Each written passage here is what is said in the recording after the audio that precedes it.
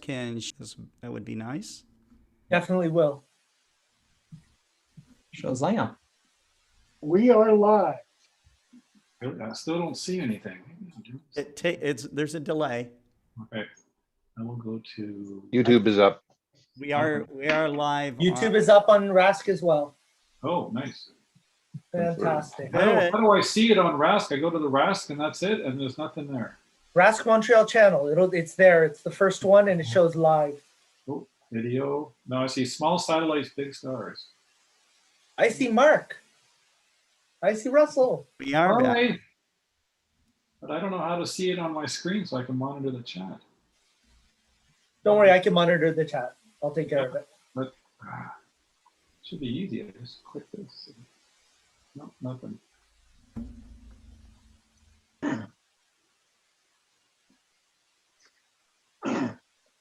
All right.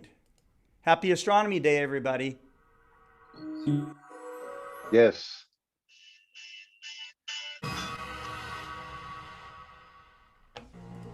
Astronomy is so unique as a science because anyone, anywhere, can participate.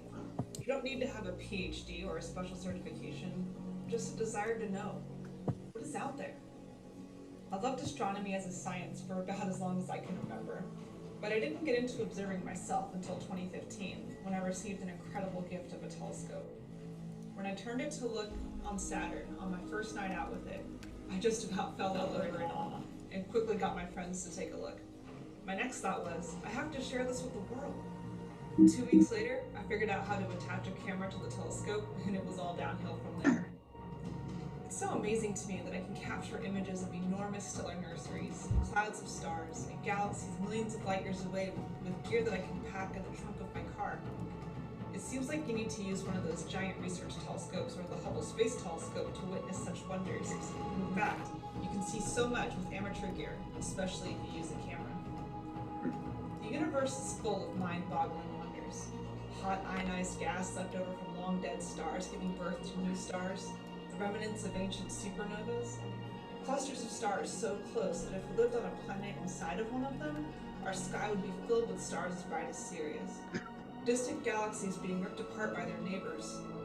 Stars not unlike our sun that reject their interiors out into space in their death throes, and so much more. And it's not static and still, but ever-changing and evolving. With an amateur telescope, you can see giant hurricanes on Jupiter forming, changing, and disappearing. You can track the motion of asteroids or distant Pluto across the sky. You could stumble across a comet never seen before, or a star-going supernova, or a meteor crashing into the moon. And the best part is, everyone on Earth can be part of the show. We all live under one night sky on this tiny rock hurtling through the cosmos. All you need to do is look up. Happy International Astronomy Day.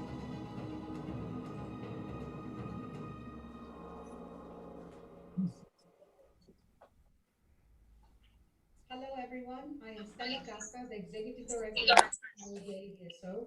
I want to wish everyone a happy International Astronomy Day.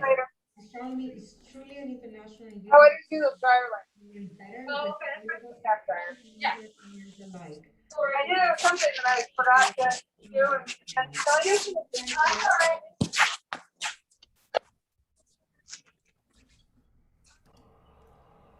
Hi everyone, I'm Terry Mann and I'm the Secretary of the Astronomical League, and I'd like to wish everyone a happy International Astronomy Day. I hope you're having a good day. To all night sky enthusiasts, best wishes on a rewarding International Astronomy Day. Hi, this is John Goss, former president of the Astronomical League. Happy Astronomy Day from the Pacific Northwest. Hi, I'm Caitlin Ahrens at the Goddard Space Flight Center, and I wanted to wish you all a happy International Astronomy Day. Ahoy, ahoy, it's Trevor from Plateau Astro, wishing you all a very happy International Astronomy Day. Good evening. My name is Chuck Allen, and I'm Vice President and the past President of the Astronomical League. And on behalf of the 18,500 members and 305 member societies of the League, I want to welcome all of you to this GSP and wish you all a safe and happy International Astronomy Day. Hello everyone, Namaste. I am Dipti Gautam, the head of executive and founder of Astronomy Enthusiasts in Nepal, and wishing you all happy International Astronomy Day. Thank you.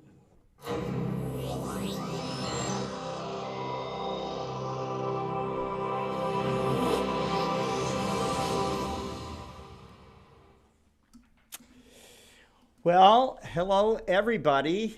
We have made it. This is International Astronomy Day, and I'm very, very pleased to be here with the Royal Astronomical Society of Canada Montreal Centre as host, with Kareem Jaffer and Russell Freilich, right? Freilich, that's right. That's pretty good. Thanks, Scott. I give a thumbs up. So anyhow, we have a incredible lineup of people here, including David Levy, who is the honorary president of the RASC Montreal Centre, and many others, including Doug Berger, the founder of Astronomy Day. And so we're so honored to have him here with us. I am going to, since the Montreal Centre is the official host of this program and created this lineup, I'm going to hand over the program to them, and we'll go from there. Who's going to take it first, Kareem or Russell? I'm going to take it first. Okay. Thank you very much, Scott, and thanks everyone. Welcome to International Astronomy Day 2021, Global Star Party 45. We are really excited to be here, and I was actually talking to one of the presenters earlier today, and we realized that it's kind of a smorgasbord of astronomy that we have for you, because each little astronomy story is kind of in a digestible little bite to leave us really nice and happy and full at the end of a potluck, which is the way we in Montreal love celebrating all of our astronomy events. We tend to have our swap sales, our big Townsend lectures, everything with a small buffet of potluck, and sit, chat, talk, have coffee, and just enjoy each other's stories, why we look at the night sky the way we do. So tonight, before we get started, one of the things that we've been doing lately in both the Montreal Centre as well as our partners here in Montreal is we've been doing a land and sky acknowledgement. The land acknowledgement very much when we're doing things in person. But the sky acknowledgement is something that we've been adapting to because we know that the sky is for everyone. There's no borders with the sky. And it's also been there for our generations after generations for the indigenous peoples. And when you look all the way back to the Mayan culture, and we look at the Dresden Codex, you see that things like the annular eclipse that we're going to see next month and the lunar eclipse that we're going to see later this month are shown side by side in their drawings, in their etchings and carvings. And you see the symbol for the sun and the moon separately but overlapping during these eclipse events. When we talk about the peoples whose lands we are on, the Algonquin is one of the groups that we really look to their legends of the sky. And their annular eclipse legend, their actually eclipse legend, is a snaring of the sun. It's the idea that there was a young Algonquin hunter who was setting snares, and he found a set of tracks where the snow had melted. And he set a snare there, and the next morning, when the sun tried to come up, it got caught in the snare. So the sun was blocked out, and every animal was at a loss for what to do, until the muskrat came along. And the muskrat, or the beaver mouse as it's called as well, chewed through the opening in the snare to release the sun and bring it back to give its warmth. But in doing so, it burned its teeth, and that's why the muskrat has brown teeth. And so we look at these legends and we learn a lot about the way in which we saw and we still see the sky and its relationship with us. Now, I want to start off with this eclipse because it's a great thing that's going to be coming up here in Canada. So I want to share with you a little bit of what's going to be happening with the annular solar eclipse on June 10th from our outreach coordinator at our National Center, Jenna Hines. This year on June 10th, there will be an annular solar eclipse passing through eastern and northern Canada. The path of annularity goes through northern Ontario up towards Nunavut and then over into Russia. For most of us here in Canada, we're going to be seeing the eclipse first thing in the morning, right at sunrise. So in Toronto, that's at 5:45 in the morning, and the whole eclipse is going to be over by 6:38 a.m. You're going to have a different view based on where you are, so the further east you are in Canada, the more time you'll have to see the eclipse. In Iqaluit, the view is going to be great because you're basically in the middle of the path of the eclipse, and so you'll see almost a perfect ring of sunlight that'll look something like this. Remember never to look directly at the sun. If you want to learn more about how to observe this eclipse and maybe image it, you can follow us over the next month or so, and we'll be posting videos about how to do that. Thank you, Jenna. And our national center works very closely with Sky News, which is actually owned by our center. Sorry about that. Always have these little glitches when we're doing something online live. So I want to talk to you a little bit about what the Royal Astronomical Society of Canada is. We've been around for a bit over 150 years. We are the largest, most active astronomy group in Canada, over 4,000 members. And Russell's going to tell you briefly about the Montreal Center in a few minutes, but I want to tell you about what we offer at the national level and what we offer to the public, because there's a lot that you can access no matter where you are in the world. So what we do in terms of our centers across the country, there are 29 centers ranging all the way from West Coast to East Coast to North, all the way down to the 49th. We have a vision of trying to share the night sky with everyone and learn about astronomy, learn about space science, and support education, outreach, even research, and just enjoyment within the community. It's open to everyone who's interested in astronomy, no matter your background, no matter whether you're a professional or a hobbyist. We invite everyone to join in. And our club in Montreal is actually representative of this diversity of backgrounds. Locally, we offer observing nights, public events, beginners activities, and center meetings. We also do school outreach programs locally and nationally, and we work on protecting the night sky with dark sky initiatives that we've been really building forward again after a few years kind of on the back burner. When you join in as a member, you get not only a subscription to the Sky News magazine and the ability to participate in Sky News. I've actually had students published in Sky News successively the last couple of years, and the next edition is going to have students doing citizen science. You get members' benefits such as discounts on some materials, and every RASC member gets an observer's handbook. And this observer's handbook is so fantastic, and Russell's holding it up for everybody to see. There's a US edition available as well, with the units that are more comfortable to US observers and some more Southern objects as well. And then one of our speakers tonight has founded the Next Gen Committee, which is a committee of youth within the RASC, and they've introduced 2 scholarships to help students to actually pursue space sciences at the post-secondary level. Within those members' discounts, we've now introduced several new things. For astrophotographers, we have an annual calendar that you can participate in. For people who don't have access to dark skies but want to be able to work with dark sky data, we have a remote telescope in California, and you can purchase data sets for that telescope. And then we have specific observers programs where you can purchase workbooks and guides to help you. And you can earn Explore the Moon, Explore the Universe, or even more intense and more expert level or even intermediate level certificates in the I.K. Williamson Lunar Observing, the Messier Objects, and the NGC Objects Observing certificates.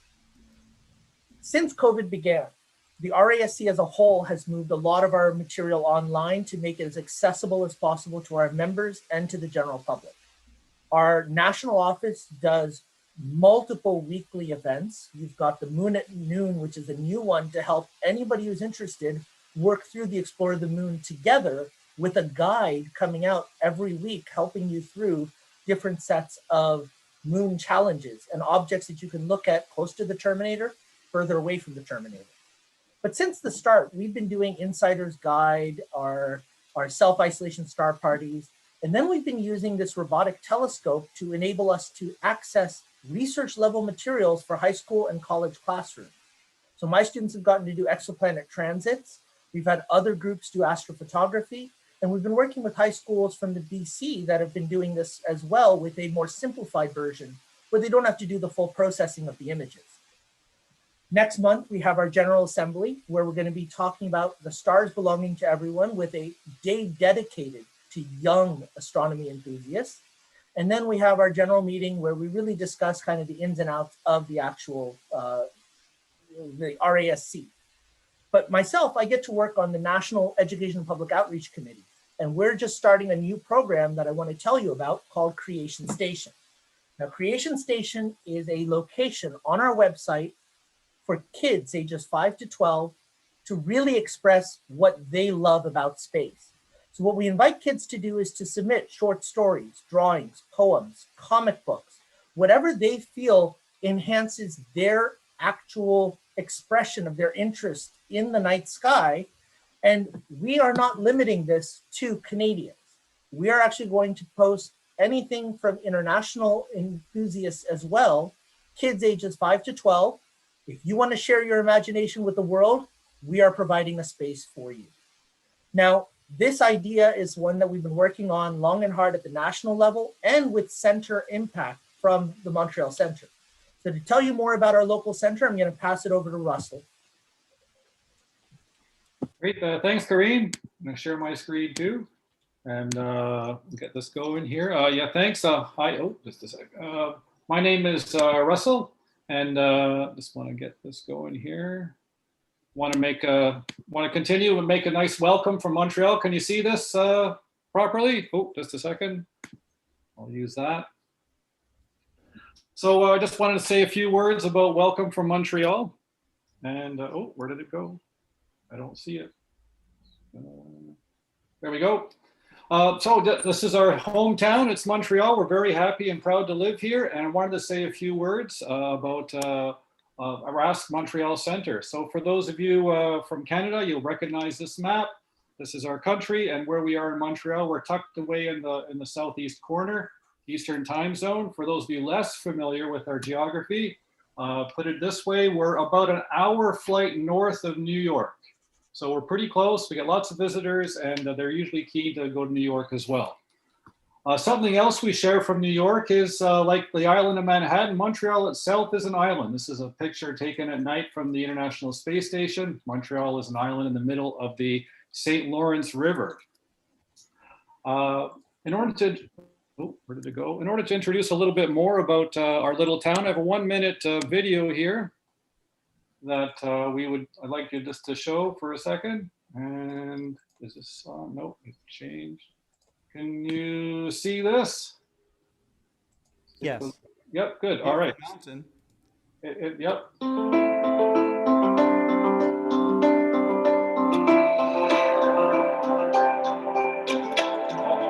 So you can see the mountain, you can't see the video. All right. It'll work before. All right. I'll do it again. Stop sharing.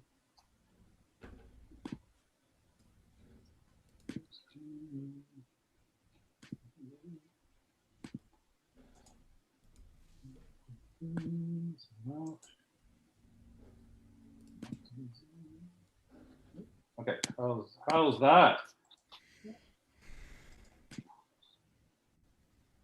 Better.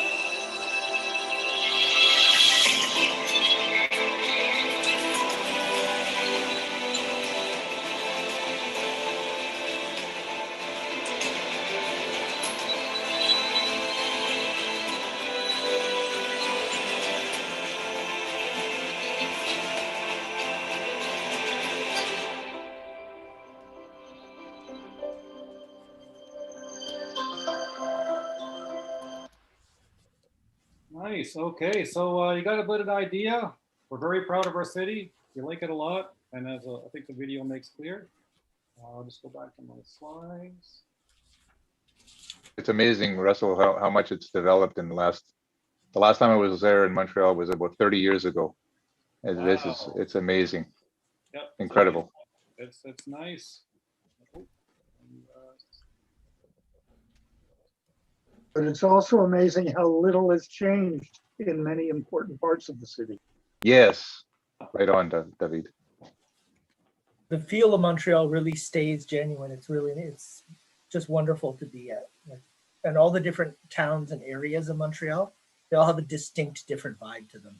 They do. No, we really like it here. It's really nice. So Montreal Center. So Kareem showed you the national stuff. And of course, we at Montreal Center, we contribute to it. We're a very active group. We were established in 1918. So we actually celebrated our 100th anniversary in 2018, which was not too far after the Montreal Canadiens hockey team. We're a strong, vibrant center. We've got more than 160 members. And as you're going to find out tonight, we're quite active. We're quite keen. We have lots of interests, and we're really excited to share them with you tonight. As Kareem said, like other RASC centers, we have events, but we're so active. Actually, we can't stuff the events in monthly or even weekly. So we actually have bi-weekly. So it's pretty cool. And it's been continuing even more as a result of during the COVID lockdown. We have a lot of programs. We have a newsletter we call Skyward. It's great for exchanging ideas. We have lots of members who actively contribute to the content. We have a long series of public events and talks. I'll talk about that a bit more. Of course, during normal times, we have observing events. We have star parties that normally are not online. We have a lot of workshops. We have clubhouses at our Bellevue Observatory, furnished with a 14-inch Meade LX200. We have our dark site, Woolly Woods, which is a 16-inch Explore Scientific light bucket. We have a library at John Abbott College, where Kareem is. We also have the possibility, if you're new and you don't know what to do, you can actually rent a telescope from us and try it out. And I think last week we had a swap sale too, so that was pretty cool. More information is available on our website. I will put the website in the chat after, if you wanted to know more information. Maybe Kareem will think he's typing. For this summer, in spite of the pandemic, we still have a busy schedule. So we have our members clubhouses every Wednesday and Saturday, again, because we're so busy and keen. We have lots to do and lots to share. And of course, guests are always welcome to join us. It's a lot of banter. It's a lot of fun. Next week is actually me talking about getting started in astrophotography, followed by Nicole Laporte, who will be speaking later this evening, but she'll be summarizing the highlights of the night sky for June. Of course, there's also the partial lunar eclipse at our moon set at Montreal location. And as Kareem already mentioned, we have a partial solar eclipse, but I don't know if we're going to be able to see it. I don't even know if it's going to be above the horizon for us. We also have monthly public Zoom events. We have today's presentation. Our next presentation is actually done by a prominent member, Bettina Forget, and she's going to be talking about the theme about encouraging girls into the STEM by fusing art and astrobiology. And she's an artist in residence at the SETI Institute, program director and educational researcher, and she's been a prominent member here and well known for her art, her astronomy-based art. And if you're interested, again, we'll put the link here, the bit.ly link in the chat. We also normally have outreach events that we normally work with local schools and local libraries. Our next scheduled event is for the Perseids in August. And we normally like to have in-person events, but of course those are on hiatus until we get the okay from the government and from So, if you're interested in doing this stuff, we would certainly welcome you to join us at Montreal Center. If you're interested, it's regular membership is only 97 Canadian dollars. So what is that, $33 American? I don't know, it's probably pretty cheap. We have our youth membership, so special price youth. And if you want to join as a family, bring your kids and stuff, we encourage that with a special price as well. Lots going on. It's a lot of fun. We hope to see you. And we have a lot, so we think it's a pretty good deal, probably the best deal in the universe. All the goals and objectives and things that we like to promote as part of RASC National we'll also do here in Montreal, and it's your chance to try it out. If you want to see more about what astronomy can offer for you, come on over, have a chat with us, and we'll be really glad to show you. Great, thank you. Thanks, Russell. And now we've got one of the neatest parts about COVID. I mean, a lot of COVID has been tough on many of us, but one of the things that we've been really lucky about in the Montreal Center we get to spend time with our honorary president, because I don't know how many of you are aware, but if you're at the Global Star Party, you probably know David Levy. He has been at every single Global Star Party that they've had so far, all 44 of them. This makes 45. And he has been our honorary president at the Montreal Center for a long time now. We normally are lucky to have him come visit a couple of times a year, give a talk, be there for one of our outreach events. It's just fantastic. And now we get to see him, talk to him, and enjoy hearing his stories about the night sky twice a week at our clubhouses. So David starts most of our events with a wonderful welcome and a reading. So I'm going to pass it over to David. We're all yours. Thank you so much, Karim. Bonsoir et bienvenue à la Société Astronomie de Canada, Société Royale Astronomie de Canada, and welcome all of you to tonight. To say that I am having kind of a very emotional reaction to tonight's particular Global Star Party would be an understatement. As I'm looking across my screen, I'm seeing so many people and the memories are just flooding back. There's Stella Kafka, the director of the AAVSO, and with her comes the long, long history of the AAVSO since 1911. There are people here from all over Canada, all over the United States, and on our other platforms all over the world. We probably have several thousand people right now, and each one of you is bringing back memories for me. I joined the Montreal Center, or I didn't join it until I was old enough. At the time, one had to be 16. I remember counting the days till I was able to join. But I first walked into the observatory and met Miss Isabel K. Williamson on October the 7th, 1960. So you can imagine how many decades ago that was. And she got me onto the lunar training program, which I completed in 1964. In 1967, there was a somewhat unhappy event with the Montreal Center when some of the members tried to have me expelled. That didn't quite go as far as they wanted to, but I figured that cost me my friendship with Isabel Williamson. When I was doing my graduate work at Queen's in Ontario, it was in the late 70s, so about 10 years after that, I decided to write a letter to Miss Williamson, just asking her how she was doing, figuring she'd open it up, laugh, and never respond. She did respond immediately. And it was a beautiful, beautiful letter that ended with, "If you should ever return to Montreal, I should like to visit with you." Turned out I was going back in just a couple of weeks.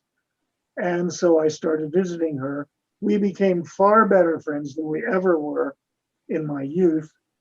And the observatory, which no longer exists now, was named after her and for her wonderful enthusiasm, which I still have and still retain as I'm enjoying the night sky. How do you become an astronomer? I'm sure there are thousands of people out there who want to know why. Well, there are two ways. One of them is you get a PhD in astronomy, and that's hard. You need a lot of math, a lot of physics. But there's another way. Borrow your parents' binoculars. You go outside tonight. You sit outside and you point the binoculars at the moon. You might actually have a friend that you show the binoculars to, and you have them look at the moon as well. Then you can say, "I have now seen the moon through a pair of binoculars." Then you are an astronomer. That's all you need to do. I always begin with a quotation.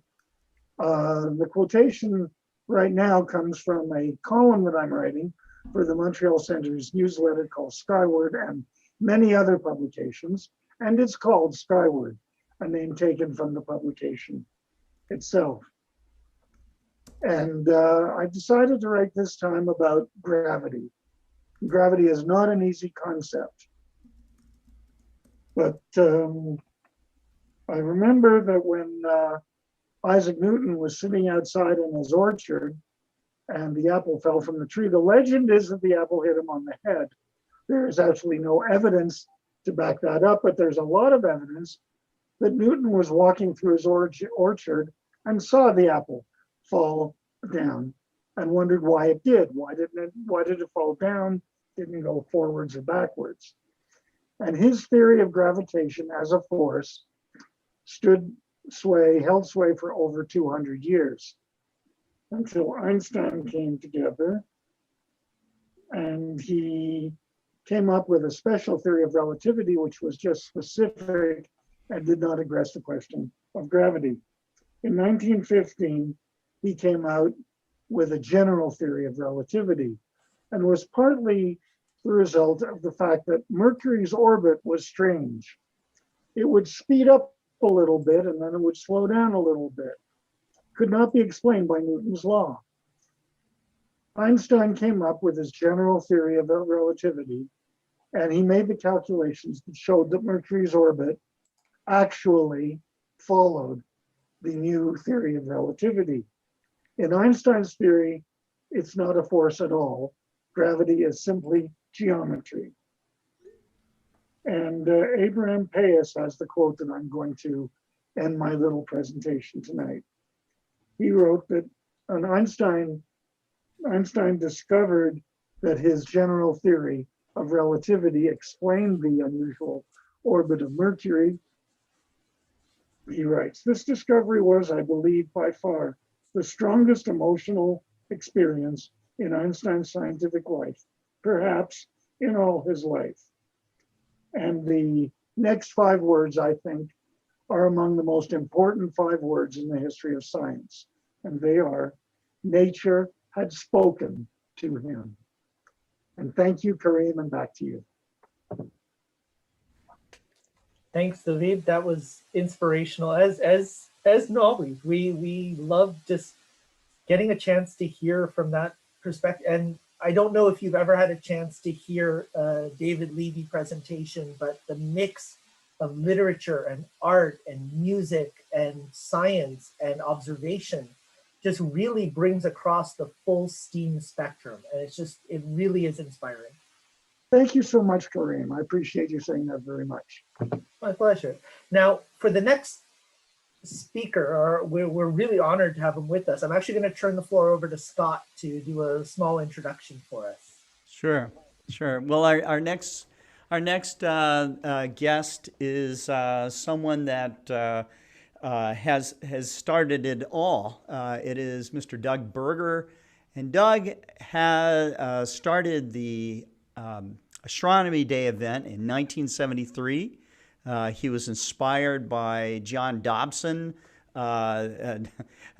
doing sidewalk astronomy, and he can tell the story best himself. But what I can say is that we were also honored and so amazed to have Mr. Doug Berger on with us today. Doug, is your video on? Are you? Yep, I'm here. If you can. There you are. Okay. All right. So this is the first time for you to do a global star party with us, and I'm pinching myself that you're here. I know that we're talking to someone that started a worldwide movement.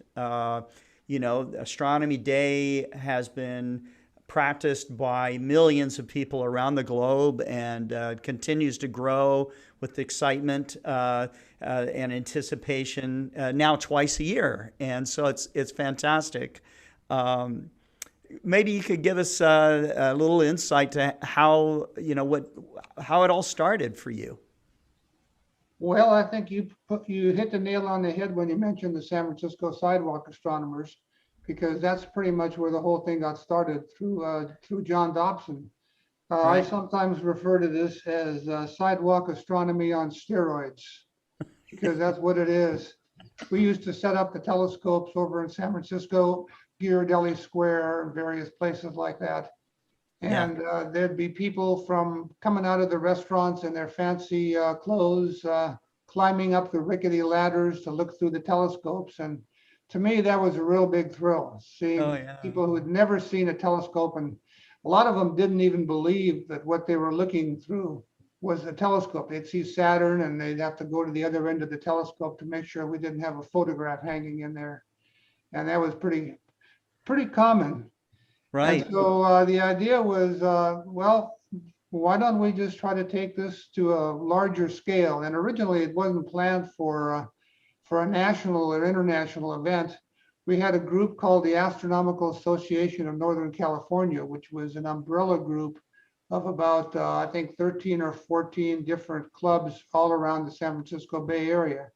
So the first astronomy day that we set up was with that particular organization. We had 28 stations scattered around Northern California, including street corners, observatories, planetariums, just about anything. To me, it was always about, getting the telescopes to the people. And so what I did is went ahead with the AANC and put together a news release to get as much publicity as I could for this. And we got TV stations and local newspapers involved and got some pretty good articles. But what was kind of interesting is I was surprised at how few people came because they saw it on television and in the newspapers. I would say maybe 10% of the people that showed up actually came because they'd heard about it, whereas the other 90% were people that were just naturally in places like Ghirardelli Square, Jack London Square in Oakland, and places like that. So to me, the idea was don't count as much on the media as get the telescopes to where the people are normally. And that worked out pretty well. Right. I heard that in talking, I met John Dobson and talked to him a couple of times, and he was always big on, go where the people are. And that must have been a shared philosophy with your group and with his. With the Sidewalk Astronomers. Doug, were you also part of these Sidewalk Astronomers as well?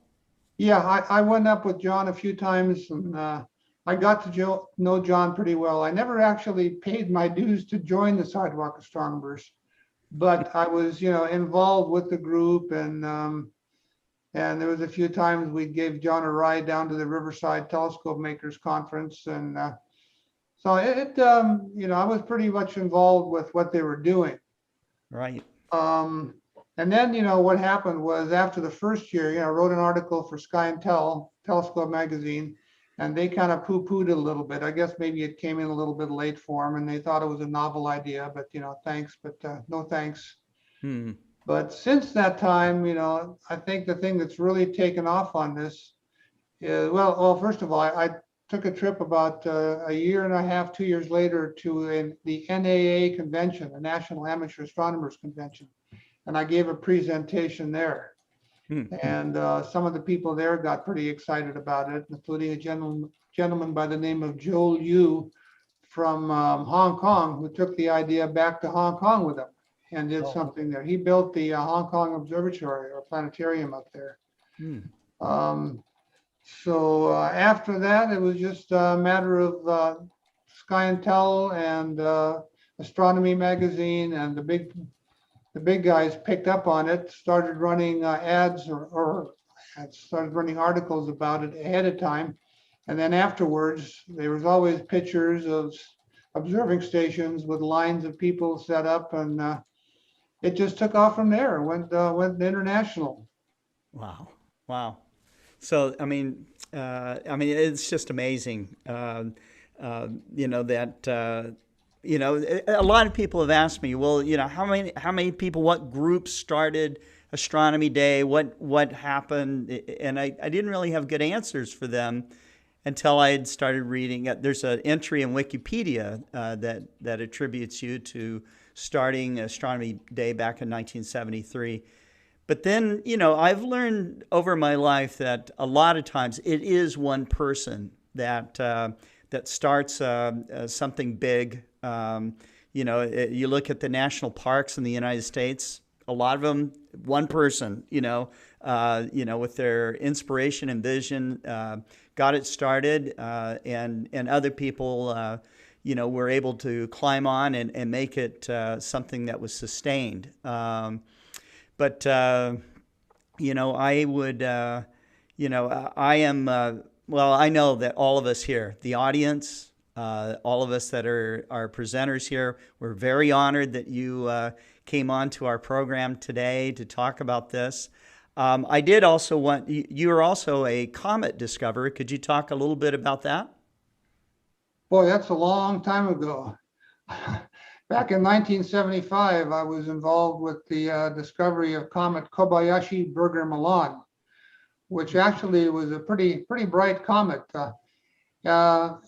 It came in on the heels of comet Kohoutek. Thank you. My wife's sitting back here cheering me on here. Yeah, it came on the heels of Kohoutek, which was a big flop because they made a big deal of it and it never turned into much. In the case of Kobayashi-Berger-Milan, it was actually more visible than Kohoutek because it was much higher in the sky. And unfortunately, the media didn't jump on that one because they'd kind of got their fingers burned on Kohoutek. Right. Now, a year later, I went over to Europe and I met with Lubos Kohoutek. So I had the honor of meeting with him, and that was kind of a good thing for just touching base with the other part. I know David's into comets very heavily. Very heavily. A little bit. I would like to say that I had the honor of looking at Kobayashi-Berger-Milan shortly after its discovery, and then when it got very nice and bright from our original Jarnac cottage. I really, really enjoyed doing that. And I just wanted to also add that last night, a very faint comet, Palomar. It's a pretty faint little guy, but it's nicely visible right next to M3. And I just wanted to point that out. It was just last night. It kind of reminded me of Kobayashi-Berger-Milan. Nowhere near as bright, but a comet to me is a comet, and I love them all. Yes, I agree with you completely. Well, wow, that's wonderful. Doug, again, it's a huge honor. We're so excited that you were able to join us today and share some of this stuff. Next year will be the 50th anniversary of, it's 1973, so it's either the next year or the year after. But the 50th the year after. It's the year after. Okay. Yeah. So we hope that you're back with us again, and every astronomy day. I would love it.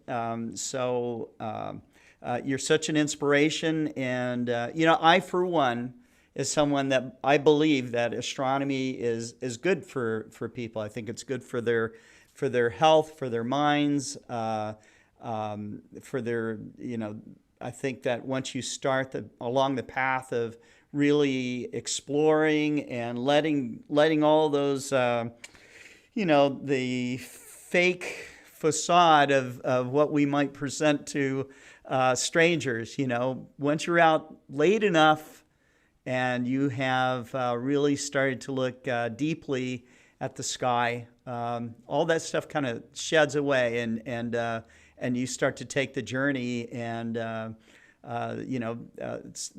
something is switched on, and you're an explorer at that point. So, well, Scott, one of the biggest thrills I've ever had is when people come up to me and they say, I'm into astronomy, or I've gotten into astronomy because of seeing a station set up on Astronomy Day somewhere. Wow. And doing that really gives me a big thrill that I've had that much of an effect on some people. You have, and it's something that you've had an effect on millions of people around the world, and it's now happening at least twice a year. So, and it will for a very, very long time. Doug, thank you very much. I'm going to hand this back over to Kareem, and I think that he is going to introduce the next speaker here. Just before Kareem takes over, I do want to add that I was at Stellafane in 1975, just after the announcement of the comet Kobayashi-Berger-Milan. And I remember that Stellafane, they teased Canadians because Canadians tend to come to Stellafane and win all the prizes. But I think that in these difficult times, there's a little maxim that they have in Canada, which I think we should all hear, definitely in honor of the Royal Astronomical Society of Canada, and that is that the world needs more Canada, and we're getting it today. Thank I you, would David. also agree. I would agree. Thanks, David. Yep. So Wonderful. I do have to mention for Doug that in the chat while you were talking, all of the people on the panel were sharing their sidewalk astronomy stories, their International Astronomy Day stories, and just the jubilance and the impact that this has had has just been phenomenal for all of us. We really appreciate you joining us tonight. Well, thank you. I appreciate it. It was great to do. Thanks, Doug. So we are going to be moving into our part A, which is observing stories. And we've lined up a few Montreal astronomers and friends of the Center and of Explore Alliance to share with you a little bit of not just what we do in the night sky, but also why we do it and how we do it. And so these observing stories are little snippets to give you an idea of what we look for when we look up at the night sky or even the daytime sky. Some of us do solar astronomy as well. But we're going to start off with a amazing individual. I mean, I don't know that I could actually truncate an introduction into just a few moments, but Stella Kafka has been the steering force behind the Variable Star Association for a long time now. I was mentioning earlier when we first got on that my wife and I had a chance to meet her at Stellafane a few years ago, and she talked to my wife, passed her a book that was by Sarah Payne on the way in which she determined the chemical structure of the sun. And it was just inspiring, and it made us really want to just know more about spectroscopy. And we now do spectroscopy at our local center, which is partly due to the fact that we started discussing it at every single clubhouse after that, for I think 3 months before David Schumann, our Director of Research and Development, said, well, let's buy a grating and let's start. And so we do that now in the classroom, we do that everywhere. So Stella, we'd love to hear from you a little bit about your story of how you see the night sky. So thank you for having me today. I was just thinking while you were talking, I first joined this Star Party about a month ago as a guest speaker, and it seems that I can't stay away from it. This group is addictive, and we're having so much fun celebrating each other's interests and celebrating the fact that we are under the same night sky. So happy International Astronomy Day. It's for me, this is an opportunity to celebrate again our diverse international community. Reminding me of the AVSO's mission to enable anyone, anywhere to participate in scientific discovery through variable star astronomy. This tells me that astronomy and the night sky has no borders. It provides us opportunities for professional and amateur astronomers to explore, discover, and learn together, all together. This year, the night skies present for International Astronomy Day is a NOVAcast 2021, that is easily observed through binoculars from the Northern Hemisphere. So please look at the AVSO webpage and so more information. For me, every time that I look at an object that is changing in time, it brings me a sense of awe. It's more of an explorer's kind of feeling of, oh my gosh, I'm going to see something different, something unique, something that perhaps no one else is looking at. And actually, I dare say that my favorite object ever is our sun. It's the closest star to the Earth. It's highly variable. And based on what we know from our sun, the entire world of astronomy is basing its knowledge and stellar evolution, stellar properties, stellar everything, and even trying to understand how life appeared around other planets. So with that, I wish you all happy observing, clear skies, be safe, and keep looking up. Thank you, Stella. Thank you so much, Stella. That was fantastic. And if you haven't joined, if you're on Facebook, the OAS Astronomical Spectroscopy group is just a fantastic place to see some of the variable star observations that are being done by members of the AVSO. Yes. And we have a very active, actually, spectroscopy observing section, all kinds of resources there. We're providing webinars and online mentoring. Our database has more than 7,000 stars in a year and a half right now, 7,000 observations of stars in a year and a half right now, one of which is Betelgeuse. It's a very, very popular target. So please join us in that quest. Alongside photometry, spectroscopy is providing a very unique insight on stars. And no, I'm not going to promise you that we're going to understand everything. What I'm going to promise you is that we're going to make good progress. That's all. Exactly, exactly. And that's all you can hope to do any day is to understand just a little bit more than you did the day before. Yeah. And with variable stars, if you haven't had a chance to bring out your binoculars or your telescope and look at the nova in Cassiopeia, I highly suggest you do it. At the moment, it's visible brightness and it's really worth the look. I've gone out with binoculars just to be able to say that I said hi to the nova and see it brighten just a little bit these last couple of days has been nice to see.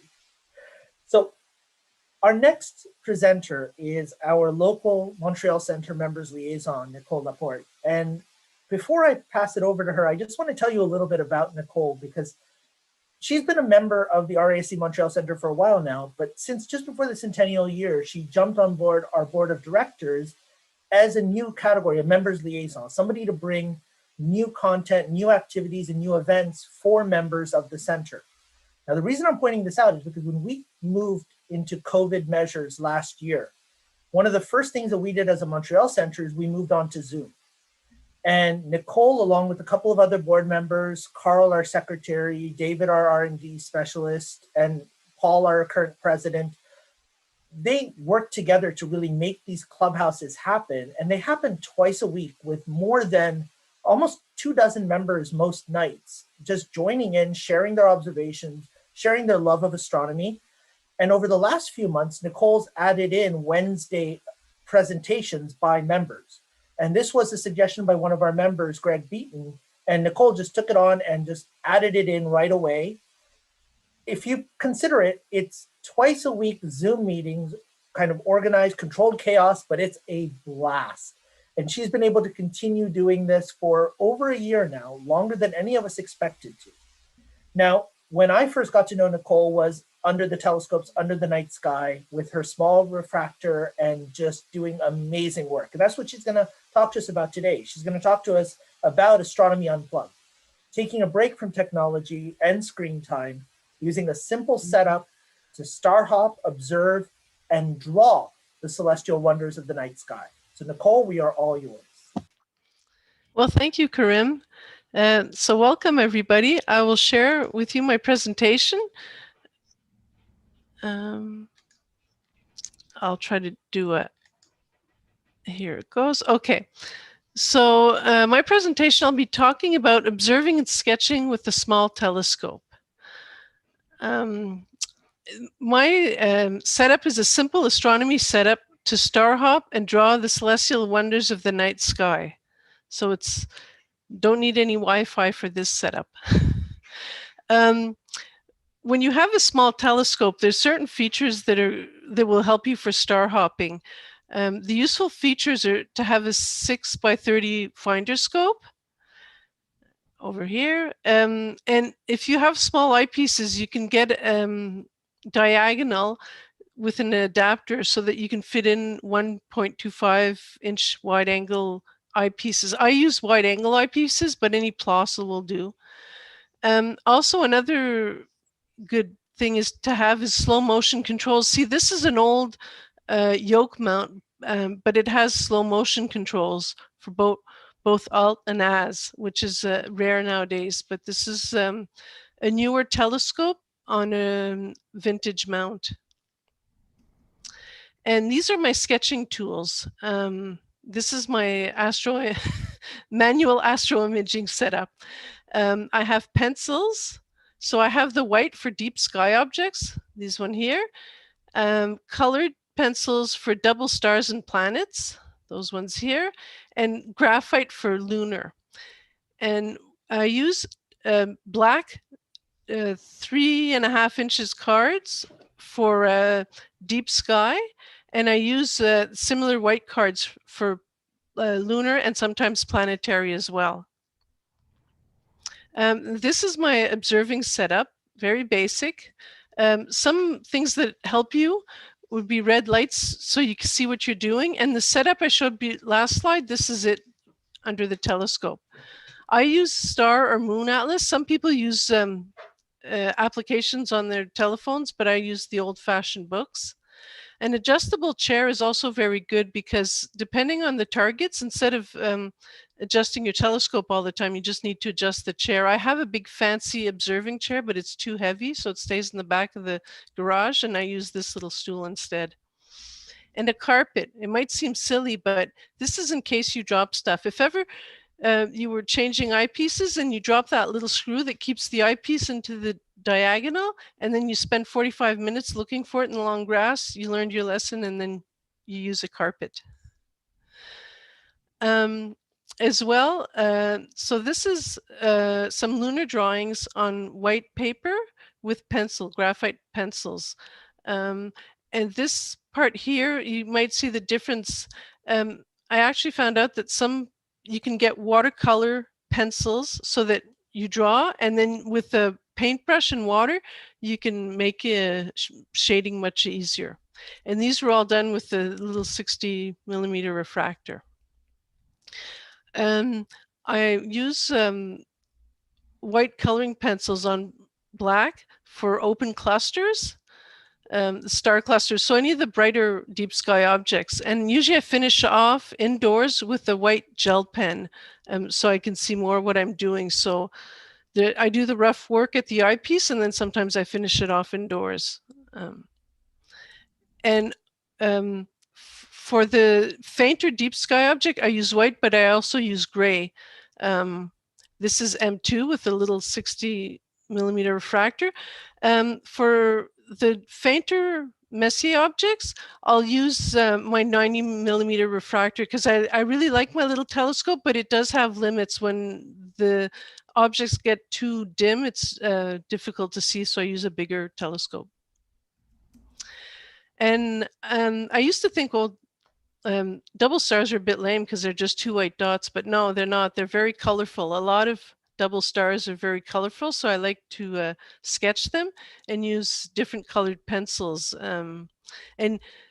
Double stars, the brighter ones, are very forgiving. Some of the sketches I can do on a full moon, and you can still see the double stars very well.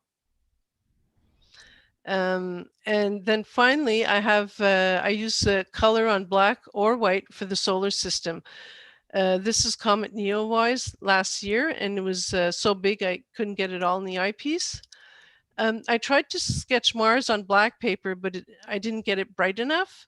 So now I use, what I did here is I sketched it on white paper, and then I just with a Sharpie blackened it out. And finally, this is the Mercury transit. And if you're looking at the sketching and you don't see much, so I don't see Mercury, it's this little tiny dot right here.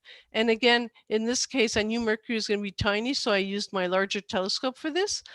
And if you're wondering what all the smudges are, it's because it was partly cloudy. And I said, well, I'll still take a chance. And in between the clouds, I was able to see the sun. Obviously, I used a solar filter. And so thanks for watching, and clear skies. And if one day you want to do your big setup but it's partly cloudy and say, oh, never mind, well, take out your little telescope you might have gotten many Christmases ago and look at the night sky. Thank you. Awesome. Thank you so much, Nicole. That was fantastic. And there are a lot of comments coming up in the chat of people mentioning just how amazing the sketches are, but also about your setup being so really nice and straightforward. One question that came up in one of the chats was, for your moon sketches of the craters, how fast do you have to go to be able to see the shadow as you are seeing it at that moment? Is it? Usually what I'll do, it also depends. If you're very close to the terminator, then it's very hard. They go very fast. So what you do is you do a very rough sketch of the shadows, and then you finalize it after. But yeah, when you're close to the terminators, the shadows do move, so it is tricky. So you try to do a rough outline, and you'll get tricks on how to blackened stuff, you'll just put a B in that. And also for the double stars, it's hard to, when you're sketching, it's hard to see with the red light to see the colors. So sometimes what I'll do is I'll just put a white dot, and I'll put like Y for yellow or B for blue. And then when I'm indoors, I finish most of my sketches, I'll finish them indoors with good lighting. That makes sense. And that probably makes it a little bit easier outside also to see a few extra targets. Yes. And a few people have asked in terms of sketching is how much actual sketching talent do you need versus just being able to try and keep trying until you get good at it? You don't need any talent. I'm not an artist at all. I'm just like somebody who likes to watch the night sky. And you can start with sometimes open clusters, just dots, or you can even go out if you want to try it without a telescope, just your eyes. Look at the Big Dipper and draw it on a little paper, or Leo, or some of the easier constellations. But if you can draw dots, you can draw deep sky objects, or even a galaxy. It's just a little gray smudge. So. Fantastic. And your double stars actually reminded me that we locally at our center have a double star observing program. And so a lot of our members are currently working on those double star observations. That program, David is actually one of the recipients before of that certificate. And it's good if you're in light polluted skies. A lot of the double stars are very forgiving of the light pollution. You might not see anything, but when you point your telescope, you'll see something. One thing that I'd like to add to this, and that was a very interesting talk, Nicole. Thank you. Is that one of the drawings you showed was Messier 2. I wanted to point out that Mess M2 happened to be very, very close to where Doug Berger found Kobayashi Berger Milan in 1975. I wanted to add that. But that was a wonderful, wonderful presentation. That's all you need is something simple. It doesn't have to be expensive. Good work. Thank you. Thank you. Really, thank you, Nicole. That was fantastic. Good comments, Nicole, about your carpet. I think you got lots of people who love your carpet idea. Oh. Yeah. Yeah, when you lose a little set screw or something in the grass, that makes it very, very challenging at times. So. And those who haven't been out observing at night, I mean, how would you look for it? You'd have to turn on a flashlight, but there goes your night vision if you do that, right? So it's really hard if you don't actually think ahead. And like I said, my first experiences with Nicole was actually, I think it was a Scouts night that we were doing, and you were set up with your refractor on the moon, and you had a little picture of the moon, and then you had your carpet that was the moon carpet, and the Scouts were just lined up at this small refractor and ignoring the big 14-inch of the observatory because they could see more detail and they could actually see understand what they're seeing. Yeah, it's fantastic. So our next speaker is another one of our board members. We have actually a very active club, so we have a very active board. But Carl Petrick is a relatively new board member and relatively new member, but he's our member for special projects. And when I say special projects, I actually mean special projects. One example is that this past year, my students have been doing spectroscopy for one of their labs, and Carl went ahead and made me a little nice compact spectroscope, really well built, so that I can use it for demos in class.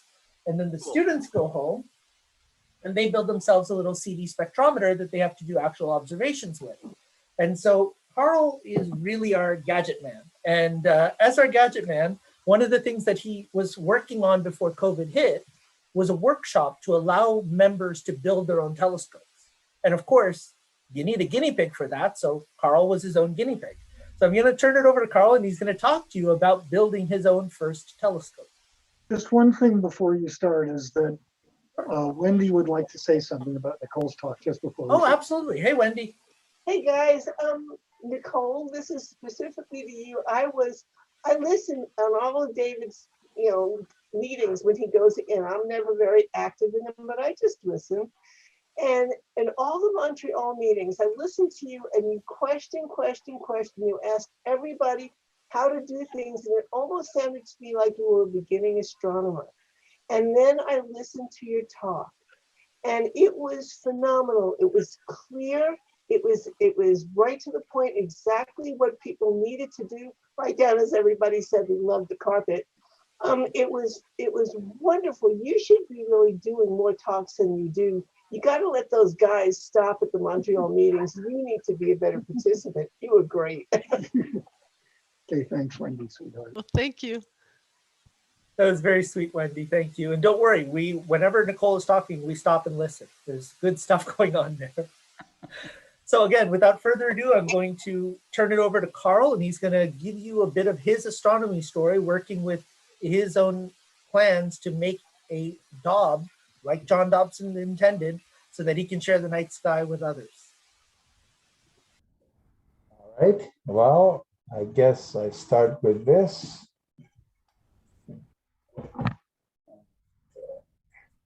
Share.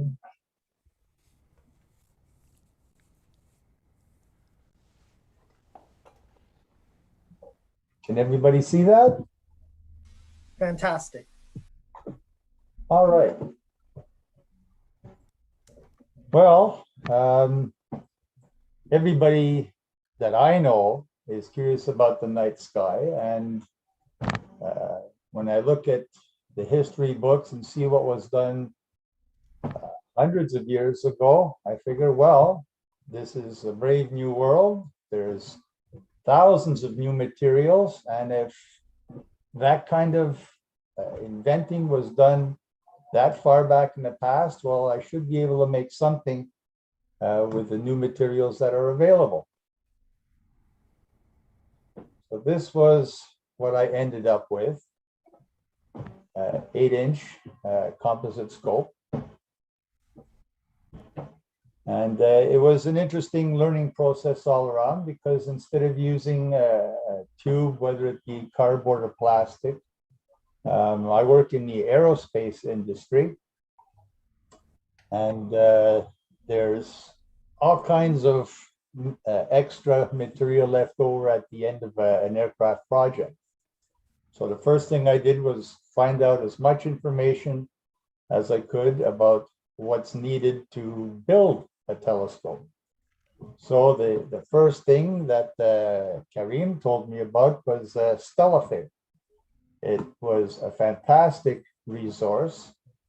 And just for a quick view, when you go to stellophane.org, this is the first page that opens up. Down below, build a telescope. Great.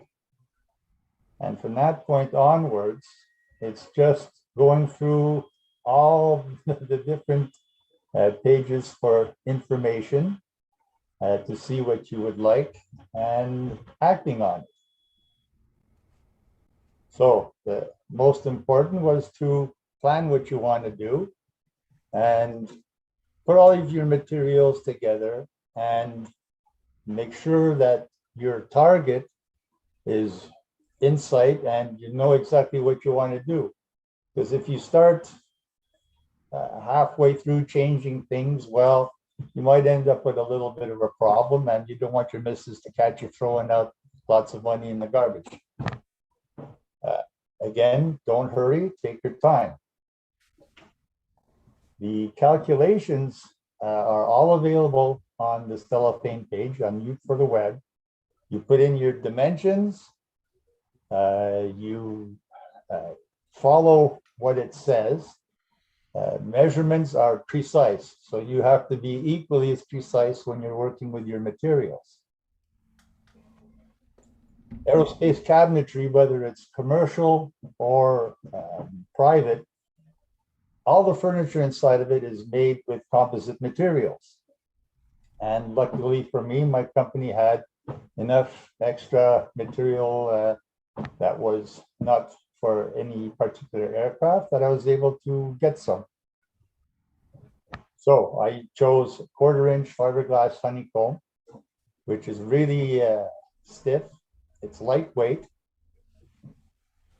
And using the measurements from the Stellophane page, I did all my layouts, made sure they were where they were supposed to be, measured everything before cutting and drilling, and proceeded from that point onward.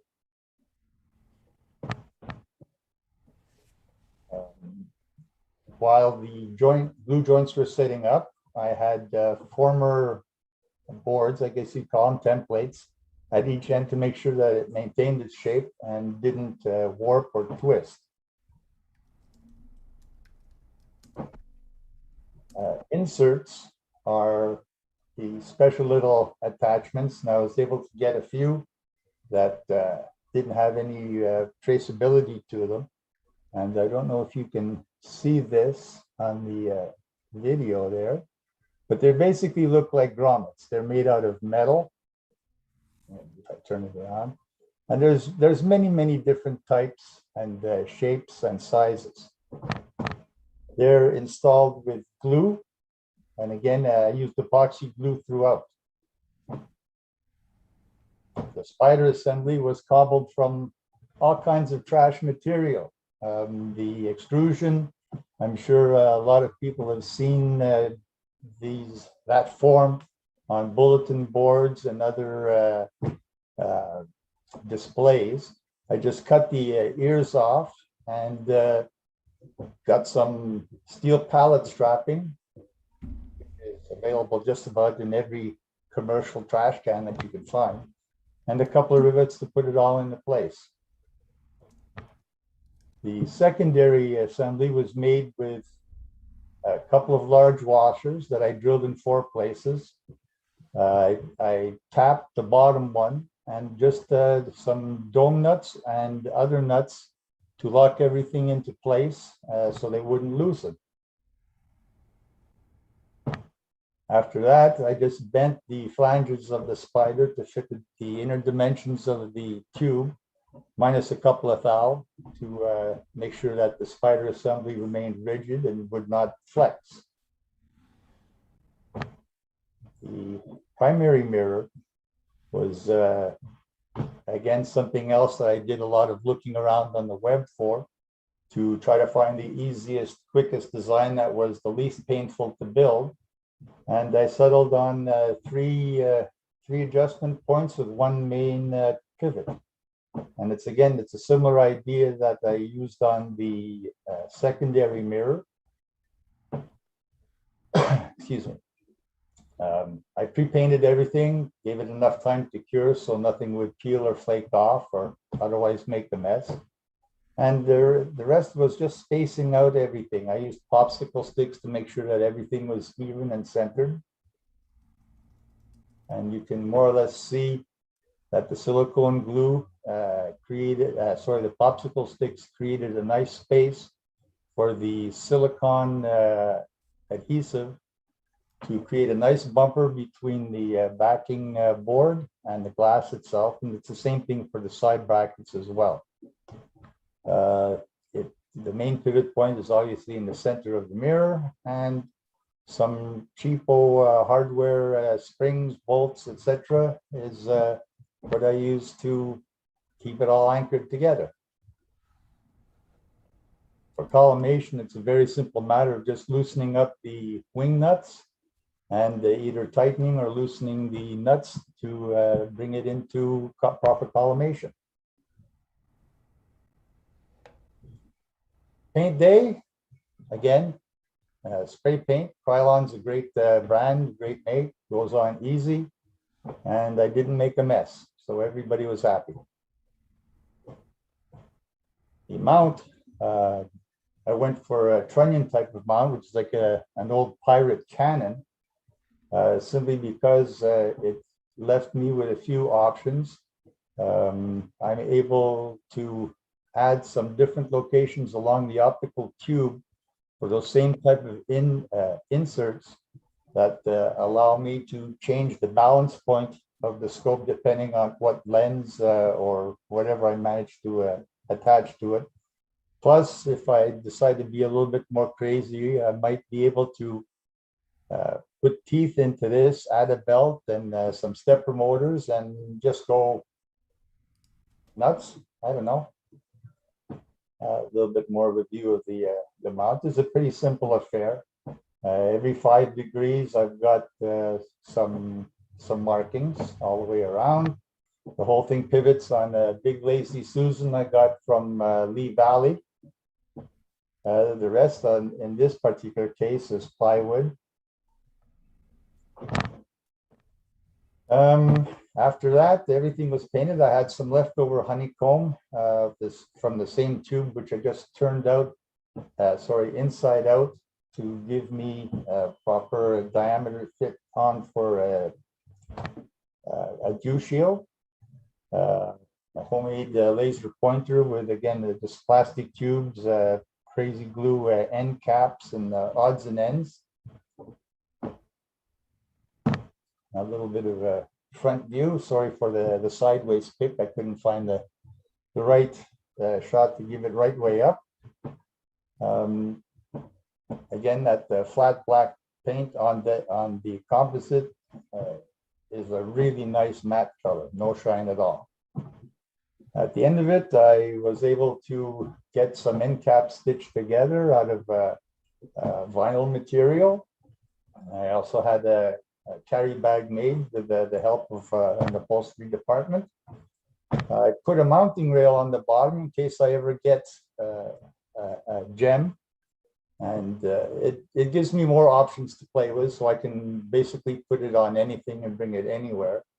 At the back of the scope, I was again, I had extra material left over that I made a 12-volt cooling fan, and there's no hardware required to put it on. It's all done by magnets. This way, if I have to do any collimation, it's an easy thing to just pop it off.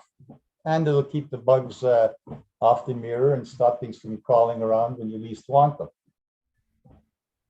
So at the end, like I said, maybe I'll put encoders on it, maybe a wedge. I haven't decided how far I want to go with it. If you're interested in making your own project, there's millions of places you can go to look for information. Get your materials together, plan what you want to do, and take your time. Don't rush. The universe isn't going anywhere. Again, have fun at everything that you've done and what you've accomplished. Everything is a learning experience in life, and this is no different. So everybody, I hope you enjoyed my little spiel, and clear skies, and keep looking up. Thank you so much, Carl. That was fantastic. And those of you who think that, you know, building your own telescope or designing or cutting material or anything is way beyond you, one of the big things that Carl has been talking to my students about who've been trying to work on this is really just try it. Try your hand at it. You'll be surprised with how far you can get once you start working on it. You learn as you go, and it really becomes an amazing process. And Carl has been just a great mentor for the student groups before COVID hit, giving them advice, giving them materials to use, and sharing with them where he found that he had difficulty in the process. So thanks very much again, Carl, for sharing that. That was great. Thanks. So our next presenter is another gadget person, but this is a different type of gadget person. He's going to be talking to us a little bit about some old-timey ancient astronomy tools that he's been working on, and it's Pierre Paquette. Now, a lot of our audience knows Pierre, not everybody does, but he's one of our astronomy ambassadors with the RASC nationally, and he's affiliated with our Montreal Center. But locally, he does so much more than that. He has been a magazine editor / the actual pilot of the magazine website and Facebook page, Astronomy Quebec, which is a French astronomy enthusiast magazine. He's the main presenter at National Geographic's outdoor planetarium called the Night Sky Odyssey or Observatoire. It's in Sutton, Quebec, or Glen Sutton. If you've had a chance to visit the Quebec area over the last couple of summers, it's an amazing place to go and experience. It's an outdoor planetarium where they actually do active, really just overlay on the night sky to show you what it is that you're seeing and how to navigate the night sky. But where I got to know Pierre most was his work in ancient astronomical instrumentation. And a couple of summers ago, he did a fantastic workshop at the Aga Khan Museum in Toronto on building your own astrolabe. And he's been working with metal to work on his own. And so he's going to share some of his story of working with these equipment, these ancient techniques with us. Here, we are all yours. Thank you, Karim. Welcome to International Astronomy Day. So as Karim said, I make smaller equipment than Carl. I did make a telescope back then, but I changed my my perspective on the size of things I could make. So astronomy started a very long time ago. Actually, we could probably say that prehistoric people were looking up at the sky and trying to figure out what it was. But because they did not write or anything, we don't know what they did or what they thought. One of the first instruments that we have a trace of actually comes from Egypt and is called a merhet. It's basically just a sundial. So you would point it west in the morning because the sun is in the east, right? It's rising in the east. And you would just look on the top of it and see where the shadow falls and basically know what time it is from there. Very easy to make. Just put a piece of wood on top of another and just make graduations every 15 degrees for modern hours, but we have a hint that Egyptians also used that kind of hours. Then many years passed, not to say centuries, and one of the other instruments that was made was the nocturlabe, which is basically a dial for the pole star and the Big Dipper. So you would aim at the pole star through the center here, which was back then a hole, not a rivet like I put, and you would just point one of the lines here at the Big Dipper. And around here, you see the graduations for the calendar. And by aligning the precise date of your observation with the handle, you would know what time it is exactly just by looking at the stars. Another invention that was done in the 1600s was this universal solar clock, sundial. It's adjustable for your latitude and date because the sun is not exactly at the same place in the sky depending on the date. It's higher in the winter and higher in the summer and lower in the winter. So you adjust for the date and your latitude, and then you just measure here for the place where the midnight, the noon sun would be, and you just adjust this little bead here to put it in line with the date, and then you point with the little pointers here. You point to the sun. Don't look at it through with your eyes. Just make it a project or something, and then with the where the bead is, normally it doesn't slide off. Where the bead is tells you the time. That's really nice when you have the sun. Another option is the quadrant, which is engraved with basically the same kind of information, but is only available for one latitude. So what do you do at night? Okay, I did say that you could use the nocturlabe for the pole star, but for some reason, maybe that part of the sky is hidden from your view. So there's a house, there's trees, or back then maybe they had some pyramids. So the other invention was the astrolabe. This one is the first one that I made. It's really small, as you can see. It's about the size of my hand. And would you believe that it was actually the harder one to make? Nowadays, you can buy a pre-printed astrolabe, or you can print your own using computer software. It's very nice and fun, but the whole fun was actually using and building a real one.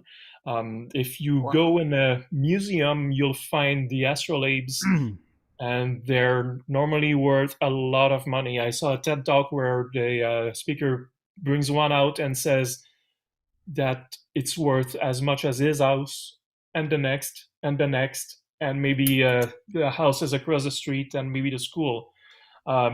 I obviously don't have that much amount of money in my hands, so I decided to make my own. I just bought plates of brass, and I started making holes. And like Carl said, measure twice, cut once.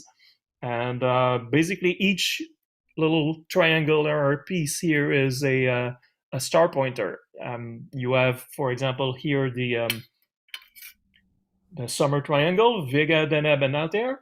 And you have here Arcturus, for example, Big Dipper here. I actually made the whole Dipper part, and Orion is on the other side here, straddling the equator. So how does the astrolabe work? You can use it with the sun or with the stars. So the first part is you look in the back. There are more engravings that sadly don't show too well on camera, and you adjust the you find the longitude of the sun, the ecliptic longitude of the sun for the date. So for example, today, May 15, I put it here, and I find that the sun is in Taurus around, let's say, 25 degrees of Taurus. Keep that in mind. And then you measure the height of the sun in the sky, let's say here, and you get, let's say, 35 degrees. Again, don't look at the sun directly. It's dangerous for your eyes. Now here, that's the ecliptic. You just align the bar here with the degree that you found, which was Taurus 25. So Taurus 25 is here. You set it up, and we had measured a height of 35 degrees. So we put it at 35 degrees. There are lines engraved at the bottom of the plate here. Each line is 5 degrees, so I set it on the 7th line, and I see that on May 15, at when the sun is 35 degrees up in the sky, it's around 8 in the morning. What if it's the afternoon? Well, then it's on the other side of the plate, and you find that it's, for example, 3 p.m. You can use it with also the stars, as I said, and the way to use it then is, instead of measuring the height of the sun, you measure the height of the star. Now you can look at it through the instrument without fearing for your eyes. And instead of aligning the sun with the height lines in the back, you align the star. So for example, if I measure Vega, I just take my little pointer for Vega here, and I align it at 35 degrees, keeping in mind that the sun was on Taurus 25 degrees. So here, and I see here that, for example, the time is 9 p.m. There was a book written around the year 1000 that gave up to 1000 uses for the astrolabe. It's not only for telling the time. I can find the time of sunrise, sunset. I can find where on the horizon the sun will rise and set. You can find the height that the sun will reach in a day. You can find the height of the stars will reach in a day. You can know the right ascension and declination of the sun. There are a bunch of uses for the astrolabe. So it was really nice to make. It was a lot of patience. It took me in very, very different times, up to 5 years actually to make it. Obviously, I would make one much faster now because I have my own workshop and everything. And I learned a lot about astronomy, so and history. So yeah, you can get your astrolabe anywhere. You can find them rather easily on the internet. There are not a lot of makers of brass astrolabes. I'm one of the few that I found in the world, and to make them by hand were like 3 or 4. So that's a lost art, which I hope that talking tonight will help rekindle that, and that we will find more astrolabe makers in the future. Thank you. Very cool. Very cool. Thank you, Scott. Thanks so much, Pierre. And I do have to mention that Pierre actually has written a book about building the astrolabe and about the history of the astrolabe. Do you want to mention a bit about the book? Yeah, it's called The Secrets of the Astrolabe, and I think I still have it on my website, but I can send printed copies for $35. It's a small booklet that's about 35 pages and details how to make one, how to use it, and where it comes from. Fantastic. There was a question in the chat actually about Tycho Brahe's instrumentation and whether you've tried your hand at recreating any of that. I wish. Eventually, Tycho had some very large instruments. He had a quadrant, which is basically this kind of instrument, the quarter of a circle, hence the name quadrant. His was a few meters in size, so obviously, well, my small living room is not enough for that, but I could probably make a smaller one. It was all made in wood back then, Tycho's instruments, some metal, I guess, but basically all made in wood, and it would probably be easy to make, except that the price of lumber went up so much recently. But yeah, it's on my to-do list. And Stella asked about the Antikythera mechanism. I would love to make one. However, it contains a lot of gears, which are basically circles with teeth in, and a lot of work is required for doing that. So my goal with my astrolabe was to make it the way that ancient astronomers would make it. So I made the big holes with electric tools, but the small pins, each one for a star, I hand filed, because back then they did not have computer-assisted design, they did not have laser engraving or anything. The engraving I also did myself by hand. So doing the Antikythera mechanism, I would love to, but that one I would have to use computers and laser engraving. Excellent, thank you. And we are actually gonna, no pun intended, switch gears a little bit right now.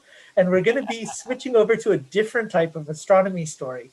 I wanna introduce you to our local director of research and development, David Schumann, longtime member, past president of the center. And David is a space enthusiast extraordinaire. Like you would be looking at the entire range of everything to do with space, whether it's solar, whether it's nighttime observing, whether it's astroimaging, whether it's spectroscopy, or space exploration. And that's what he's going to talk to us about a bit today. He has had an amazing set of experiences just in terms of launches, everything from shuttles and satellites all the way through to rockets now. And he is our center guru when it comes to understanding the vehicles that go out into space. So David's going to share with us a nice digestible morsel of exploring space as an enthusiast. So David, we are all yours. Hi there, and thanks, Karim, for hosting, and what a great event. I'm going to share an experience that I had back in 1994. That's like before most of the internet was the way it is today. And I was fortunate enough through my passion of photography, as a matter of fact, to photograph thunderstorms, lightning, as well as astrophotos. And because of that, I was published. And because I was published, I had the privilege of getting media credentials with NASA to actually photograph a shuttle mission. With my luck, though, because I had my day job, I could only go during my summer vacation. And because of that, I was able to get the accreditation for the entire mission, which was STS-65 back in 1994 in the summer. And what happened was I was only in Florida for the landing. So what I'll do is I'll share with you what it looks like to have those credentials, what exactly I was able to photograph, and a couple of other quick tidbits from my trips down to Florida, because going from Montreal to Florida, you still have to fly down. It's not exactly like a half a day drive. But I was fortunate to have parents that had an apartment in Miami. So I'm going to share my screen.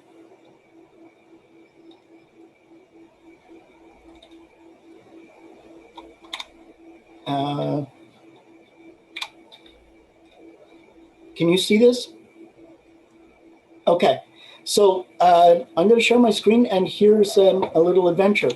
So just for those that are not familiar, the Kennedy Space Center has a visitors complex, which I highly recommend when we can go back and travel again, that you visit, because not only are there amazing artifacts from the actual space race from all the way from the late 1950s all the way till today.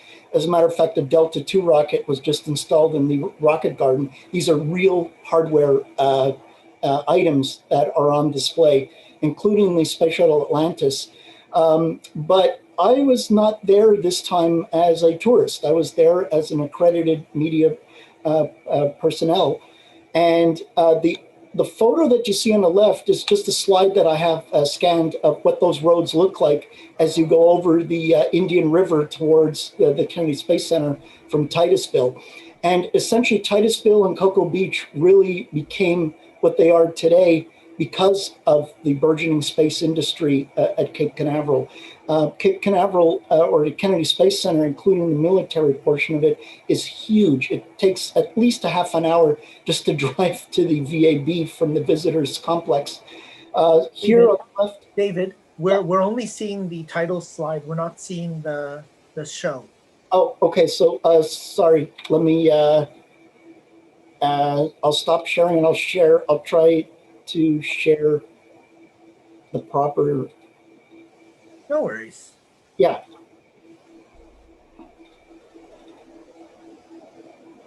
Okay. Give it a moment. Give it a moment. It's try again. Yeah. Okay. My problem is when I press F5, I can't see the screen sharing. I'll let you know.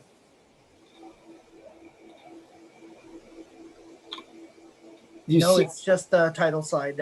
If you can. Yeah. Okay, there. Yeah, just go through manually. Okay. Yeah. Sorry about that, guys. I thought can you see that? Yes, that's perfect. Okay. That's perfect now. Okay, so yes, so as I was quickly mentioning on the left, that's an actual slide that I took because there were no digital cameras in '94. And this is a wiki image of the vehicle assembly building, and that's where I parked my car for a couple of days with my press credentials. So this is what a press pass looked like back in 1994, and they're quite similar even to today. Just a quick anecdote, because I'm Canadian, I had to asked for my credentials about a month and a half before with Washington in the Foreign Affairs Department. I sent over my passport and I was accredited the same day. I received a fax, with my pass number. And I was told to go to gate number 3 at 3 in the morning because the shuttle was actually coming down from orbit at 6:30 in the morning. So it was still dark. And this was July 22nd. When I got there, it turns out they couldn't find me in the system, but I did have that paper from the U.S. Foreign Affairs. So they actually created this temporary NASA contractor's badge, the one you see on the upper left with the NASA worm. So when I got to the actual press dome, they all looked at this and they said, "Where'd you get that?" I said, "Gate number 3, officer, whatever, gave it to me." No, you're supposed to get one of these green cards for 3 weeks. So they finally looked and they found out because I had gone too early to register, they actually put me in the wrong mission. And so then they corrected it and gave me the right credentials. So I was lucky because on the 22nd of July, the shuttle did not come down thanks to a thunderstorm, which Florida is very famous for. And the next day, now that I had my right credentials, I was able to go at 3 in the morning, no problem. They bussed us out to from the vehicle assembly building press area all the way to runway 33, where the shuttle was coming down. And because of another thunderstorm, it was delayed an hour and a half. And I got to take photos when the shuttle was coming, when the sun was rising. So I know these photos are grainy, but this is color film back in '94. And you see the Columbia, you can even see the actual contrails from the Columbia. Contrary to popular belief, although it's essentially a glider, it makes a lot of noise when it lands, actually. And the parachute actually popped open right in front of where I was standing, where you see those cars in the foreground with the parachute image on the right. I was literally in that field, not even 100 feet away. It was just unbelievable. What was also amazing for me and what made this so memorable was that also was not only the shuttle mission that I was able to photograph the landing very close up. But it was the 25th anniversary of Apollo, so I was given press kits and a whole bunch of souvenirs that they were giving out to people for members of the media. And another amazing event was, of course, Shoemaker Levy. Of course, David's here with us tonight. And the comet actually struck Jupiter during that week. And I was able to spend some time at the Brevard Community College that evening before that shuttle landed on the 23rd.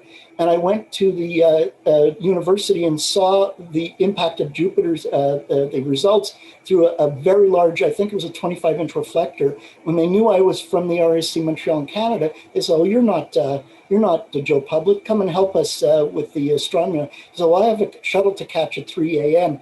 And so I stood there till about midnight, went back to my hotel in Titusville, slept for a few hours, and went back to gate number 3. Anyways, it was just a magical week.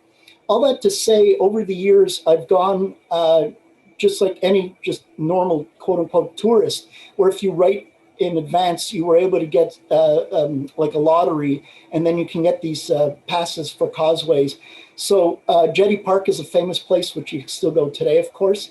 And back in 1997, I did see a Delta II launch a GPS satellite at midnight. It was the loudest thing I've ever heard of in my life. And I do fireworks professionally as a side hustle. And trust me, this was amazing. It's like looking at a blowtorch because of all these solid rocket motors. And what you see here is an actual slide I took in the summer of 2000. In July, it was Atlas II with Hotbird, a television satellite. And from Jetty Park, that is the image that you get of an Atlas II AS taking off. It's like a million jet airplanes roaring simultaneously, and it just gets louder and louder, even if you're 10 miles away. It's just unreal to see these things in real life.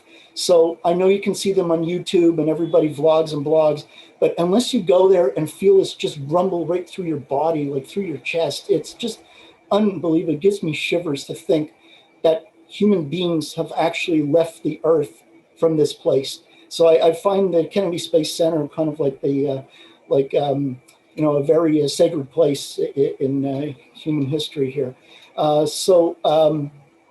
These are actual passes and tickets that I've collected over the years when I've gone to the Kennedy Space Center.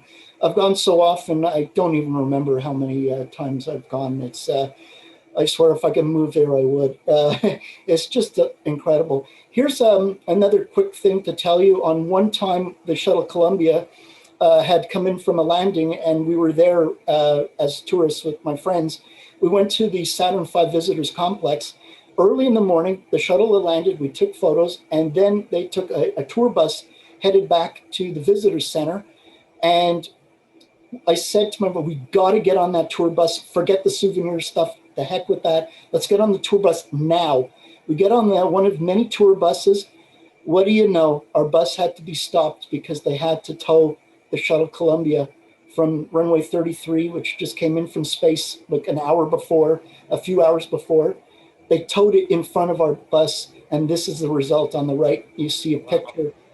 That I had to pull my lens back from the zoom that was taken through the window of our tour bus. I couldn't believe the luck. As a shuttle enthusiast, I was just in heaven. Unfortunately, as you all may know, the shuttle Columbia and its crew were demised in January of 2003. And today you can see remnants of that at the Kennedy Space Center. So that's just a sampling of some of the things I've seen. I have others, but they're on film, like, 35 and 70 millimeter film. So it's a little hard to digitize right now, but I'm really happy to share some of my otherworldly night sky or daytime sky observing aside from astronomy. Thank you kindly. Oh, thank you so much, David. And you'll be happy to know that in the chat on YouTube and on Facebook, people are reminiscing about their latest trips to Cape Canaveral and how inspiring it is to see the shuttles, the old pods that they would come back in, all of it in person. And as David mentioned, I mean, he is our guru at this. He's presented, I believe, at this point, since COVID started, you presented 7 times on different aspects of exploration. Is that about right? Yeah, it seems like it. Including the history of Mars exploration for outreach that he's done with a couple of groups. So thanks again, and we love it. And you're going to see actually some of David's pictures later tonight in a few of the outreach talks that we're going to have. Now, before we reach our break for the session, we've got a couple more presenters that I'm so excited to have here tonight. And the first is somebody who I actually have only gotten to know through the Global Star Parties, and it's Levy and the Stars. She has been presenting, I believe, in I think almost 20 of these star parties. Is that about right, Levy? Yes.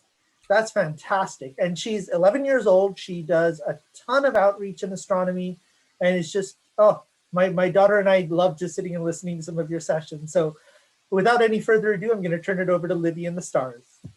Thank you. I have a presentation to share. Just a second. I actually got a new microphone and camera, so I improved that because I've seen some of my last talks and I've seen that it's been a little bit glitchy. So I'm very excited about that, and happy Astronomy Day to everybody out there. So I decided to do my presentation on the Messier list, which is created by Charles Messier. So what is a Messier list? So the Messier list is a list that we probably all know about, which is just a list of different objects in the sky. It could be really anything in the sky. That it was all created on a list. And that's how a lot of our nebulas get our name. Other than the side part, like some nebulas have nicknames, like this is the Crab Nebula, but it has a professional name too because it was on the Messier list. And so that's how a lot of our stars and different galaxy objects in our universe got their names. So the Messier list was created by French astronomer Charles Messier a very, very, very long time ago.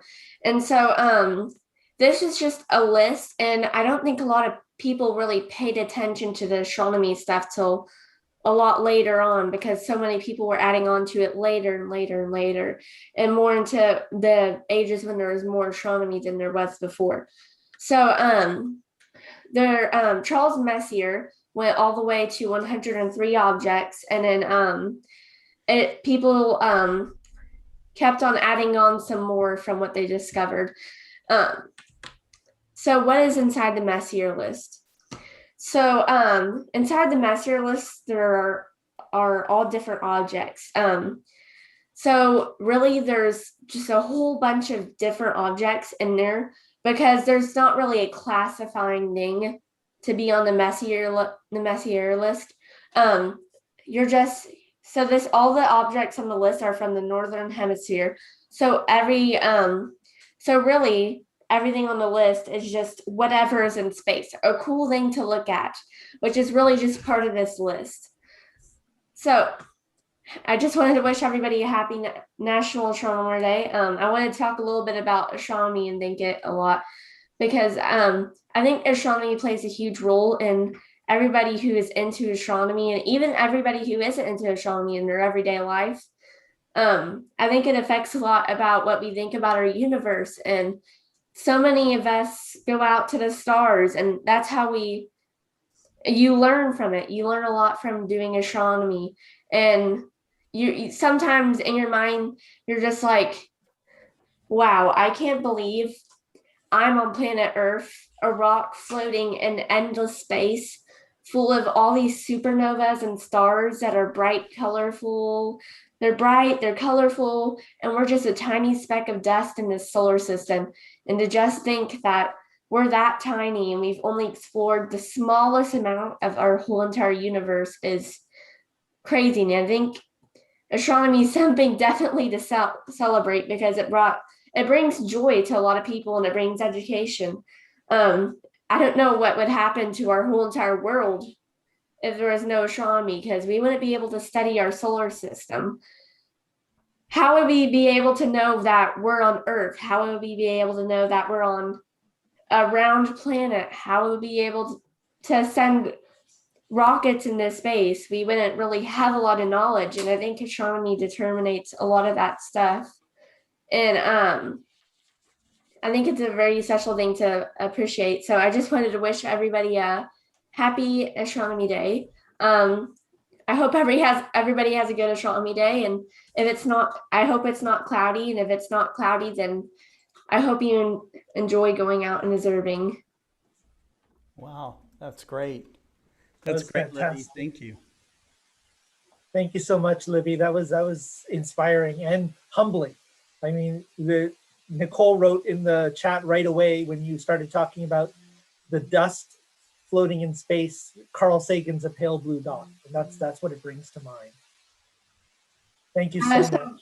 I also am very happy when I hear that other kids my age are listening into this call, because I know a lot of kids aren't into astronomy that are really my age, because many people don't think it's an after school activity they can do a lot. But thank you for saying that you listen to my talks, because when I first got into astronomy, I was hoping I'd get people interested who are my age into astronomy, because I think that's a passion that needs to be brought back up, because that's how Pluto was discovered. No one even knew that there was something back all the way back in the solar system, and a child discovered it.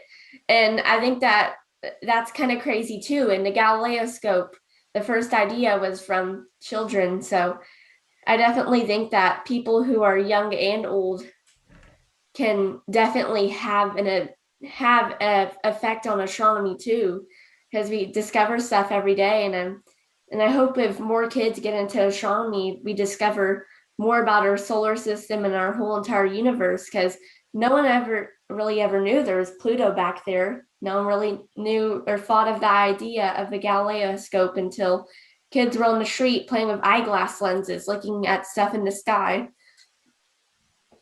Absolutely, and really, it's an untapped resource. It's kids have the imagination to think outside the box that a lot of us are in when we start doing astronomy, because for a lot of us, I mean, we learn it in a book first, or we learn it in somebody else telling us first, whereas you just get to go and look. So let me ask you, what's the first thing you remember seeing in the night sky through a telescope or through binoculars? Or the first thing I remember seeing was probably, I'd say, Saturn. And I had it over at my friend's grandpa's house across the street from mine. And me and my dad were out there with my friend, and my friend wasn't really paying attention. She had her dog out with her. And we were just having so much fun. And I pointed towards the sky and I said, look, there's Saturn. And really, when I look at Saturn in the sky with just your eyes, all you see is just a small little shiny dot. But I could really see the holes in between Saturn. And always just seeing Saturn as pictures on Google of just what NASA's taken and stuff, I just get to see it with my own two eyes, and that's my work that I put into my telescope to see it. So that was the first thing I remember seeing. Then it was Jupiter, then the moon, and then so forth on. What would you give as advice if there's kids listening right now that want to start out in astronomy, or want to actually just tell their parents, like, look, this is something that I want to do. I want to see. I want to see this for myself. What advice do you have for them? Well, really, don't be afraid if anybody calls you like a geek or something. Because really, I would go to school and they'd be like, why do you study space so much? And I'm like, I don't know. Why do I? I'm like, it's a fun thing to do. I think a lot of kids just think the only after school activities they can do is sports or play an instrument, or they can read books, but really there's a lot more to that, because I think that doing astronomy is such a big thing, and you have to be an adult or to work with NASA and stuff. You have to be adult to meet new friends and join an astronomy club, because they don't think they can do all that by themselves, because really they just think the only activities that I can do are this, this, and this. And they have to think outside the box, and you have to educate yourself, because my school, we don't really talk a lot about space or really a lot about that stuff.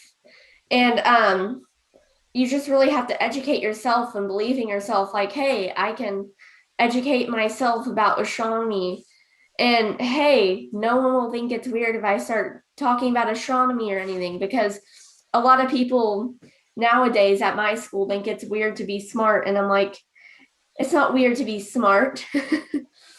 You get all these, you would like being smart is just fun. If you know, I mean, not even that, just observing the night sky. You don't even have to be smart. All you have to do is just look at the sky and think, oh my God, those are like a million miles are away from me right now, just floating objects in space. And I'm on my trip around the sun right now as the year goes by. And it's just fascinating to think about. And many kids don't think of it as an activity to do, but really it is an activity. It can just start from anything.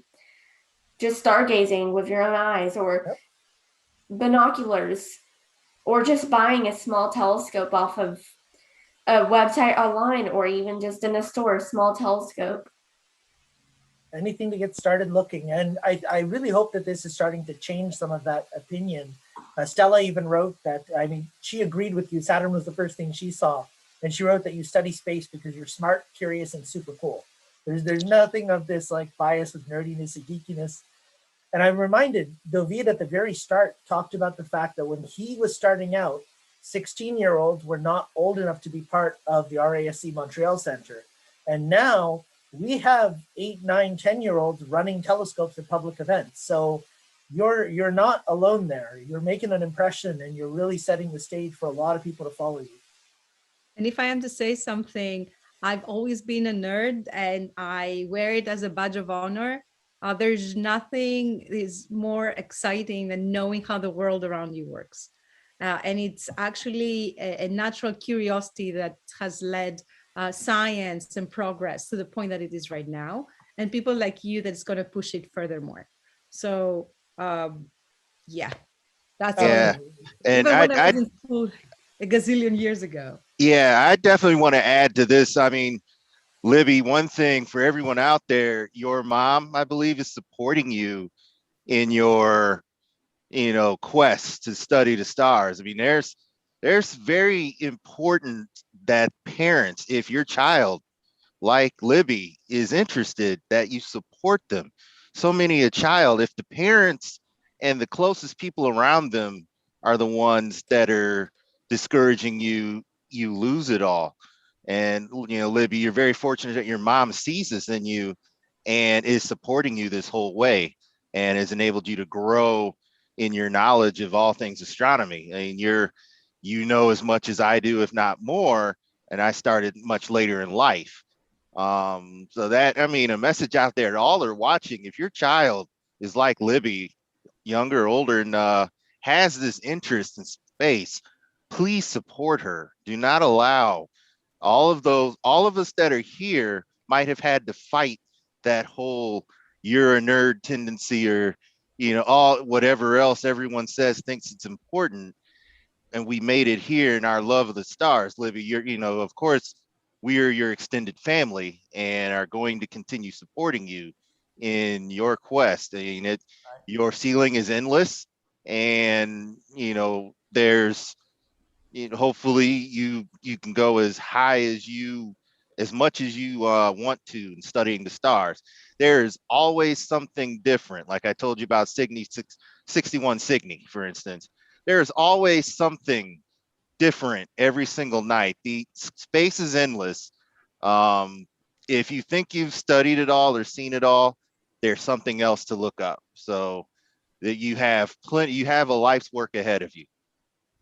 Yeah, my mom is the one who bought me my first telescope, and I remember it was off the Facebook market. So I remember it was a used telescope, and it was a 60mm Meade telescope, and I was so excited to I was just so excited to I was in the car and we were going to go pick it up, and I was like, oh my gosh, I'm gonna go look at this tonight if it's not cloudy. And I remembered it was a really rainy day, and I remember I was sitting out on the doorstep of the person who we were picking it up from, and I just ran up to the doorstep and I grabbed it, and I was like, yes, it's here. It's finally here. I can observe the stars.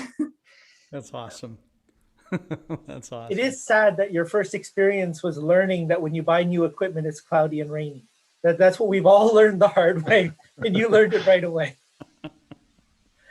That was fantastic. Thank you so much. And Libby, if you're able to stay on for a little while, in our first start of part B, you're going to hear from two young ladies that are really inspiring in terms of what you can do with your career if you keep going in space and astronomy, because they're now studying space and astronomy in university and they're moving forward with it. And so I hope that that shows you that there really is a path forward in careers looking at for astronomy for kids. So thanks again. And sorry, go ahead. I said, yeah, I'll definitely stay on for that. Fantastic. And we're going to end part A with how we started part A, talking sidewalk astronomy. And we are very lucky to have with us a dear friend of both the centers and mine, Trevor from Plateau Astro. And Trevor I actually met 2 years ago during International Astronomy Day. And it was at the planetarium. We did an incredible event with a bunch of student groups, several different clubs from the Montreal area, English and French. And Trevor was starting to do urban astronomy, and he actually had a cool anniversary yesterday that I'll let him tell you about. But I was just floored by the amount of energy that he comes in with and the connection that he has with people. And so I'm going to let him tell you his story. And so Trevor, we are all yours. Sure, thank you. I guess first the phrase of 2020 and 2021. You can all hear me? It's good? I'm not muted? Oh yeah. Heads are bobbing? Okay, good. I don't know how to follow up with that presentation. That was awesome, Libby. This hopefully that can be okay, but it won't match yours. So thank you again for that. I will share my screen here. So there we go. Everybody can see the screen. Head bob, good? Good. Yes, as Karim said, my name is Trevor. I live here in Montreal, and I do run a little thing here called Plateau Astro. It's a little company I run here. I've been into space for a long time. This is me when I think I was 8 years old. You can see some pink milk cap bottles on there. This is a Halloween costume that my mother, Kathy, definitely helped me make. I've been in Montreal a few years, but in 2013, a year after I moved here, I started doing this event. I loved space and I wanted to share it with people. It's called Moonrise. And what I would do is we have a mountain in Montreal. That's how Montreal gets its name, Mount Royal. And I would bring people up and we would watch the full moon come up, rise from behind the horizon and come up and be red when it first comes above the horizon. It looks red and it gets higher, turns orange, yellow. It's a really fun event. People really like it. As Karim was saying, I have an anniversary. 4 years ago, nearly to the day, I got this message from a friend, and she sent this image. You can see it says May 14th, 2017 up there. That's my friend Fareed. And she sent this, and she said afterwards, hey, Trevor, would you like to use / have forever this telescope in exchange for teaching us and our progeny, they were pregnant at the time, how to use it about the universe? And I'd always wanted to buy a telescope, but I never knew which one to get. And free telescope? I mean, sure, I'll take it. Basically, they were saying, we don't know how to use it. Do you want it? And when somebody asks you that, you say, of course, you take it. And less than 10 days later, I sent them this photo, and it's Jupiter and it's 4 big moons. And this is just with my phone with that same telescope. So as soon as I got it, I was taken in by it. I'm sure that is a very common theme with folks. And they were sort of amazed. Through the telescope? No way you could do that. As Karim was saying, yes, I started bringing my telescope in the street soon after this. Remember when we could do this? It looks so disgusting to be so near people, but I can't wait to do it again. I would bring it to the street, show people. I had this little adapter I'm going to show in a second to be able to take photos of the moon. It was really, really fun to be able to do this. So here's a photo I took with the moon. This is in Montreal, okay, in light polluted area. Here's another photo. Jupiter, you can see the 4 big moons of Jupiter there as well. Saturn, you can see that. And Mars, of course, you can see Mars there. I want to focus on this just for a moment. This is the moon. I love when the moon is in this phase like this. How do you take a photo of the moon like this? And how much does it cost? We were talking just a bit about telescopes. Libby was telling about her telescopes she got at Facebook Marketplace. I got mine for free. I got mine for even cheaper than that. So I got lucky. How much does this telescope cost? Don't handle your telescopes like this. Do as I say, not as I do. This telescope is actually really affordable. It looks big, it looks expensive. This is about $300, okay, Canadian. So, you know, with taxes, that's about 350 Canadian. So if there's parents watching and a lot of parents don't know how much telescopes actually cost, they can be really affordable, really affordable. This one's maybe a bit more pricey, but this is the one that I got. How do you take photos? I assume a lot of people think you have to use a fancy camera. Smartphones. There's some people who've been doing astronomy here in this chat for a long time. And in the last 10 years, photography has just gotten amazing with the things we have in our pockets. And most folks already have a smartphone. And if you don't, you know, you can use an old smartphone or even like an old iPod Touch. You can take photos like I was just showing before with this. How do you get it on the telescope? You can find lots of these. This is one I use. This is one that's a little bit more expensive. You can find cheaper ones out there. This just clamps the phone onto the telescope, okay? Now I took this photo about an hour and a half ago when it was kind of light out. I was supposed to do this at the beginning of the show, but it wasn't dark enough. So luckily we've moved this a little bit later on. So that adapter, they're a little bit more expensive. You can find cheaper ones out there, but for less than $500 and even less than that, okay? You can get started taking photos like this with your phone, iPod Touch, a pretty affordable telescope. So let's go and see it. Hopefully this works. I've been practicing for the last 2 hours, making sure everything works, making sure the Wi-Fi is all good. We'll see. It's a waxing crescent out there. So I'm gonna move like this. I'll try not to make too much noise here. You can get a little view of my house. You can see some Halloween costumes behind me there. That is the thing. That is a story for another time. I'm gonna move you out over here, and in my front door, right over here, okay? Still see me there. I'm going to switch cameras here. So I'm going to stop sharing right there. Hopefully you can still see me. I've got my telescope right here. And I'm just going to point it to the moon. Just give me one moment. And we're going to get a live look at the moon. So I'm just going to change my camera to this. Okay, you can see that. All right, that is the city right there. Okay, Montreal. I'm going to put this onto the telescope like this. Just give me a second to get it all focused. Excellent. And there we go. Yeah. Can people see that? Yeah. Okay. I'm just going to play with a little bit. I'm going to play a little bit with the zoom and stuff. Just give me a second here. Get a little bit bigger like that. I'll move it. Just a second. And there we go. You can see the moon right there. Beautiful. Yeah. Now, hopefully this is a time where somebody can maybe butt in and tell me like a story about the first time you saw a crescent moon like this. I see some friends here. I see Koa in there. Maybe you have a story. I don't know. Maybe somebody can help me with padding the content a little bit here because I'm not sure if this should be the end of the show or not. Okay. Well, I can. I've got a little bit of a crescent moon story that I'll always remember. Absolutely, Adrian. Yeah. I had set up to basically I'm taking my kids and I to see the total solar eclipse in 2017. I remember, and this would be a waning crescent moon, you know, very similar. I remember taking an image like this of that waning crescent moon that was heading to intercept the sun, I think a day or so before taking the trip, maybe 2 days before taking the trip, looking at that moon and saying, it's going to be in front of the sun in a couple of days. And just sort of remembering that moment, anticipating what I was going to see down in Tennessee.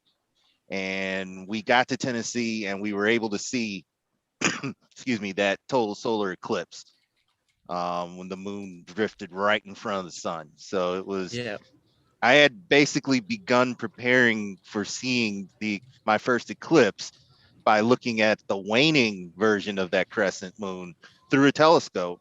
I think I took a few pictures of it through a telescope at the time and just imagined, you know, this is how I'm gonna, it was a small telescope, same setup.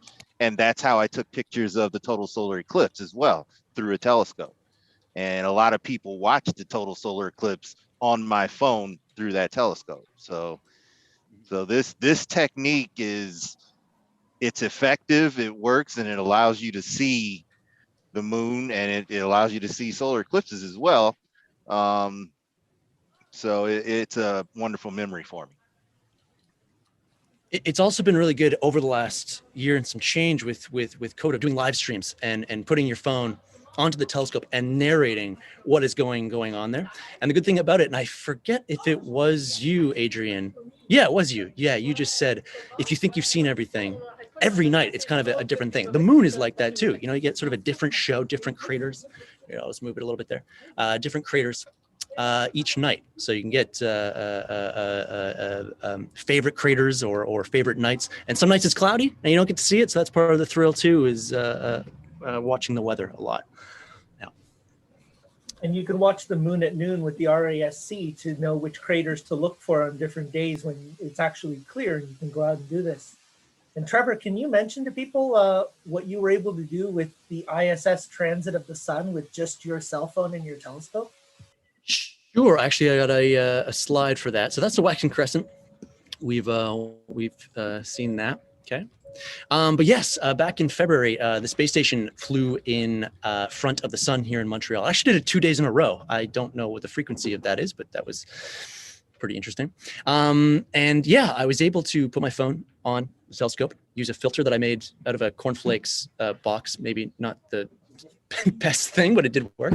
And so, yeah, I was able to get a video of it. So it's going to start on the left there, go to the right. It's going to look like a little dot right there. Okay, you might not be able to see that. Don't worry, I'll zoom in a moment here. Okay, that's slowed down quite a bit, but there it is. Wow. A little bit closer, and you can see it moving. I think it went by across the sun in about 1.4 seconds. So that's slowed down quite a bit. And then once you do a little enhancement of it, I was able to play with the colors a little bit. And then if you really zoom in, you can start to see the solar panels of the ISS there with a phone, with a phone. And, this is a 3-year-old iPhone. So it's not the best thing, but it's amazing what phones are able to do these days. 3-year-old iPhone and 5-inch reflector, and you've got it. Yep. And I got to say too, I remember you sharing that video with me, Trevor, and I guess I'm kind of feeling like we're missing out because we didn't hear the enthusiastic screams that came with it when you caught it. That's true. That was more my friend David. Yeah, it was pretty crazy. Who here has put up their hands if you've seen the ISS transit the sun through a solar telescope before? David? Yeah. Others? If you haven't, it goes by really quick, but it is really fascinating to watch. That's a bit more an advanced thing to do, but boy, is it cool to see. I've seen it pass through the moon in not far from here, Montreal, about 5-6 years ago, and I got the solar panels and everything. So the sun being equivalent to the moon in diameter. So yeah, it's very fast. Yeah, totally. Yeah. That's fantastic, Trevor. Yeah, great. I think that's might be all I have. I can keep the moon up here, but if anybody wants to, I don't know, so take it away or ask questions or. Yeah, what we're actually going to do is I'm going to turn it over to Scott. We're going to do just a little bit of a very interesting little thing that the Astronomical League does to support these global star parties, which is just fascinating or fantastic. We are going to afterwards have a short break. And when we come back from the short break, we're going to be entering into part B, which is the outreach stories. So Scott, take it away. Okay. All right. So, well, that's great. And the views of the moon with your setup, Trevor, look amazing. My whole interest in astronomy starts off as a kid. This little telescope right here was my first telescope. It's a 40 millimeter Kmart with the tag on it, and from 1970. And so I got into it because of the Apollo landing of the moon, and later became friends with Buzz Aldrin. So who knew? Okay, but small telescopes can do a lot, and just getting a view really can change your life. And so, you know, there have been other fits and starts in going on my astronomy journey, and it's far from over yet. So, and you know, I love it. You know, as you might be able to tell. Anyways, another thing that I love is the you know, the association and connections that we have through Explore Alliance, through the RASC, and also through the Astronomical League, and other individuals and clubs and stuff that have participated on our events that we put on almost.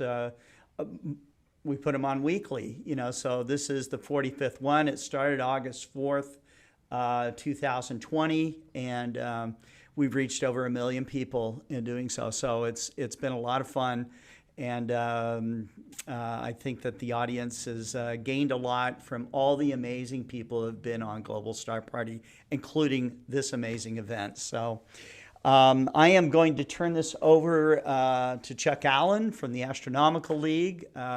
Chuck, perhaps you can tell them a little bit about the league and how people can get involved. Okay. Okay. There's some noise there. Is that?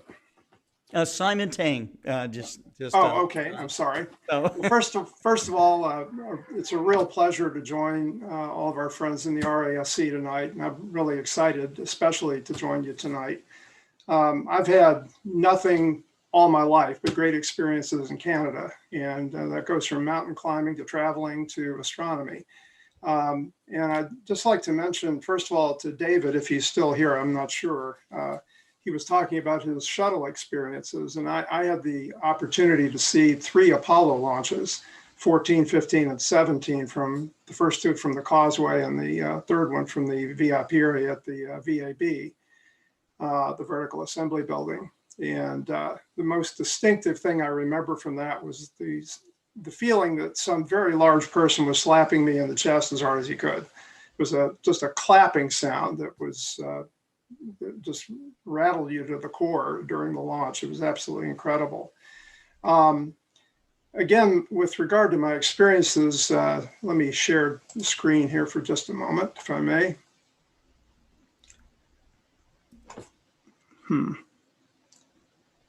Okay, hold on one second.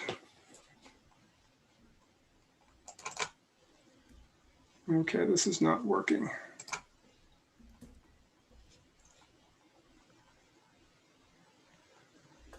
Okay, am I still sharing? Not yet. We saw it start. Yeah, for some, there we go. Okay. One of the experiences I had was, can you see this all right? Yes. Okay. All right, this is not right. I'm sorry, folks. Give me just so one we second. can see, we could see that. Yeah, but that's not the right PowerPoint. Oh, okay. I don't understand. This has never happened before, and I'd like to know why it's happening. Now, hold on one second. Well, everything has happened to me before, so yeah, don't worry. It's not showing up at all. Maybe this is it. Here we go. Okay, sorry about the interruption, folks. There it is. I had an opportunity to judge at the International Science and Engineering Fair for 7 years. And the first one I went to was in Hamilton. And I showed up in Toronto without a passport because the rules had just changed and I didn't know it. And so my first experience there was typical of ones I had in all 10 provinces during travels earlier. Total friendliness. They just looked at the science fair credentials and sent me on the way. And I also had the opportunity to help a young man in British Columbia set a world record. Even from Louisville, Kentucky, I was able to arrange all of the proof that was necessary for the jump to be certified as a world record, with the surveyor, with coaches, with the ski jump construction, with the ski passes and credentials, with affidavits, videography, and photography that was necessary to send to London, England to get this certified. And so that was proof positive of all of the helpfulness that I got from people just over the phone in helping this young man get this record, which still stands today, by the way. I would like to say a little about the Astronomical League's virtual convention. This will be the first time we've ever had to go to a virtual convention, and hopefully it will be the last. But it's going to be a 3-day event on August 19th through 21st. It is open to anyone in the world. It is free registration. The website can be found on the top of the Astronomical League's main webpage or by going to alconvirtual.org. And we have a headline speaker, keynote speaker, Dr. Jocelyn Bell Burnell, of course, the discoverer of pulsars. She'll be coming to us from Oxford, rather. And we have a whole line of astrophysicists. We have a SLU presentation. We have an international star party that Scott will be helping us with, and he'll be hosting the whole event for us on his platform, which we greatly appreciate as always. We'll be doing all of our awards, and we have door prizes to beat the band this year. Instead of asking vendors for door prizes, and of course that happens every year with conventions, we decided to go to our clubs, our 305 member societies, and ask if they would sponsor one really nice door prize. And so far we've got close to $4,000 in door prizes donated by the clubs, and many others are still in the process of meeting with their boards to decide this. These door prizes are open to anyone, members of the league or not, in the United States or not. So please consider watching. It'll be a great lineup of events. There will be 2 sessions a day at 3 p.m. and 8 p.m.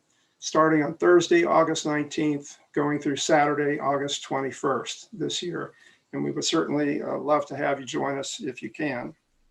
I will say that when I returned to national office in the league in 2019, I stumbled on an email that somehow had gone unresponded to. And it was from someone in the RASC. I don't have access to the name right now, I'm sorry, talking about the possibility of holding a joint convention. And that is something that we would definitely like to look at sometime perhaps in the next 5 years.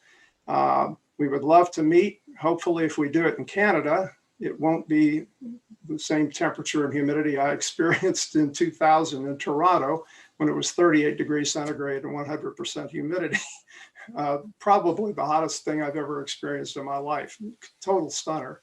But we would love to have a joint convention with you, and I hope we can arrange that. I think that would be fabulous. Next few years. And I'll be in touch with officers of the RASC very shortly about this. Usually before giving the questions for the door prizes, we do give a solar warning because we think it's just a good habit to get into with amateur astronomers around the world who may be new to the hobby. And that is simply to point out that you can't detect that you're looking at something too bright through a telescope before retinal damage occurs. So you have to avoid that from happening. You never observe the sun without professionally made solar filters that include energy rejection filters at the front top end of the telescope and that are firmly planted there. Never use a solar filter or welder's glass that attaches, for example, only to the eyepiece where heat can build up and shatter the lens. Never leave a telescope or binoculars unattended in a public place in the daytime where children might get a hold of it and try to access the sun. If you're getting eclipse glasses, make sure they're certified with ISO International Safety Standard seal, and probably ought to make sure that you get them from a reliable source because there are counterfeit glasses that have the ISO seal that are not safe. Never use eclipse glasses or viewing cards to observe the sun through an optical instrument. They're just for naked eye viewing only. And always consult with local amateur astronomers who are experienced in solar observing. They can help you with this process. Our answers from GSP 44, and again, our questions are basic, and we hope people will respond to them and make themselves eligible for door prizes that are announced at the final GSP each month. The winners from each question are compiled, and we do a drawing at the end of the month for them. The question number 1 from GSP 44 is, what is the name of the NASA helicopter that has made very recent history by flying on Mars? And the answer to that was Ingenuity.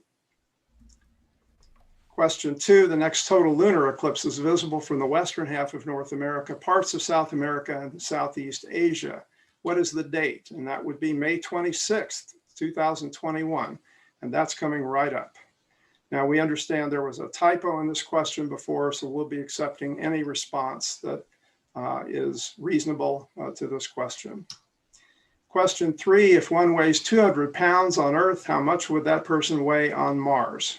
The answer is 76 pounds. It's a 38% Earth gravity on the surface of Mars. Okay, these names will be added to the door prize list. These are people who answered these questions correctly, and they'll be in the drawing at the end of the month. All right, tonight's questions for May 15th, GSP 45. The Greek mathematician, astronomer, geographer, and librarian Eratosthenes, who lived between 276 and 194 BC, is famous for measuring what distance to within 10% accuracy? Note that your answers get sent to secretary@astroleague.org. That's Terry Mann's email address. Is the answer by any chance the distance between his mouth and the fork? I don't think so, but I haven't seen that in the literature, no. Okay, question number 2. Which of these images, A, B, C, or D, is the famous Crab Nebula? Again, send your answers, email to secretary@astroleague.org. Final question tonight.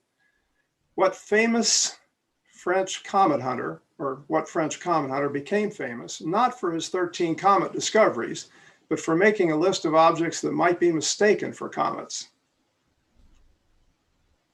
Okay, and that will conclude the questions for tonight. And again, we will be back online with Scott Roberts' help on June 11th, 2021 with Astronomical League live event number 7 at 7 p.m. Eastern Daylight Time. And we look forward to having you join us for that event as well. And with that, Scott, I'll turn it back to you, and thank you all again for your hospitality in the past and tonight. All right, sounds great. Okay, so we've had amazing talks. I have to say that the RASC Montreal Center has done an amazing job with some incredible speakers, and it's just as much fun to present, I think, as it is to watch all of this. So anyhow, let's take a 10-minute break. You can go and get a sandwich, take a walk, whatever, a short one, because 10 minutes goes by fast. Anyhow, time to stretch those legs, and we'll be right back.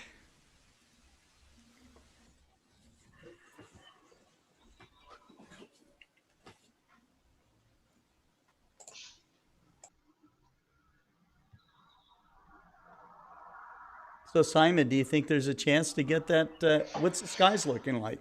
Here, I'll show you guys right now. It's really hit and miss because it's windy. We've got a low pressure coming in, but right there is the patch of blue sky, but right where it wants to be, you can see there's a big pile of cloud. So I'm going to set it up regardless. I'm optimistic. The sad part here is I tried a couple of days ago and it claimed it was a magnitude 2.4. We didn't see a damn thing. So this could be a complete bust, but I don't quite understand, because this is new to me. I don't understand how we follow this, because so many people, and I've looked on YouTube, have managed to get it, and it's all varying times of night. But the only thing that seems to matter is does the sun hit it? Okay. So if the sun hits these, what we're talking about here is the Starlink train, okay, of satellites, and so Simon's gonna see if he can pick it up. So we'll see. Yeah, there's going to be 36 of them. Okay. So it'll last for a fair amount of time. I mean, if we did Monday, there was 53, but they're so far apart, it's kind of pointless. Yeah. So 36 should be a pretty good damn number. They passed over here about 4 hours ago. I'm in the UK. It's, what time is it here now? 2:30 odd. Yeah, but again, there's no guarantee that we see it. That's the problem. No. They have to strike in a certain angle. Yeah. I don't know. Right. I don't know enough. I'm going to make a cup of coffee. I'll be back. Sorry, for those of you guys who don't know me, my name's Simon. Hi, Simon. Hi, Simon. I call myself the stupid astronomer for a reason, because I do the stupid things so you don't have to. Simon, where are you based out of? I'm actually in Los Angeles. Don't be fooled by the sound of my voice. Have you met Pete Williamson? He's actually from across the pond. Where is he across the pond? From the UK? Yeah, I'm just on the North Welsh border. Oh, okay. Um, I've been here since 2006. I've only gotten into astronomy 4 years ago. Yeah. So by comparison, I probably wouldn't have even known who you were when I was back home. No worries. That's what COVID is good for. We get to meet each other virtually from all over the world. It's amazing. I did a talk the other night for a group in Japan and had a translator. It was quite strange. That must have been, yeah, I was going to say that must have been weird. Well, it was very. The talk should have been an hour. It went on for about 3, I think. Yeah, I mean, that's a good thing about why I like about all of this stuff is because we get to meet so many people from all over the world that we just normally would never get to see. Yeah. And we're able to make presentations in different places of the world, one after the other. I did one in Brazil about a week ago, and a few hours later, I was doing one with Ottawa. I mean, try to do that in real. Right. Did one before live, you probably would be happy if you had like 12 people show up. Mm-hmm. Russell, we are having a really hard time hearing you. Is it possible to increase the pickup of your mic? Yep. I'll put it. How about this? No, it's really, really soft volume. Maybe it's the settings of the mic. Yeah, maybe. Strange. Okay. It was working better yesterday. And we actually don't hear any difference whether you hold it close or not. Okay, how about that? Oh, yeah, that's totally different. It wasn't using the mic at all, was it? It was just apparently not. No, wow. Okay, it says it's on, but okay. Wow, yeah. Is it in stereo now? Ooh. I even bought one like for all my classes. Wow.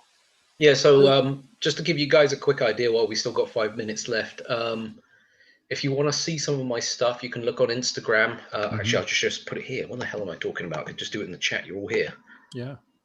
So Instagram.com/Simon2940. And then I heard somebody talking about the ISS and all the solar transits and all that kind of crazy stuff. I do that like literally almost every time I get a chance to. Wow. So yeah, I'm right now, everybody knows me for my solar stuff. That's my thing right now. That would you call be yourself Trevor. this. Okay, I'm looking at your Instagram, Simon, the stupid astronomer. Yep, because I do the stupid things so you don't have to. That's the tagline. In other words, the way I've kind of gone through everything is anything you can think of, I will try at least once. Doesn't matter how dumb it is, just for the sake of going through it. So if I see somebody else doing the same thing or they come across a similar problem, I'm more likely to be able to go, hey, try this. Believe me, because I've done it before. And I got to have a chat with a couple more people about this before I do it. I really do want to show what happens with a telescope when you point it at the sun with no filter and just show people what really happens. I know some people say nothing happens or it just gets really hot. I'm like, yeah, well, try it with a 14-inch Dobsonian and tell me that's the truth. Wow. But before I do it, the problem here is it's going to show people and they go, okay, that's a cool safety thing. But now you get a bunch of people going, oh, that's a cool way to make a really stupid weapon. Yep. Wow. So wasn't there like a show on MTV that did like these guys would do like these crazy things that you were never supposed to do? Oh, geez, yeah. Is that your role model then? You're doing the astronomical version of that? I probably shouldn't do something as silly as that. Oh, that's good. That's good. Yeah, no, that's not what my intent is. But you know, I've been on the fence about showing that one because, like I said, I don't want to show people and then they realize, oh, this will be a cool thing to do to burn someone's house down and then blame me for it. No. Wow. Well, the pictures are amazing. Wow. Well, guys, I'm bringing us back a little early here. We have been running a little bit behind, so I thought a full 10-minute break might be a bit long. So anyhow, got my coffee and... So Scott, who's Ben? Did you find my brother for me? Your brother? Yeah, Ben. Ben Tang. Oh, yeah. Yeah, right. Well, we'll have to see. Maybe Ben Chu does have a long lost whole relative Tang named family. Ben. Yeah, that's right. Hey man, we got the same last name. Who knows? Who knows? Well, you're going back to back later on tonight as presenters, so maybe we just pair you up and you present together. Does he even look like anything like me? I don't even know what he looks like yet. You'll have to wait for that. That's a surprise. Yeah, it's a surprise. That's the big reveal. I get it. Big reveal. That would be so awesome if he does look like me. That would be brilliant. We had a little video here from Richard Grace, who wanted to wish everybody a happy Astronomy Day. So I think I'll run that. I just had people run like selfies with their iPhones in front of them, and some did a little bit better production than others, but I just wanted the greeting to be out there. So here's Richard. Richard has been on our show many times, and as soon as he gets his personal observatory finalized and everything, he's going to come back on. But I think he's out. I think he shot this out where he's building his observatories. Here we go. Master Beard here, wishing you a happy International Astronomy Day from the site of the new Astor Beard Observatory. Howdy all, and have a good one. So there we go. And I got maybe one or two more like that to show. So, but where are we going now, Kamir? Or Kareem? So I'm taking over from Kareem. Kareem gets a well-deserved break, but he'll be back for part C. Hi, everyone. My name's Russ Freilich. I'll be... There we go. Yep. And I got my microphone working. So I think, can I get a thumbs up for the microphone? Yes, it sounds good. Yeah, just had to push the magic button. And very inspiring for the observing stories. And I really like the stories about the sidewalks and stuff. And I used to have a telescope when I was a teenager back in the 70s and 80s, and people were saying, oh, people would come up and they'd be, oh, I've never seen Saturn before. And I had a few of those, but I also had two neighbors who called the police on me because they thought it was a weapon. And then last summer during the lockdown, I went to my local park with my new telescope and taking pictures and stuff. And two guys came up to me and they wanted to talk about, they tried to, how I was deluding myself because the earth was actually flat. Why can't I face reality? So you guys get the nice people and I'm getting the crazies. I don't know why. Maybe it's, I don't know, but is it my look? I don't know what it is. But let's get started. So part B is about outreach. So I'm the new outreach director for RASC Montreal Center. I'm relatively new, so I'm still meeting a lot of people and I'm always impressed the people that I meet. I joined just a little after the pandemic started last spring. And I signed up to be a director on RASC Montreal Center around Christmas time. So this is really great. And Kareem and I have been getting to know each other a lot, preparing this and some other activities as well. We work quite well together. And I hear a lot of pride in Kareem's voice and Kareem's answer when he talks about some of his former students at John Abbott College. And we're going to start with two of them. I think they're probably among his pride and joys. He's very proud every time the name Emily or Virginia comes up. And we'd like to start with two younger people who are starting what we certainly expect to be a prosperous and a really successful career in astronomy. First is Emily Laflèche. Hi, Emily. Nice to see you. I like the Aurora background. And you're graduating with honors planetary science at McGill University. Congratulations, that's great. And he also tells me that you're entering the PhD program at Purdue. Very impressive. Yep. You're also the, pardon? No, sorry, just looking forward to that a lot. Oh, wow. So you start in September, when do you start? Yep, in the fall. So in the fall? in Okay. August, yeah. Okay, wow, wow. And he said, and you're the founder of the John Abbott Space Club. Indeed. Wow, That was that's pretty cool. And you're the chair of our next gen committee. Cool. All right. So we're very excited. I'm very happy to meet you, and we'll let you talk about pursuing astronomy through education and outreach. Awesome. Let me just share my screen.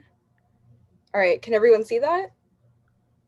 Perfect. Yes. So yeah, thank you so much for that introduction. That was so sweet. So today I'm going to be talking about my journey through astronomy and my path through academia, but also my path through education and outreach and how that kind of led me to get to the point where I'm at in my career.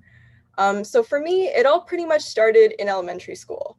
And I usually like to start my talks off with like a positive note to kind of get everyone excited about what's to come. But unfortunately, I didn't actually have the best experience in elementary school. I actually really struggled with math, and I loved science. That was one of my favorite subjects, and I would get so excited at school whenever a science experiment was mentioned. But I was always told by my teachers in elementary school that if you weren't good at math, you couldn't have a career in science. And so I took that to heart really hard, and I kind of started to not be able to foresee myself ever becoming a scientist. Until high school struck. And I realized that I actually had this massive passion for space. I'd always thought, you know, astronomy was incredible, but I never really thought seriously about it as a career or as a research field until I met an amazing teacher in high school who taught me about astrobiology or life on other planets, for those who don't know what that is. And so I fell in love with the topic, but in the back of my mind, I was still thinking, how is this going to work? I never really thought I would go into science because I struggled a lot with math.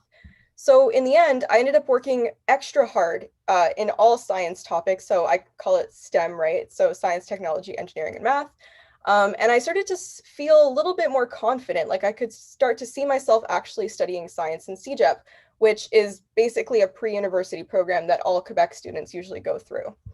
And so in CEGEP, unfortunately, I ran into another kind of self-doubt and imposter syndrome loop where I started to question the amount of work I was putting into my studies and how, to me, it seemed like my peers were getting things so much easier than me. And I had a lot of trouble actually seeing myself as a fit in the field I had chosen until I started to get involved in extracurriculars and volunteering, especially with respect to space outreach. And that's actually thanks to Kareem. You can see in the bottom corner there that I've got all my friends that we actually organized this incredible event that I'm going to be talking about in a couple seconds. But I met so many amazing people during my time at John Abbott.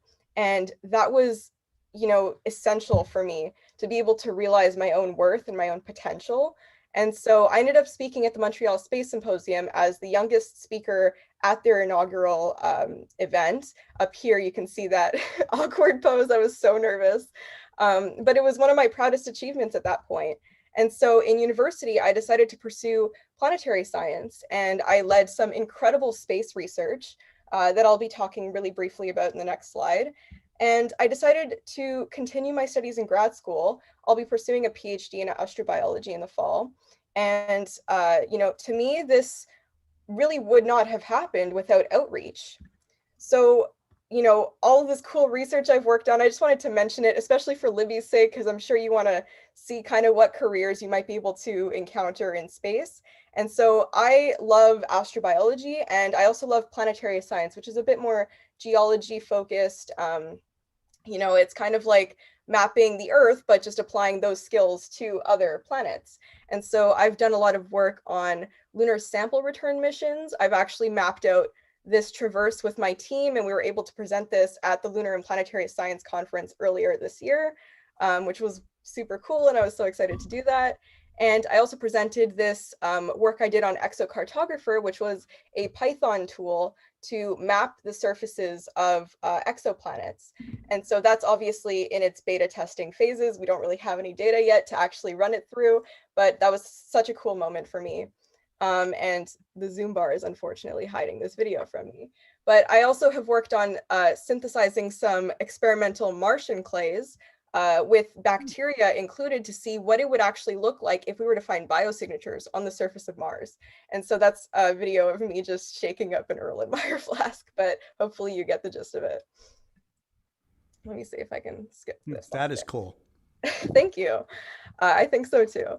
So my biggest question throughout my entire experience thus far, and the guiding question that has led me to pursue so much outreach in my life, has been, how can we bring together people of all ages and backgrounds to appreciate space? Because to me, space has been something that opened up my eyes to the possibilities in, my ability in STEM, but also in sharing a hands-on approach to learning about science to, a very wide audience. Astronomy is this thing we can all relate to. We're all under the same night sky, as a lot of people like to say.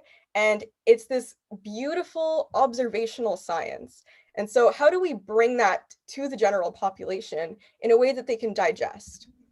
So my very first attempt at this was the solar eclipse event that I organized on August 21st, 2017.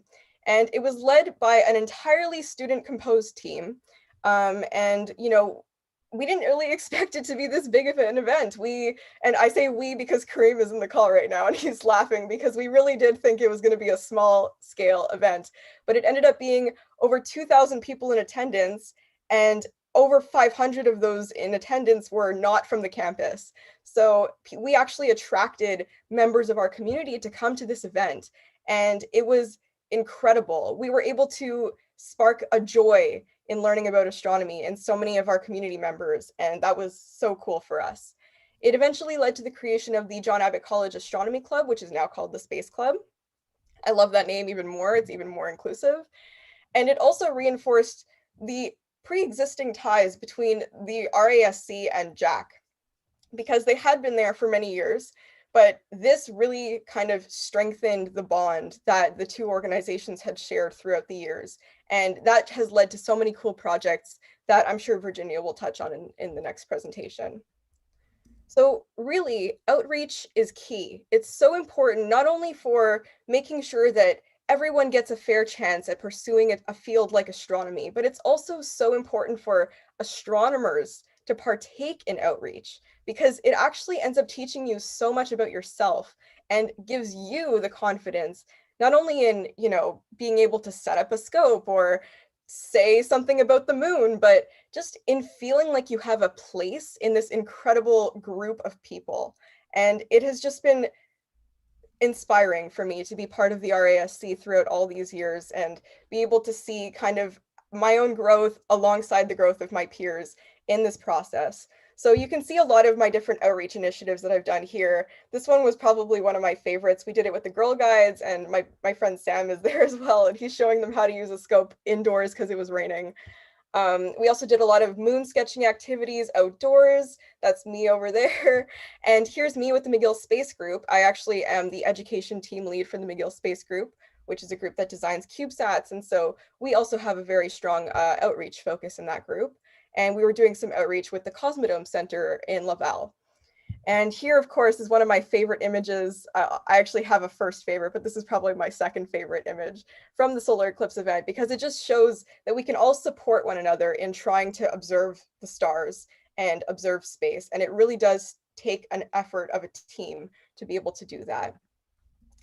My most recent endeavor was the RASC Next Gen Committee, and I am extremely passionate about making sure that youth members and youth in general feel supported and engaged in the field of astronomy, because I think it is such a massive untapped resource, as we were talking about before after Levy's presentation. And so the RASC Next Gen Committee actually addresses and represents and supports and everything under the sun, really, the needs of all the youth members in the RASC. And it's actually a quite recent committee. We only founded it in August 2020. But we've already been able to accomplish so much. We've actually instituted scholarships and project funding for any youth member who wants to apply for them to kind of give them a boost in pursuing a career in STEM. We've also taken an active role in planning the General Assembly Youth Day. Now, the General Assembly usually happens once a year, but the Youth Day is actually something we're newly instituting this year to really make a focus on including and highlighting the voices of youth members in the society. We also have a social media series currently at NextGen RASC on pretty much all the social media platforms, highlighting all of our youth member contributions because we believe it is so important to not only stand up for them, but also showcase them and, you know, show the world what we're capable of, because we really are capable of so much. And we've also hosted a couple of speakers and panels. Here you can see one of my very favorite that we've hosted so far with Dr. Farah Alabay, who works at the Jet Propulsion Lab at NASA. And she's just fantastic. She was able to give us so much career advice and, you know, how to get started as an early career scientist or researcher. And she was amazing to speak to. And of course, there's so much more to come. We can't actually disclose certain things yet because they're sort of under wraps, but I hope you follow along our journey, and we are just so, so proud of our work that we've done so far. And I'd like to just finish on this quote. It's actually the quote that's on the GA planning website currently, so you may recognize this, but it's space is for everybody. It's not just for a few people in science or math or for a select group of astronauts. That is our new frontier out there, and it's everybody's business to know about space. And I don't think I could have said it any better. Yeah. So I hope this resonates with a few of you, and I'd love to answer any questions that you may have for me. Thank you. Great. Thanks very much, Emily. That was wonderful. Boy, well, you've already triggered a big tsunami of responses on the chat line there. So we've got lots of people also admitting to a reluctance about math and what they did to get around it and still pursue astronomy. So I guess there were lots of stories about that. Some we've got people like Beatrice Heinze. She has a background in quality, different jobs, worked in different industries that are associated. We have a few other, GI Bill. Someone used a GI Bill to do that. That's very cool. So you talked about, you guys do CubeSats. Have you launched a CubeSat? We're actually working on it right now. The McGill Space Group has not been around for too long. I think it's only been 4, maybe 5 years that we've been around. That being said, we are in the Canadian Satellite Design Challenge, which is sort of like encouraging CubeSats to be built by design teams across the country.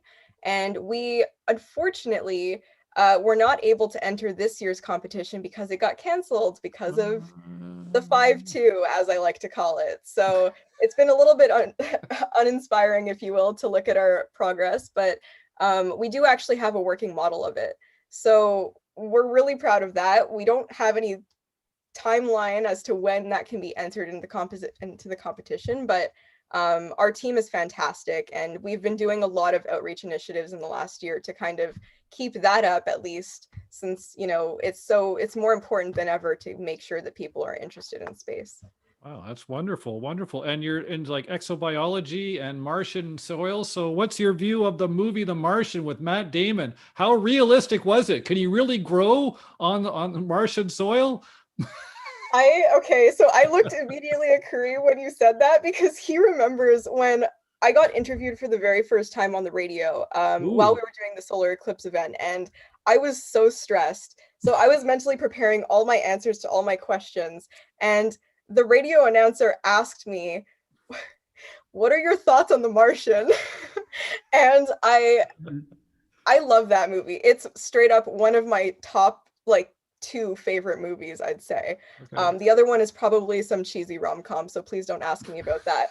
But I absolutely adore that movie. I try to put aside the scientific accuracy of it when I'm watching it, because I am aware that there are probably a couple of, you know, sketchy things going on. But I think creative license, they would call it, right? Creative license, you know, poetic license, even if you want to call it that. But I really think that Mark Watney is an inspiration in terms of how he approaches problem solving, and how you don't always have to be this perfectly formed human being in order to be an astronaut and, you know, figure things out. You don't always have to have a plan. You know, you can come up with one on the fly as long as you have the best intentions in mind. And yeah, I think as a perfectionist, that movie is so cathartic to watch because he is the opposite of a perfectionist. He's constantly a mess, but he makes it work. And I love that MacGyver spirit. Yeah, that's cool. Well, I mean, you're very, Enrique comments, he says, I have a quiz on the Martian. I give potatoes to winners in my class. That's great. That's very cool. I adore that. Actually, once I was doing an outreach event and we were organizing sort of plan your mission to Mars with the kids that we were doing the outreach with. And I think this was a group of teenagers. I shouldn't say kids because this next part won't make much sense.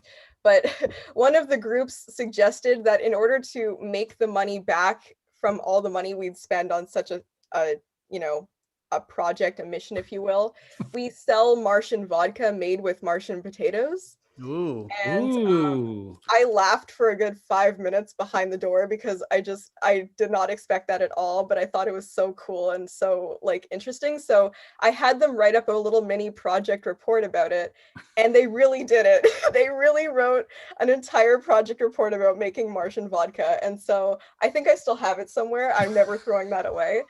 But I love the energy and the inspiration that outreach gives me. And all the team members I've ever done outreach with pretty much share the same sentiments. So I encourage anyone who has not participated in outreach already, although most people in this call are technically participating in outreach, to try it. You know, it doesn't have to be perfect your first time around, but the benefits that you can get from doing outreach far outweigh any of the minor embarrassments that you might encounter along the way. Here, Oh, here. okay. Yeah, great. Thanks, Emily. Well, speaking of energy, I mean, we can really hear it from you. So I can see where it comes from. And it's definitely from you. Very inspirational. And thank you very much. Thank you. Wow, that's great. We're going to continue with Virginia. Hi, Virginia. Are you there? Hello, can you hear Hi. me? Yes, I can. So Perfect. great.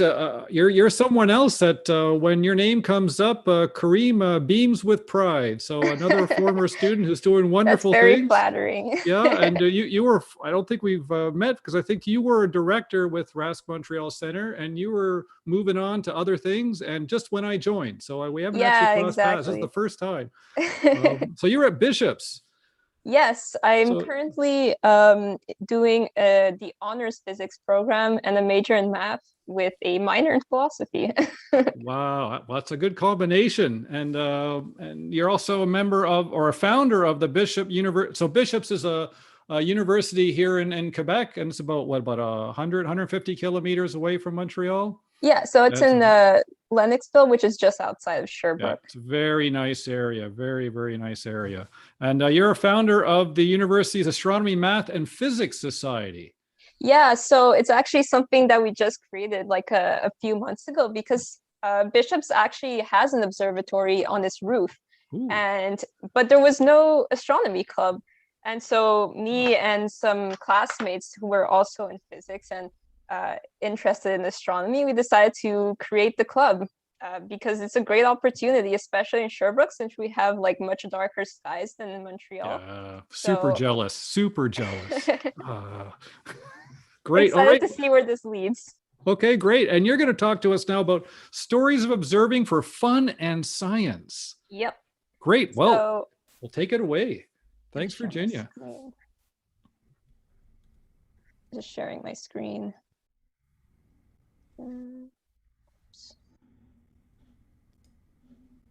Cool. I don't know if you can see. Perfect. Just gonna present. Yeah. All right, so hello everyone. Today I'm going to be talking about, as Russell said earlier, stories of observing for fun and science.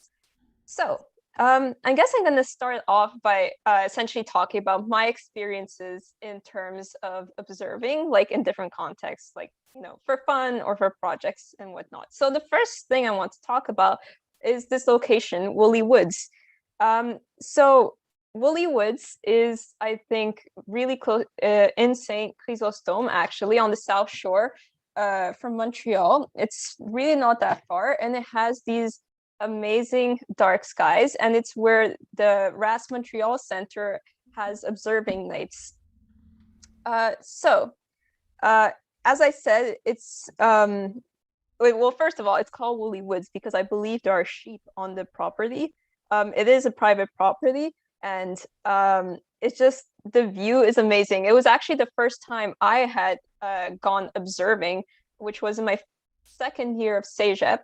And I had just, I was actually in Kareem's class, astronomy class, and he mentioned Woolly Woods, and I was like, oh well, I'll give it a try and see how it goes. And I was really awestruck. It was the most beautiful sight I had ever seen.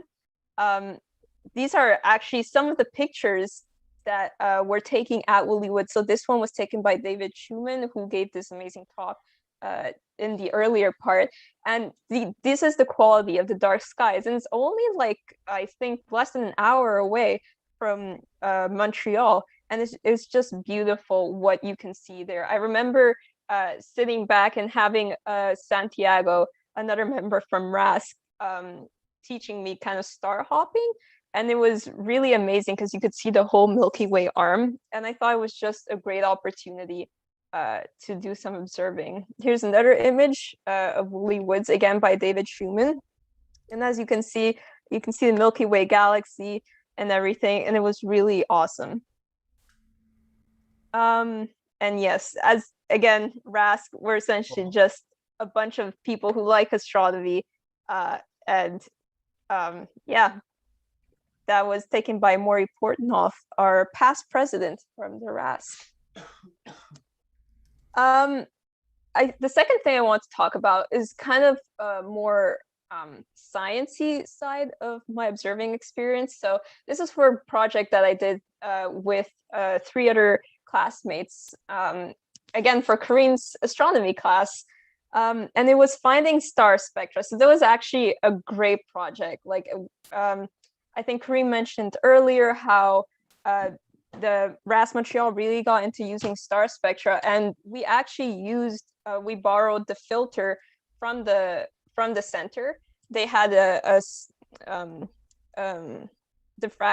diffraction gradient, and we used that to do our observations. So many lessons were learned during this project about astronomy and observing. First off, finding a dark sky relatively close to where we lived on the island. So if you can see, I don't know if you can see my arrow, but right here, this is where Morgan Arboretum is on the island of Montreal. And I'll be talking about that later. But we essentially ended up getting our pictures in Point Claire and Beaconsfield, which are somewhere around here. And as you can see, it's still fairly close to Montreal, so it's still bright. But we actually got some good quality images. So this is a picture, it's really blurry. That's me trying to align the telescopes before incoming clouds block everything, which they ended up doing.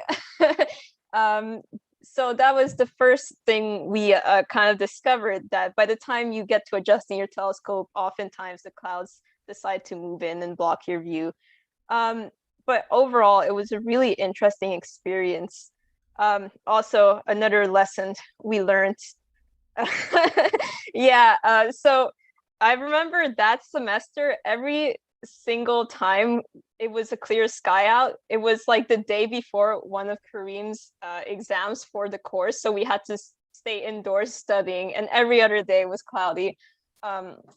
So another lesson we learned about astronomy, the clouds don't care about our feelings when it comes to observing.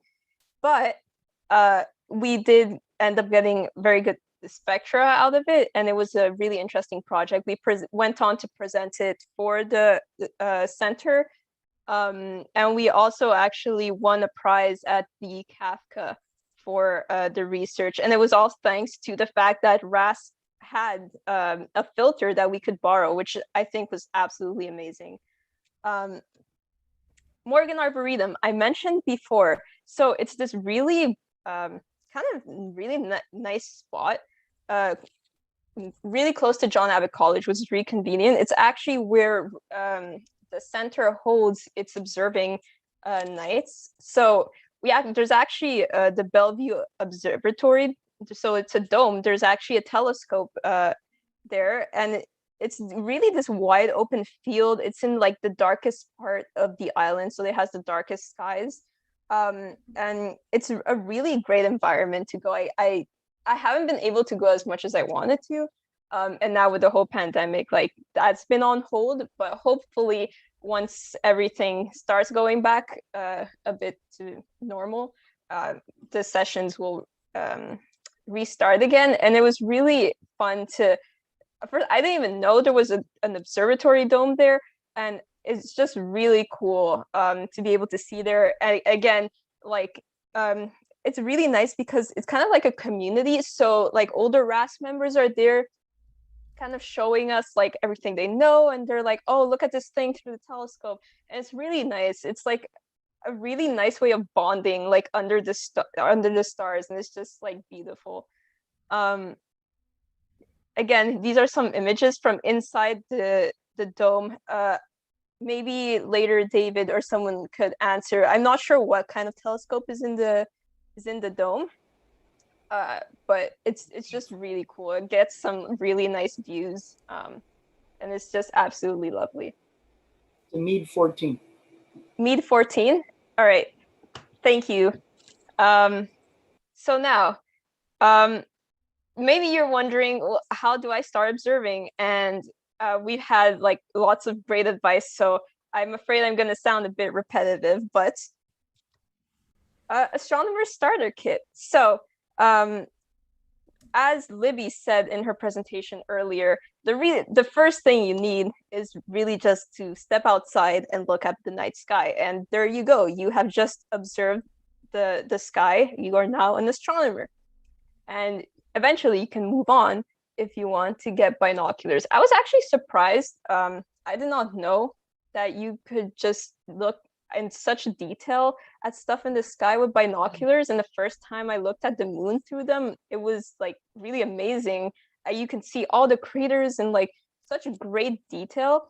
And it's honestly such an affordable piece of equipment, like compared to telescopes and everything. So if you're looking to go the next step, I guess I would totally suggest getting binoculars. Also, I cannot speak for everywhere else in the world, but at least here in Quebec, and honestly in the entirety of Canada, it gets cold at night, even in the summer, as I also discovered the first time I went actually to Woolly Woods. I had brought a toque and a light jacket, and I was very cold.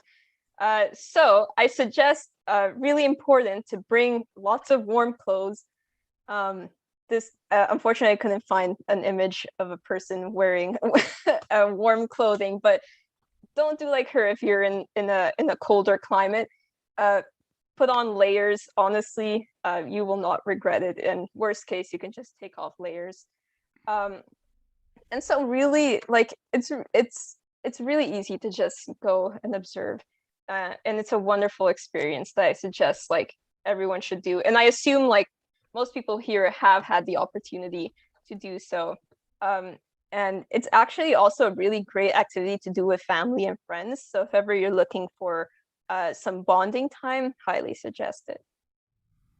Okay, so where would you want to go observing? Well, from my experience, anywhere kind of works. It's a bit harder if you're in the city because of light pollution. So it'll depend for people, but backyard or balcony, those work really well, and they're just out the door. So those are good. Park as well. Parks.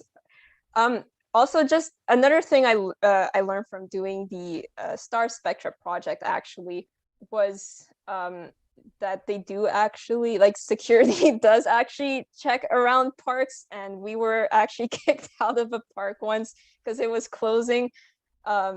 But other than that, especially like in the winter, if it's not too cold out, like the sun goes down early. So parks are a great place to just go and observe.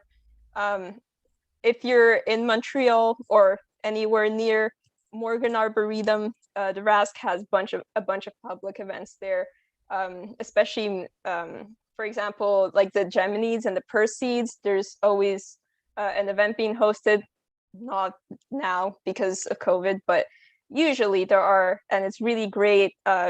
You can bring family, friends, children, everyone.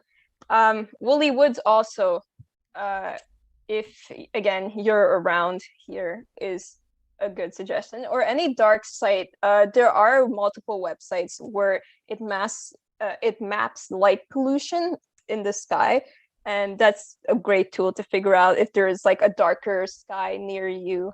And there's some for all over the world, so that's a good way to find good observation spots, I learned. And also join local astronomy clubs. Like there's some everywhere, because everyone on this planet likes, looking up at the stars. This International Astronomy Day is proof of that. So, for example, as Emily mentioned earlier in her wonderful talk, Jack's Space Club. So she founded it in 2017. I was also an executive member of the club, and well, not anymore because I graduated, but there's always a bunch of activities that the club organizes, and we work really closely with RASC Montreal. Actually, Space Club members are honorary members of the Montreal Center. So that's a really cool partnership that we developed with the center. And I think it's really nice because it gives students the opportunity to attend all these talks and events that are often also hosted at John Abbott College. There's talks that are hosted there, and also at the library, there are library events because that's where it is at John Abbott. Also, as mentioned earlier, some classmates and I, we created the Bishop's University Astronomy, Mathematics, and Physics Society. So Bishop's is a small university. So we decided to combine astronomy, mathematics, and physics clubs, I guess, all together, because, you can't really talk exclusively about one without, talking about the other. They're like connected. But we haven't started up yet a lot because we created it a few months ago, but we do intend on doing lots of like interdisciplinary things. So it's not astronomy and all of that. It's not just for like super mathy people. That is just a very huge misconception. You can also combine astronomy and art, as Nicole showed us in her presentation earlier. So there's all sorts of different things, and astronomy is really a wonderful field of science because I think it's the most accessible for people. And so that's something we intend to work on. And of course, there's clubs like the RASC, and the French equivalent in Montreal, Société Royale d'Astronomie du Canada, and many more. Just do a quick Google search. You're probably going to find a bunch of astronomy clubs near you. So yeah, that's it. That was it. Image credits again: David Schumann, wonderful images; Maury Portnoff, and Danielle Richard, who was one of my teammates for the Star Spectra project I had mentioned earlier.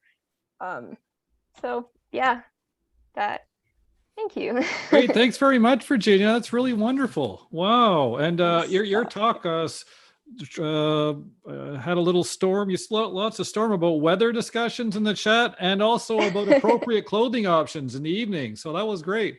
Yes, hard-learned lessons that hopefully people don't repeat, because yeah. That's right. And I think you touched a nerve too early on in your talk when you mentioned about astronomy and philosophy and how they were closely tied. And I think this audience really you got some good feedback about that. I think people really appreciated it. And you've got me thinking maybe I should take a philosophy course. I think it's also like kind of important because people, I think, tend to forget how much you can connect different disciplines together. And, again, for Libby, if you were wondering, like, if you're interested in and for all everyone who's watching, like, astronomy isn't just one field. It like branches out and interconnects with different disciplines. So that's another way you can approach it, is like trying to mix. Oh, I'm curious to see how I could look at astronomy, but from, I don't know, a philosophical perspective, for example, you know? So there's so many different opportunities. And Pierre Paquette in the comments says astronomy is connected to everything. Yep, Exactly. I certainly agree. Well, thanks again, Virginia. And Libby, if you're still watching, there's some great examples, Emily and Virginia. And you know, the future is for you too. So go get them. It's like go get them. Thanks very much, Emily and Virginia. We move on, and we have next speaker is Cesar Brodo, and he's been waiting patiently. Thanks, Cesar. Hi, how are you? Good night to everyone. Yeah, good evening. So you're contacting us from Buenos Aires. You're upside down on the planet relative to us, or is the other way around? Yeah, Southern Hemisphere, and today is a little cloudy night. It's a mix of bands of clouds, and normally I'm show the sky from the balcony. From my balcony, I am in the middle of the city, and with a very polluted skies. But today is not an excuse to don't make astronomy because the technology support a lot for amateur astronomers to use in middle of the city with filters, cameras. Maybe you can see so much, but with at the naked eye, but you know that you can try with different single accessories and single telescopes, cameras, but something that is we think that I'm working in our store telescope and astronomy product store from 25 years ago. And I am an optician, amateur astronomer too, and I'm working all day, polishing, cleaning, repairing, restoring optics, telescopes, binoculars, well, of course, selling products, especially a huge work, a lot of time working in support technically to our customers, and this is something that normally I work in the third parties of the association that are our customers, and we are totally rapid involved in the organization of this third parties for many years. Argentina have a lot of a huge community of amateur astronomers, and well, it's something that is great because it's a country where it's not easy to live. We have like a trend of different economical crises every decade, or well, it's our national sports, and but the people, especially in the last time, find things to make like astronomy. This is great, and actually, I am involved in the restoration of complex, very old complex and very historic astronomy complex.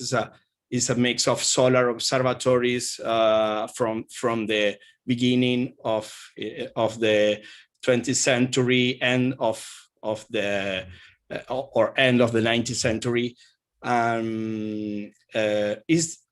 Is maybe the only one observatory that was abandoned in the last decades, and I'm involved in working actually in the restoration of different lenses, telescopes. I have, if you like, I can share a screen and show some pictures and explain this work actually.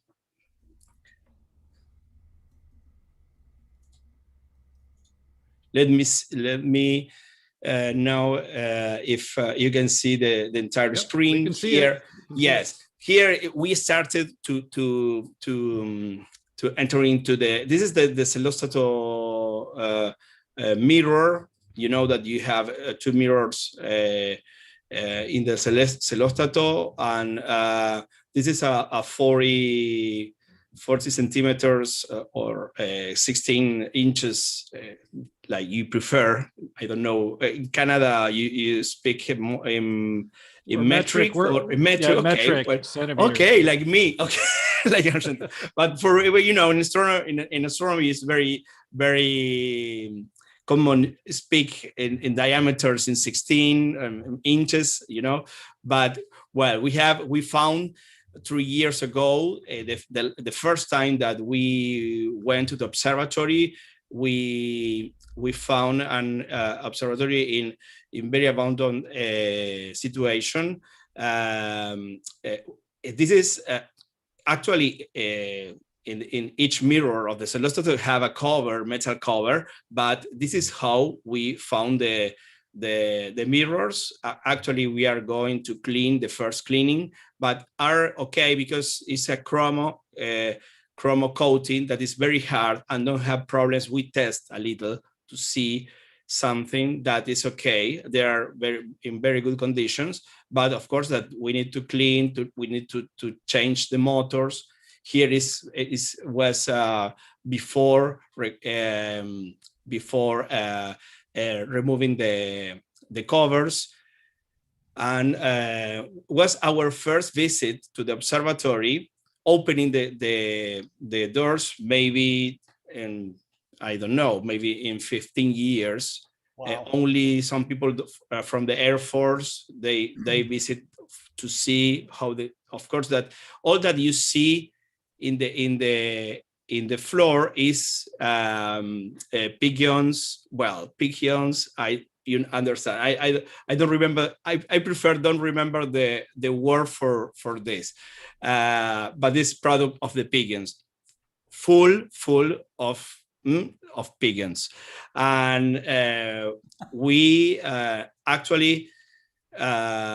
We are working maybe in the next months to make a extreme cleaning for this area, but I'll show you in what part we are working. Actually, this area is the area of the spectrometers. Here you have the objective. This area is the vacuum tank. Mm-hmm. Unfortunately, in our between our first visit, we found that many things was stolen and broken. When we start to work, like in our project of restoring. For example, you can see in this telescope. Let me see if I can make some zoom with this. I don't know if. Well, sorry, I can't make zoom here. What I'll show you this picture of the scar size, 18 centimeters. How we found the first time.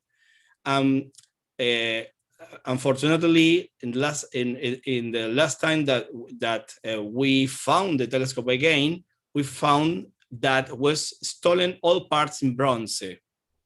And but the only thing that was saved was the objective. Wow. And of course that we thought in the essential work of remove the lenses, because anytime we can have more problems if you lost the lenses. Come on, it's impossible to recover this type of telescopes. It's a aside from the beginning of the 20th century, and it's a very very rare piece because it's a short focal razor. Is 2.5 meter focus for 18 centimeters. Normally This type of telescope have more than 20 focal razor, the focal razor 20 in this time. And this is a very good quality instrument.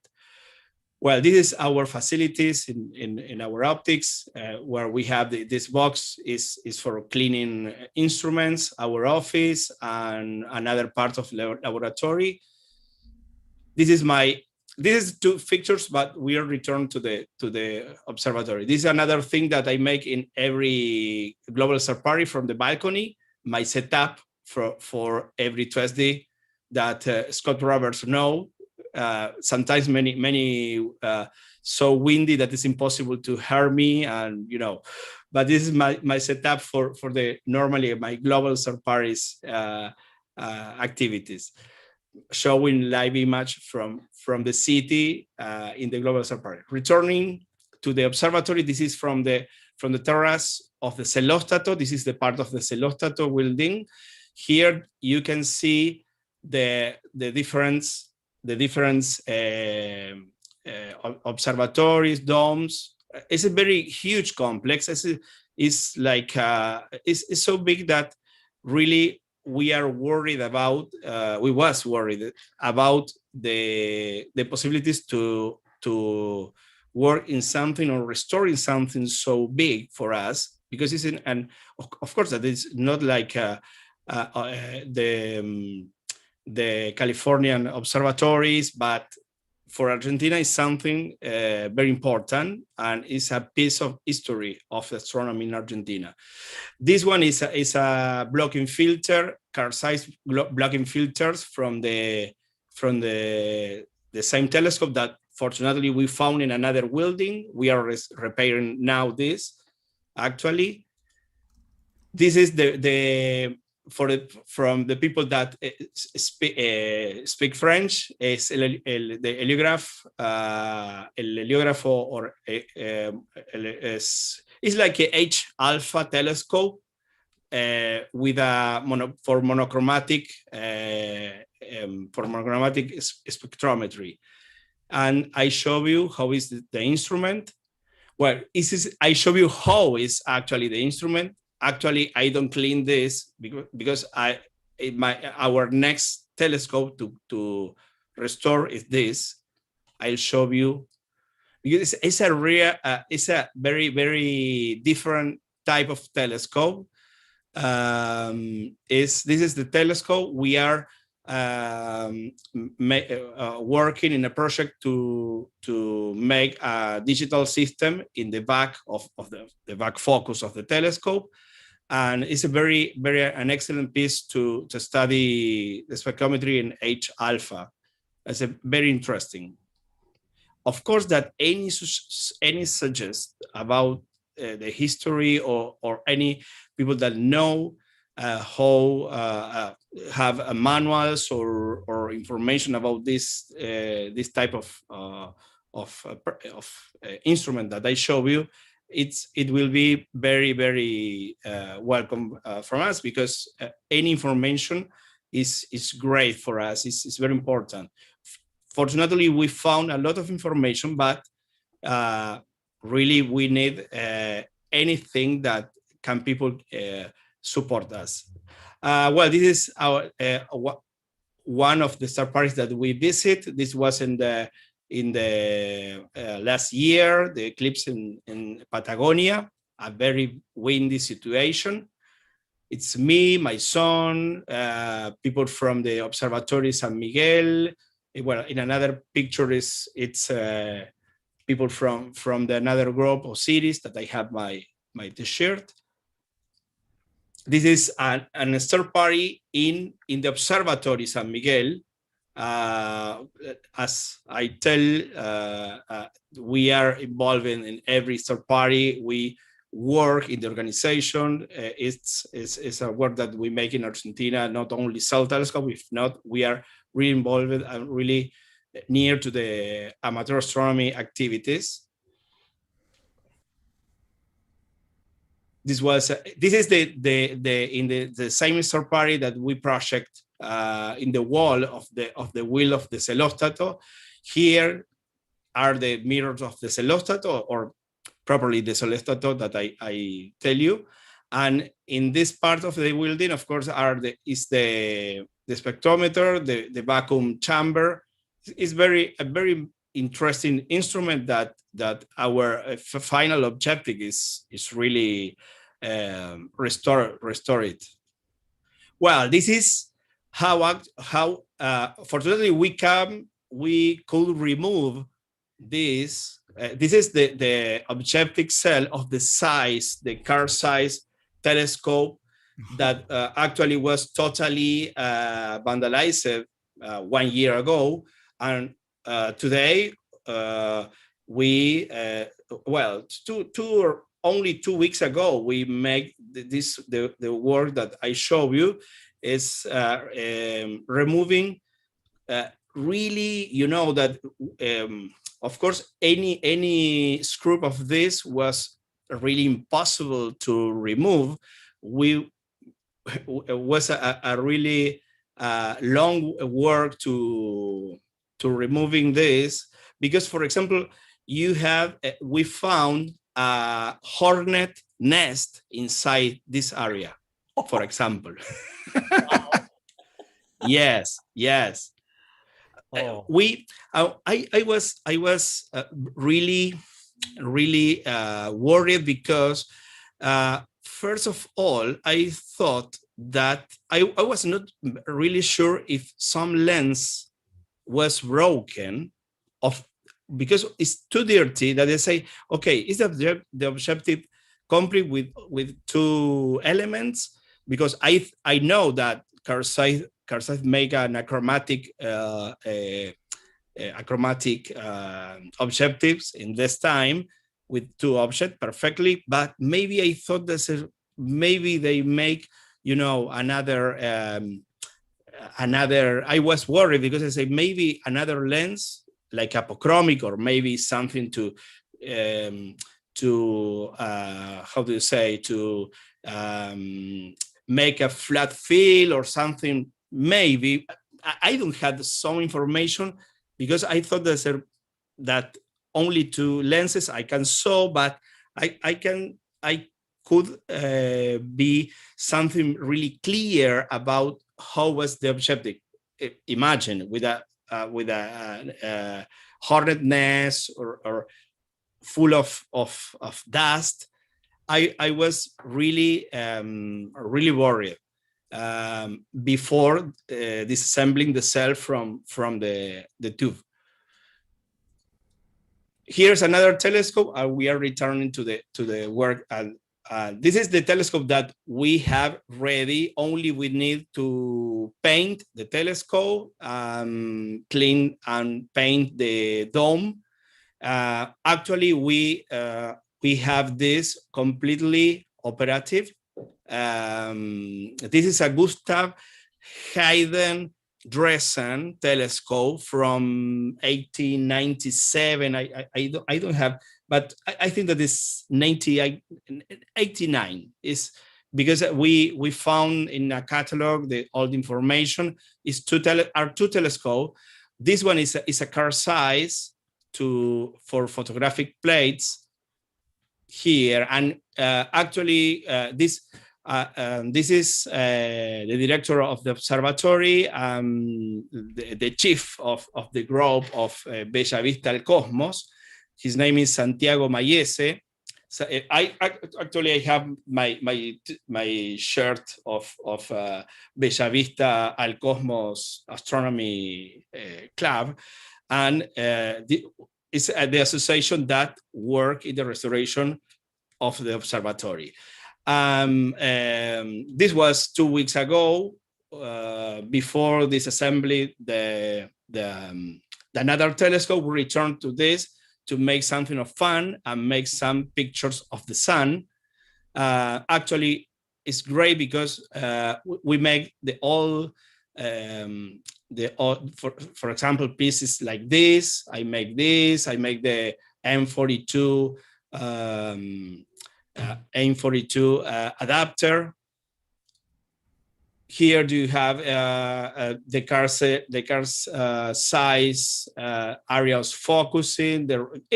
This is something that we can working in restoring completely, but is like this is for photographic plates. It's something that maybe we keep like something historic, you know, for the kids, show in the focus the solar disk, but we restoring this telescope with a filter of obsidiana filter. Is a stone from volcanic stone, and it's a solar filter obsidian made with this and stone.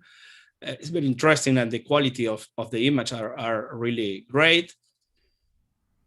Well, this is a detail of returning to the objective. This is the detail when we could remove the objective here, and we clean a little of dust, or you know, we listen.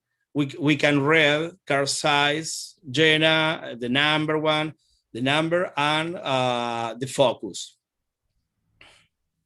Well, of course that we needed all of this. All that we was really concerned and very worried was if we have the complete objective, and if this make the focal length that we read in the cell. And here Santiago Mayese put the you know, very easy. The first that we can make without laboratory or something that say, okay, it's objective, it's okay, work, was make a focal image of the sun.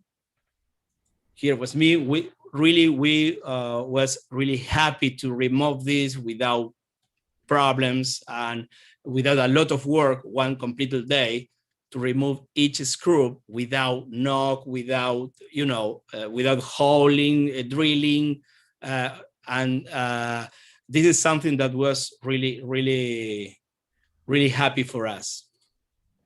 Well, this is here. Do you have how the bundles broke everything in the equatorial mount, but we have. Fortunately, we have in good conditions the wheel, the worm, and in another place we can found here some places where we can make stepper motors, and we are interesting in make a PMC8 system with a very great quality and strong motors to make this a great polar equatorial mount to make a return to the life and be a Goto mount. Well, here is a picture of the sun that I took this day. Starting to use reflex camera directly with the filter, and the result was really great. This was 2 weeks ago with a part of course that this is in reverse, how was in the North Hemisphere. Very interesting. We can make a pictures for white light of course that it's not H alpha telescope, and really we found that were really great with reflex camera. Well, here to have an idea of the size of the telescope size, here is only this is I think that this is before remove the objective. Here you can see that we don't have any more back focus system. They stole everything. This is horrible. No. It's yeah.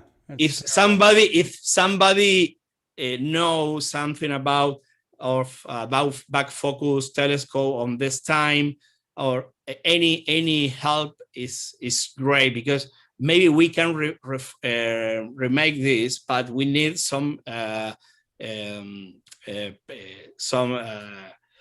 how do you say it's called, planes or yes, well, yes. draw a sketch. Yes, It the is side. possible. It's possible to It's measure, possible. Yeah, I think that yes, sure. but it would be nice to have the plans. That's for sure.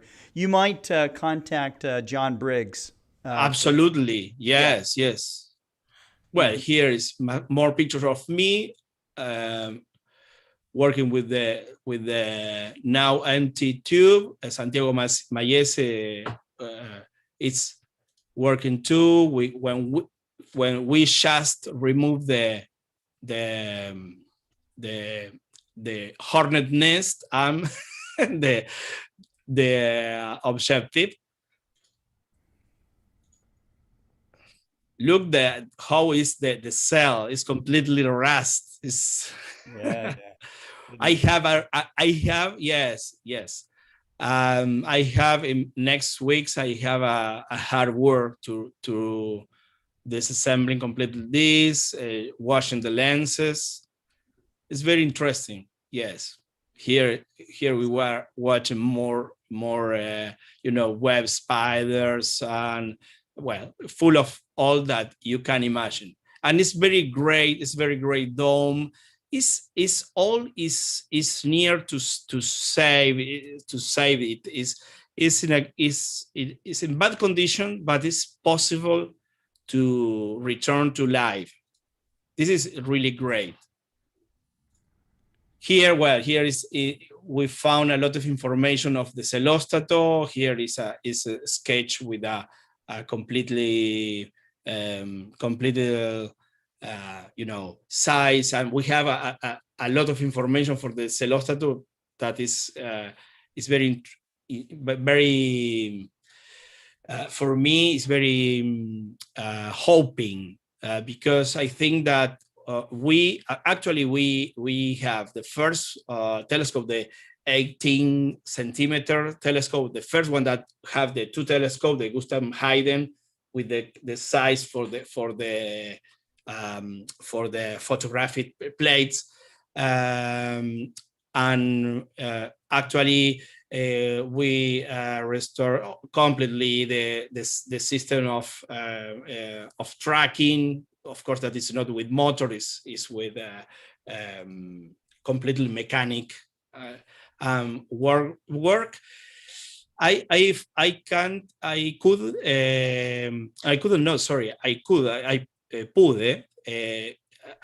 made a picture of Orion Nebula with 5 minutes of 5 seconds of tracking. That is okay, because it's a mechanic telescope, but we found that we can restoring much better the mechanism and make a great precision for tracking for the first telescope. Not the first telescope, the Gustav Hayden, the telescope that we are with that is in functions again. Wow. And sorry. sorry. No, nice okay. presentation, Cesar. Yes, something that is very important to say is that the San Miguel government in this area, the major, is very interested in restoring the complete area of the observatory, and this is very important because when you have if the measures came to our star parties with his family, sorry. And he told us that really he support a lot everything that we work. And Santiago Mayese, the man that is in the chief of all of this, is making a great work, and we are encouraged to help and work with him. Yes. Yeah, that's great.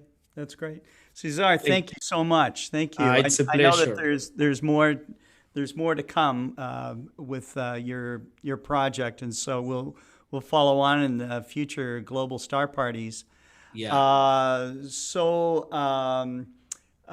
Who's up next, Russell? Okay, well, yeah, just Cesar, you're a regular here, but you certainly elicited a lot of interest in the chat line about source of inspiration, the restoration. People are wishing you luck, and they look forward to seeing the telescope in action. So yeah, it's great. Yes. Great. And then Yes, very good. it's great for me. Absolutely. Yes, it's a pleasure for me working this, be a part of this. Yeah. Great. Thanks very much for sharing it with us, Cesar. We're going to move on to Peter Williamson. Pete is going to be he's a freelance astronomer in the UK. He's on BBC radio talking about astronomy on a regular basis. I think I've heard him once or twice because I listen to BBC a lot. And he's a big advocate for promoting the arts and to promote science. And he's got an astronomical and music festival held yearly in Wales. I've been to Wales, it's very nice. And you've got an Astro Radio on an astronomical and music radio station reaching about 250,000 listeners around the world. Very impressive. And Pete, you're here to talk to us today about remote telescopes for outreach and processing NASA probe information. Is that correct? Yeah, what I'm going to talk about is why I do what I do and how I came about doing what I do. Effectively, I started doing astronomy in 1966, if you can believe that. It's a long time ago, and couldn't afford a telescope back in the day. So what I had to do was make my own. So I ground my own mirrors, ground my own 6-inch mirrors, built the tube, and then decided to do astrophotography with it. And if anybody remembers, I think we were talking about it in the chat earlier, which was hypered film that you used to keep in the fridge. And then you used to sit outside with the old telescope, and I couldn't even afford motor drives. So I used to have the scope sitting there.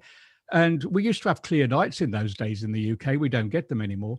And I used to sit there for about 3 hours tweaking the little knobs to keep the star on the reticle. And then you send the film to get it processed, and it was all streaked. So you started all over again. But I started out doing that. And then I think Libby touched on it and other people saying, people, especially in my day when I was at school, people thought astronomy was a nerdy subject and you got ridiculed at school for it. And so I decided at that point to carry on doing astronomy, but quietly, and I became a professional musician, and then went on to have a career. Let's just see if I can share my screen. Is that shared okay? Yes. Yep. So I went on to become a professional musician, but there's the picture of the telescope that I built back in 1966, and I had hair then and everything. It was amazing. But I went on to be a professional musician for 46 years. I was a bass player in varying rock bands, playing across the UK and Ireland. But I had an accident about 10 years ago, and I had to make my profession my hobby, and my hobby my profession. And when I started to do that, I started to look at astronomy, and I thought, how can we get more people interested in astronomy? If we do family events, half of the families don't turn up because either the wife is not into astronomy, or the husband's not into astronomy, or the kids are not into astronomy. So I decided to create a thing called Solar Sphere Astronomical and Music Festival. And the idea of this was that we give something for everybody to do at the festival. It's only a small festival, but we give something for everybody in the family to do. So if the husband wants to go and watch music, he can. Or if the wife wants to go and look at jewelry on stalls or go to the music, she can. And we have astronomical talks. We've had one of the guys who helped set it up was John Zarnecki, who was involved with the Huygens probe. He helped me set up Solar Sphere, and also some professional musicians as well.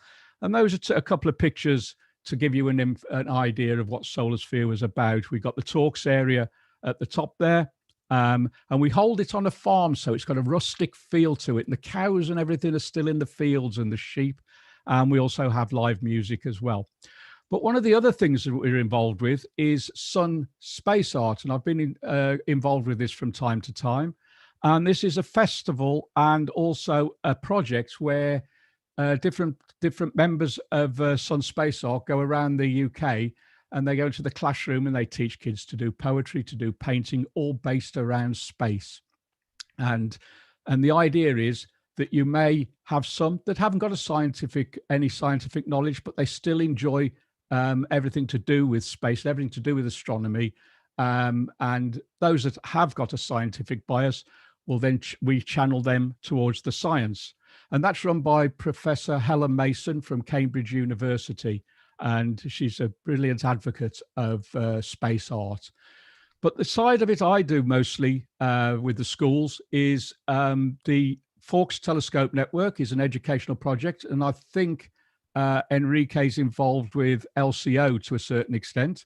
And Fawkes Telescope are two telescopes that sit on the LCO network. They're two 2-meter telescopes, one in Hawaii, one in Siding Spring in Australia.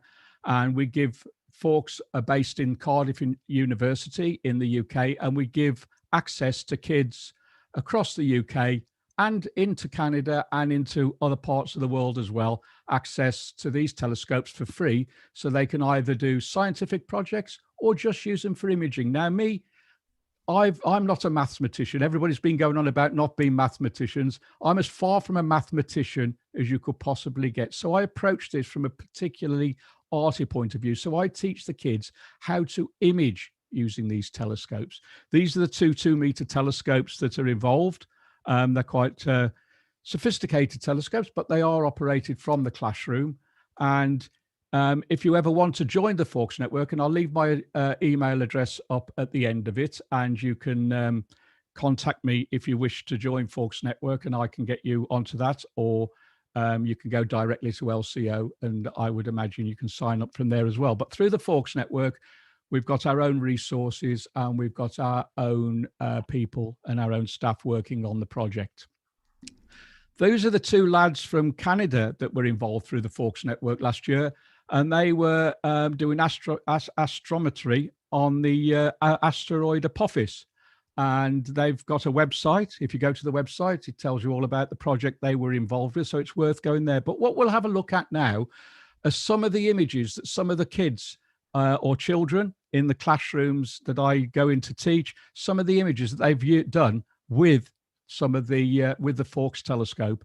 And here we have some of the images that the kids have actually done. We've got the pillars of creation there. We've got NGC 403, the antennae galaxies. And we've got the Crab Nebula there and the Ring Nebula. All these are done with the 2-meter telescopes. Now, these are just not accessible via kids. Any people that are doing outreach, what Fawkes have got me doing is going around the UK particularly and going to societies and saying to astronomical societies, if you go into schools for us and teach astronomy, we'll give you access to these telescopes. And Paul Roche at Cardiff, he's got a big push going on to do this. So even yourselves out in Canada or wherever you are in the world, you can get access to these telescopes if you're doing outreach and you're doing it for educational purposes. There we have the Fireworks Galaxy and NGC 7331. You can see the supernova that was in the Fireworks Galaxy a few years ago. Mm-hmm. And we got the Pegasus Galaxy. For those that are into Stargate Atlantis, that's the galaxy where Stargate Atlantis is. I just thought I'd put that in there. And we've also got M51, the Whirlpool Galaxy. Now that particular image, I did a project over in Ireland, and it went out on RTE television over in Ireland, where I stood alongside the Burr telescope. If you've heard of the Burr telescope, that's the telescope where Lord Ross first discovered the spiral structure in galaxies. And the project was for me to stand alongside the Burr telescope using my iPad, take an image of M51 using the telescope in Hawaii. And it was kind of like stepping back in time to be able to do that. And also NGC Messier 89. Now, all these images are taken by between 10-year-olds and 16-year-olds. They're all taken by this age group, and I've helped them process them. So, if you're going into schools or if you're doing outreach and you get access to these telescopes, you can help the kids do this. The big advantage of these telescopes as well is that a lot of the LCO telescopes are in the Southern Hemisphere. Therefore, when you go into the classroom in the day, specifically us in the UK, when we go into the classroom in the day, it's night in Australia. So they're accessing the telescope from the classroom in the day at night, if you get my drift. And of course, we got NGC 891 and a group of galaxies there. As I say, these are just taken by children. These aren't, professional Hubble images or anything. These are taken by children sitting in a classroom somewhere in the world. How much integration time is these typically? Pardon?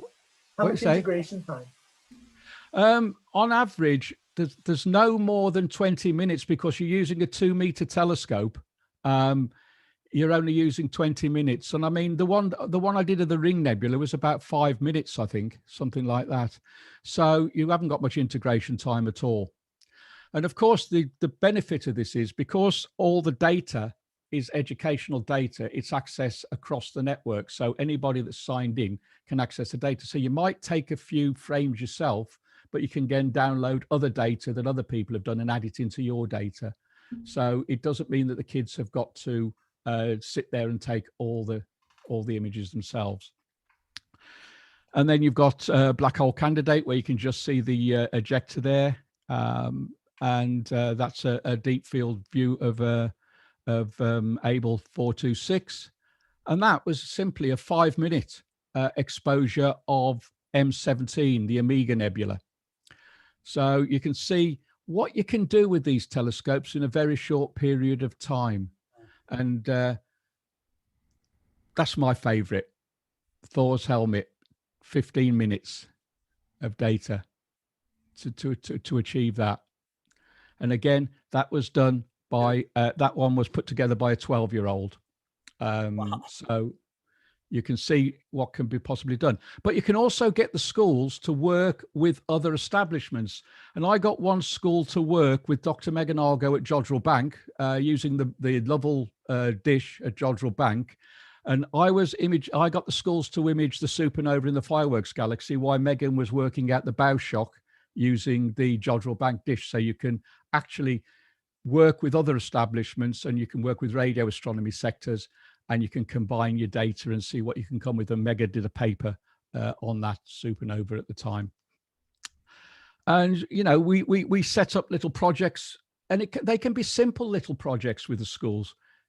Identify how many galaxies are in the frame. You can start really simply, then you can work your way up, use photometry software to work out magnitudes, calculate the magnitude, identify blue and red shift, and you can work on other projects as well. We get kids to look at variable nebulas to work out which bit of the nebula is missing. And they can be simple little projects that the youngsters can do, or they can be complicated projects. As I say, we want to try and include everybody. We don't want to just go, you're the brightest, you're going to be doing this. We want to include everybody and give everybody a chance at doing something. We look at looking for exoplanets. We've got kids looking for exoplanets across the UK at the moment, and that's a nice thing for them to do. Working out the light curves on stars to see if there's any exoplanets crossing the path of that star.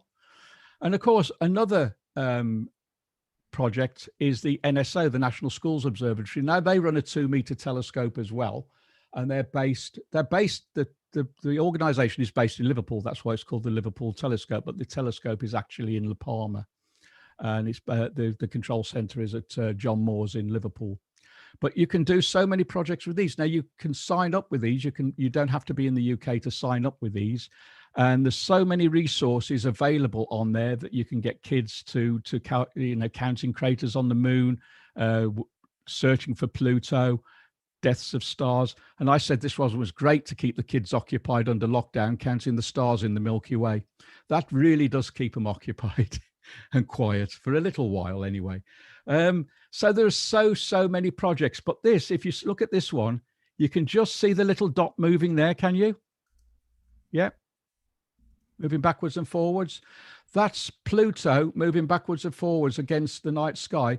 And I got 2 7-year-olds to do that for me using the 2-meter telescope. They took 2 images of Pluto on 2 different nights, and then they combined them to show the movement of Pluto across the night sky. Now, I hadn't even seen Pluto up to that point. I'll tell you a little story there. I interviewed Alan Stern, who sent New Horizons to Pluto, because I'm still an advocate Pluto's a planet, and nobody's going to argue with me, are they? But I had Alan Stern on Astro Radio a few weeks ago, and I said to him, is Pluto a planet? Because I think it is. And he said, of course it's a planet. He said, I sent New Horizons to it. It's a planet. And I said, what's your definition of a planet, Alan? And he said, if you went there in the Starship Enterprise and you looked out the window, what would you see? I said, a planet. He goes, that's my definition. So if Alan Stern can say it's a planet because the Starship Enterprise says it's a planet, then it's a planet. But also with the Liverpool telescope, particularly, you can do lunar imaging. And there's a picture taken with the 2-meter telescope from La Palma, something like about 0.01 of a second exposure. And I found out as well that you can do some great imaging with the NSO telescope as well, the National Schools Observatory. That was taken by a 12-year-old and processed by a 12-year-old, and that's 25 minutes integration. But also the 2 meters on the Forks network and the 2 meter on the NSO network, the data is, you're able to combine the data. It's identical field.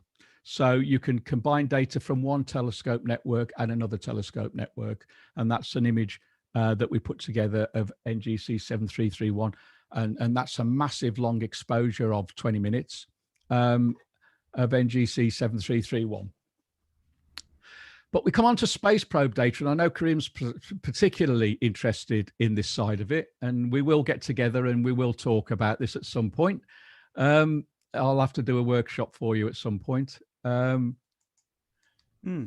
everybody heard it. You're committed now. I'm committed. I'll do it. I'll do it. I'll do it. I'll do it. You've got me. I mean, if I can be sitting with you at 4:02 a.m. in the morning in the UK, I'm sure I can do a workshop for you. So space probe data now is available. There are many space probes out there. There's New Horizons, and then there's the Juno probe that's actually in orbit around Jupiter at the moment as we speak, orbiting pole to pole. We've got the Cassini that's now crashed into Saturn, but all its data is available. Now you can download all this data for free and process it using free software. And I've written many guides in different astronomy magazines, but as I say, if you want me to come back at some point and do workshops on this, that's not a problem. I can do that. But this data, if you go to if you just do a search on JunoCam, you can download the Juno data for free. You just go to the site, you click on the picture that you want, then you can process it. Now, the processing, all you need to process this is a free piece of graphical software, because they come down in JPEG or PNG format. So it's no problem. You can load it in any graphical software and you can then process it yourself. And what NASA are encouraging you to do, and then encouraging the kids to do, is to download this data, put their own slant on it and re-upload it onto the site. And then, you know, it's available for everybody to see. But this is the sort of thing you can do with the Juno data. Wow. And I mean, for me, at my age now, approaching 65 in a few weeks, just telling you, just so you can send the cards. If you think about it, when I was a kid, to actually do stuff like this would have been Harry Potter stuff. It would have been magic to be able to access data from a space probe going around a planet. I mean, how exciting is that? It is absolutely unbelievable. And you can process it literally minutes after it comes back to you. The red spot on Jupiter, who thought you'd ever be able to process a picture of the red spot yourself looking like that? And then, of course, you've got the pole of Jupiter, something we never see. And of course, one thing you can do is process the Juno data of the Earth, because when Juno left Earth, it also took photographs of the Earth. How many astronomers thought they'd ever be processing pictures of the Earth? Right. It's there for you to do. And it doesn't cost you anything. It's free. It's free to everybody. And of course, you've got the Cassini data. Every single bit of the Cassini data is available for you to download and process. The moons, the rings, Saturn's globe itself, even right up to the point that it crashed into the surface of Saturn. You can download that data and make your own images. But also up there is the Parker Solar Probe. Now, I found something fascinating about this, is the fact that people were downloading it and processing pictures of the sun. And I thought, what if you take the pictures of the sun out of the image? And I've been teaching kids in the classroom to do this and see what they can identify and what they can find. And this is what we can find. Take the image out of the sun, and what do you see? You see the Milky Way and you see the planets by taking the solar Parker data out of the image. So it's, you know, and kids have been, I've got one classroom where they've actually found the Earth in a picture. Wow. So it's fantastic that we can do this in the classroom. And like I said, there is no cost to this. It's there. It's there. It's public access data. You can go and get it anytime. And of course, we all know what's in the news now, perseverance and ingenuity. And of course, they're supplying all the raw data as Perseverance takes the data. They're putting it onto the site for you to download the raw data and process straight away. And you can see what the raw data looks like on that picture. It doesn't look particularly great. It's distorted and it's not quite the right color. It's a bit greeny, yellowy, but you get that data and play about with it yourself. And this is what you can achieve. You can bring out the necessary detail in the images, and you can see the data there, and you can see there, and look at little ingenuity sitting there all on its own, lonely on the surface, but you can process these yourself. You can go and do this now. The data's there. Don't just sit there after this is finished. Get out and do it. And I want to see the results, because if there's no results, I'm not going to be very happy. And there, look at those rocks on Mars. This is real stuff. This is Mars, for God's sake. It's Mars. It's real. You know, you're looking through the lens at Mars. I find this surreal, because where I live, there's a 13th century castle in our village. And I'm doing this, and then I'm walking around a 13th century castle 5 minutes later thinking, I've just been on the surface of Mars. It's surreal, and I get so excited about it. I think you might be able to tell. But I get really, really excited by the fact that we can do this now. We can actually do this. And look at that. It's Mars. It's not a desert. It's not Arizona. That's Mars. And then the creme de la creme is Curiosity, and the other rovers are also supplying all their data. And who'd have thought you'd have ever been able to take the photograph of clouds on Mars? But there you go. That's Mars. It's not Earth. Those are clouds on Mars. And if you download enough of them, you can put an animation together and watch them drifting across. It's unbelievable. But also, we've got in orbit, we've got the Hubble Space Telescope. It's taking pictures. What do they do with all the raw data? Well, they've put it there for you to access and download yourself. And here's the weird thing is, it's nearly got the same field of view as the Forks 2-meter telescope. And you can combine the data, which I have been doing, combining the data. And I actually did one image, which I haven't got it on here, but it shows the expansion in the Crab Nebula over 15 years. And you can see the expansion. So these are things you can do now with the kids in the classroom, or to any other outreach event. So I advise you to go out and have a go. That's one of the Crab Nebula that I processed from Hubble data. From 15 years ago. So all that data, again, is free to access. You just log onto the site and it's free to access. And as I say at the end, which is, well, I'm almost there, is I'll just leave my email address up. And if you contact me or contact Kareem, we can sort something out for you. But where does outreach lead you?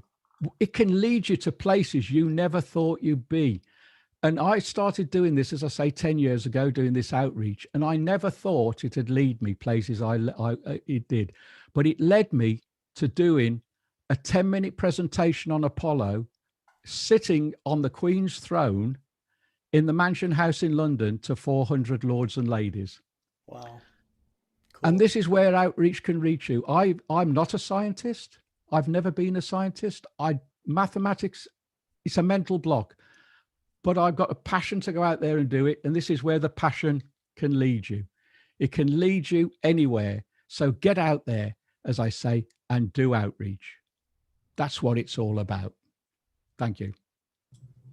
Wow, stunning, Pete. Wow, just don't really know what the word is. That's so amazing.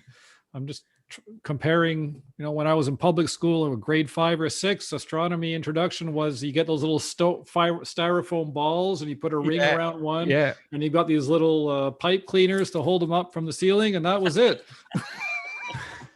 Well, it's a little different now. A little bit different. I mean, when we started, when we did Solar Sphere, we were surprised at the uptake because obviously families could come, and then we run it so nothing overlaps. So there's a group on, a talk. We have a dark sky field because it's in the Welsh countryside, so we have a dark sky field and all that, and it runs for all the families. But we thought we'd launch Astro Radio on top of it, and I thought, is it going to work, a radio station? I've now got 12 presenters worldwide, and we're hitting 250,000 listeners a show.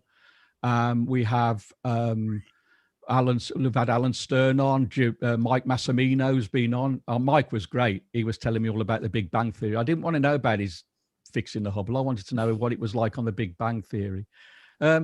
So yeah, and what we do when other people like this event particularly, I mean, I haven't done it tonight because of other commitments, but we can actually broadcast these events on the radio as well. That's not a problem at all. If you've ever got an event you want broadcast on the radio, we can do it. And also, if anybody's listening that wants to come on as a guest on Astro Radio, we do a thing called Reach Out and Touch Space, 8 p.m. in the UK, Mondays and Thursdays. You can come on as a guest, and we call it Ask the Astronomer. And we also do one called Planet Island Discs, where you can come on and pick your favorite 10 songs as well. So thank you anyway. Well, thanks very much, Pete. We've all got our homework assignments. I hope everyone understands that. Great, thanks. And we have one more speaker, distinguished speaker, before the break, and that is Dr. Enrique Gomez from Western Carolina University in North Carolina, United States. And he's going to be talking to us about the Appalachian Star Song Project. Kids making music with starlight. Fascinating. Hi, Enrique. Hi. Hey, how you doing? I am Good. doing a quick check to make sure that I can share my sound, and I can also optimize it.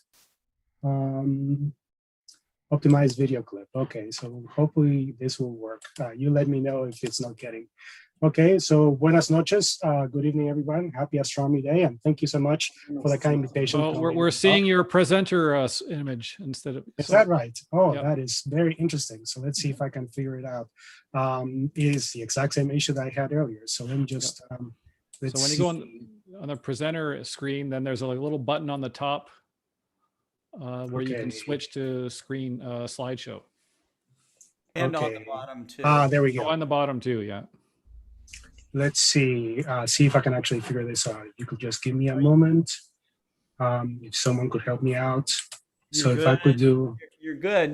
Just go Mhm. down to go onto the actual client, the PowerPoint client, and Okay, there we go. at the very bottom you'll see that it looks like there it is. That's the one. Okay, and those That should are you? take you full screen. It's No, it's still the presenter, but there should be one at the top yeah. somewhere. Okay. I don't see it. There should be a little button that says slideshow active. Oh, yes. Okay, I think I know what to do. Let me just try it one more time and see if I can figure this one out. So I'm going to share my screen, and I'm going to do. How about this? Can you see it? Oh yes, that's nice. Okay, all right.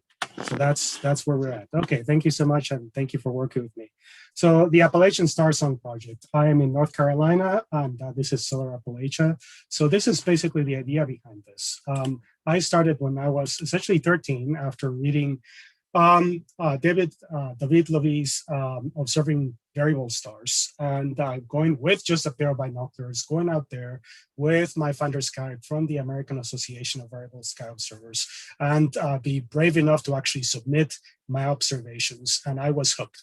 That gave me my identity as an observer, gave me the confidence that I could do science, and that I could actually develop an intimacy with the sky. The fact that you can actually see things change with time. gives you a sense that this is a dynamic, interesting universe. But then the question for me, now that I'm a professional astronomer trying to do outreach, is that how do I scale this up so that more and more kids can actually do this in the classroom? Can I bring this in the classroom?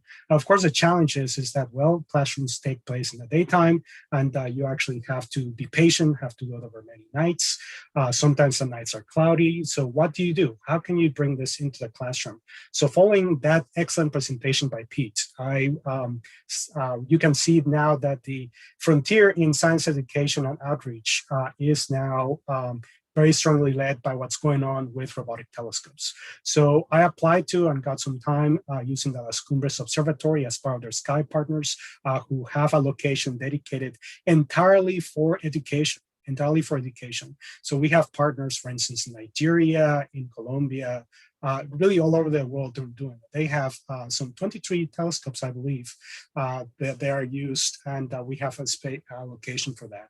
So this is an example of what one of their sites look like. We're talking about 0.4 diameter telescopes, robotic telescopes. The kids, of course, don't have to go there, but they can send in requests. And of course, you have schedulers so that they can send jobs to particular sites or anything in the network, anything with a clear sky. We have you can go have projects in the northern and southern hemisphere. So we have this.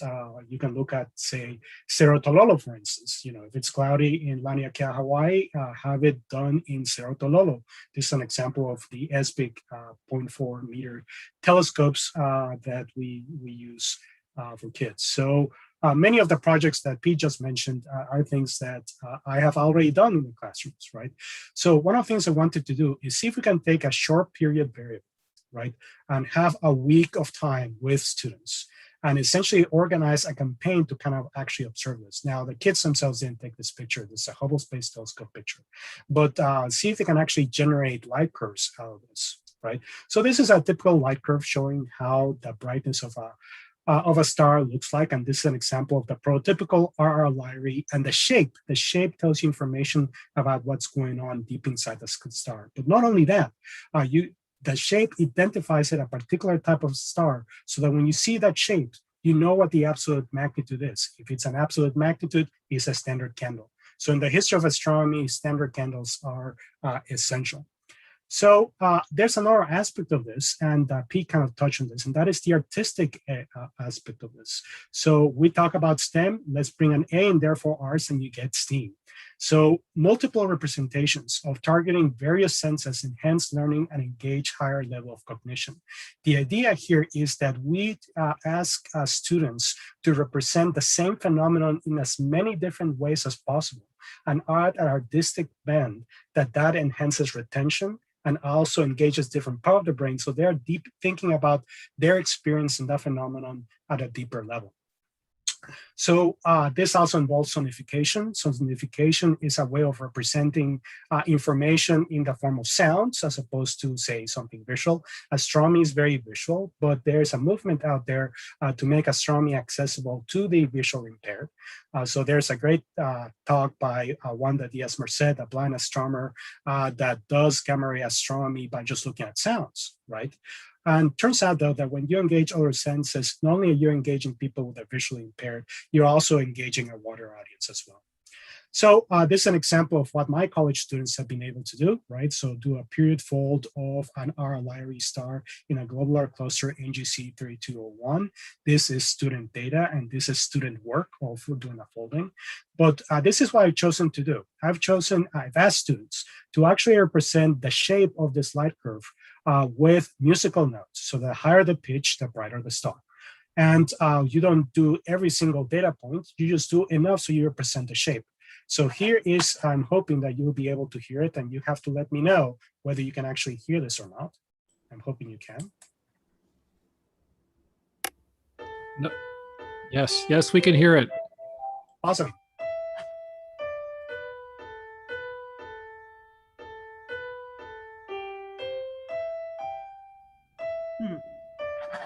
Nice. Well, it is kind of boring though, because it's a single musical line. So this is one of the things I ask people to do, right? Turns out that you can actually ask AI machines to kind of harmonize it in a particular style. So taking advantage of the work of the Google Magenta team that have loaded 306 Bach choral pieces, so that when you feed it a musical line, it will harmonize it in the style of Bach, so it sounds like this.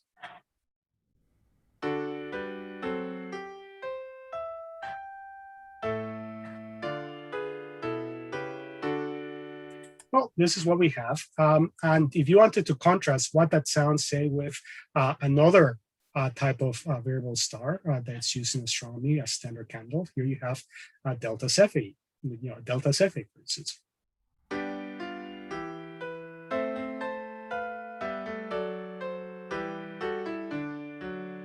So then you begin to talk about the personality of stars. It begins to show up, right? The fact that you can actually tell the difference between one type of variable star and another, sometimes by just looking and listening to the key of the harmonization. I think that's potentially kind of interesting.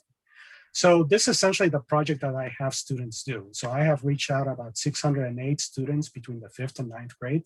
I ask students to form small teams to adopt a star and organize a campaign. They have to choose a star. They have to choose a location in the sky so that the moon is not in the way or is not too close to the sun.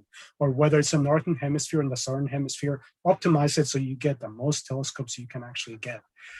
You ask students to send the commands, and you coach them on how to send the commands, very much like Pete does, and the scheduler selects where to do this. And I also ask the students to do photometry. So it turns out that middle grade students can do aperture photometry. You can give them this image and they can extract the magnitude as it appears to us. It's something that they're able to do. Sometimes they're cranky, especially if you do a class over Zoom during COVID and it's at 7:30 in the morning. Sometimes they don't appreciate that. But here's the other part of this, and the part of the engagement is asking them to represent the light curve with musical notes and to harmonize the musical voices. So this is an example of what happens when you give a 12th grader, say, M5, 12-year-old M5, and try to kind of like fit the image. And of course, M5 doesn't look like this. It actually has much more red, but I thought that they could be creative and have something that looks like right off Harry Potter cover. But anyway, this is more like the scientific image that you use. And you use, for instance, Salsa J or Astro Image J to the photometry. This is an example of student work. And this is what it looks like. This is what it looks like to do astronomy in the classroom. And this is an example of students actually looking at a way of how to create a musical piece based upon the light curve. So they select essentially places to have a note, trace it out. And this is student writing. And I asked them to give their star's name, if you would.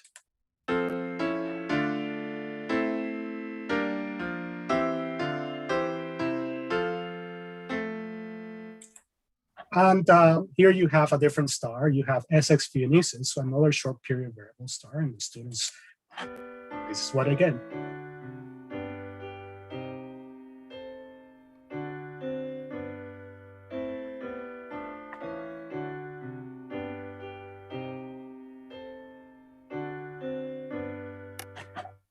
Now, the next thing is that I'm in Southern Appalachia. So I asked a friend of mine who is who plays the Appalachian lap dulcimer to actually take some of the student work and see what it sounds like in the lap dulcimer. Now, the idea behind this is that, you know, in Southern Appalachia, the music here sometimes has a negative connotation as being the music of people who are not have a lot of background. And what I wanted to do is mess with people's expectation a little bit, to take a simple musical style from the region and actually represent a very complex, sophisticated idea having to do with stars on this by having it represent the light curve in the lap dulcimer. So here we go.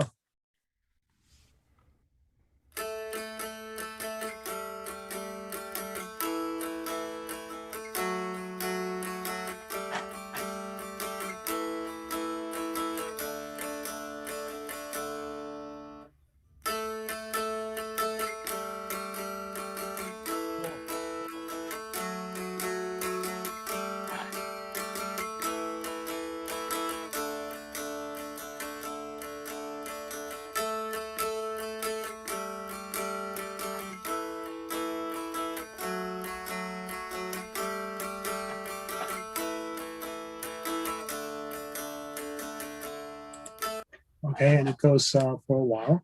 And I even had a student do a musical composition based upon the light curve of another short period variable, YC Capricornus, on the French horn. So here she is in my classroom doing the French horn. And go.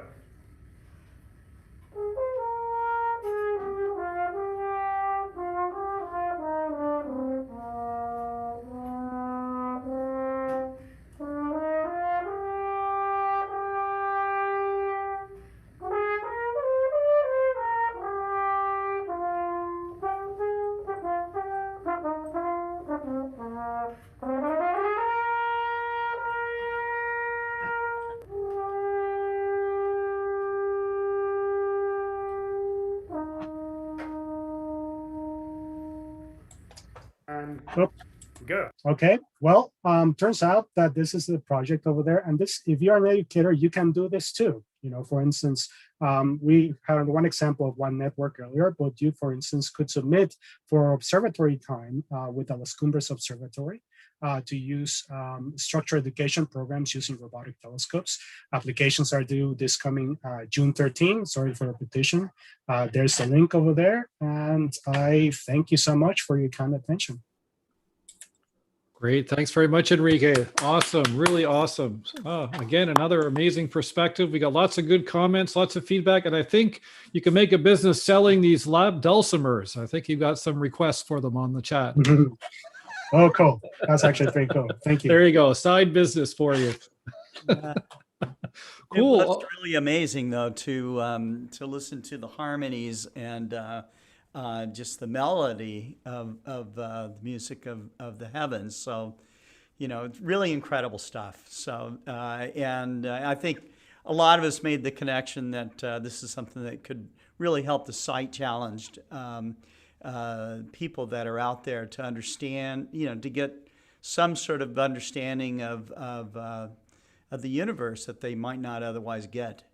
So, yeah, it's cool. All right. Well, we're going to take, it's up to you, Scott, now. I guess it's time for a break. Yeah, I think it's good to take a little 10-minute break, and we'll be back. We have a lot more to go. So we do. Observing. Stay tuned for part C, the imaging stories. Imaging That'll stories. Starting going to be good. We'll Right. start at about 11:35. Right, Or- and I also want to mention that the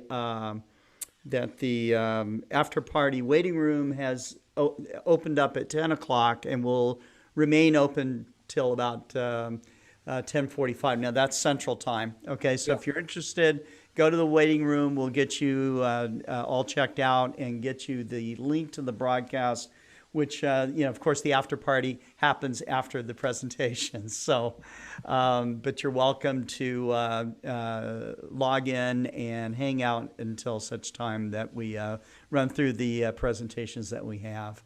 So Perfect. thanks So- very much, and we'll be back in 10, okay? Perfect.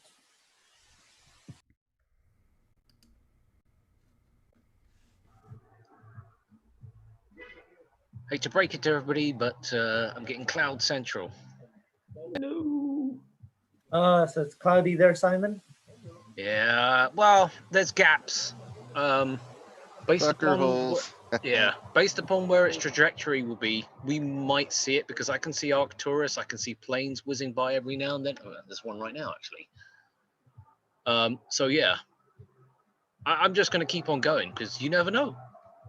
Yeah, and we're- I mean, it's 45 minutes away. Just let me know like 5-10 minutes ahead of time if you think it's worth a try. And we'll fit it in. I think we'll be into the after party by then. No, we still have 6 presenters. Oh, Well, I'm oops. going to We're- try and run mine really fast. I think I'm second on the astrophoto Yep. presenting. I'll try and quicken it up.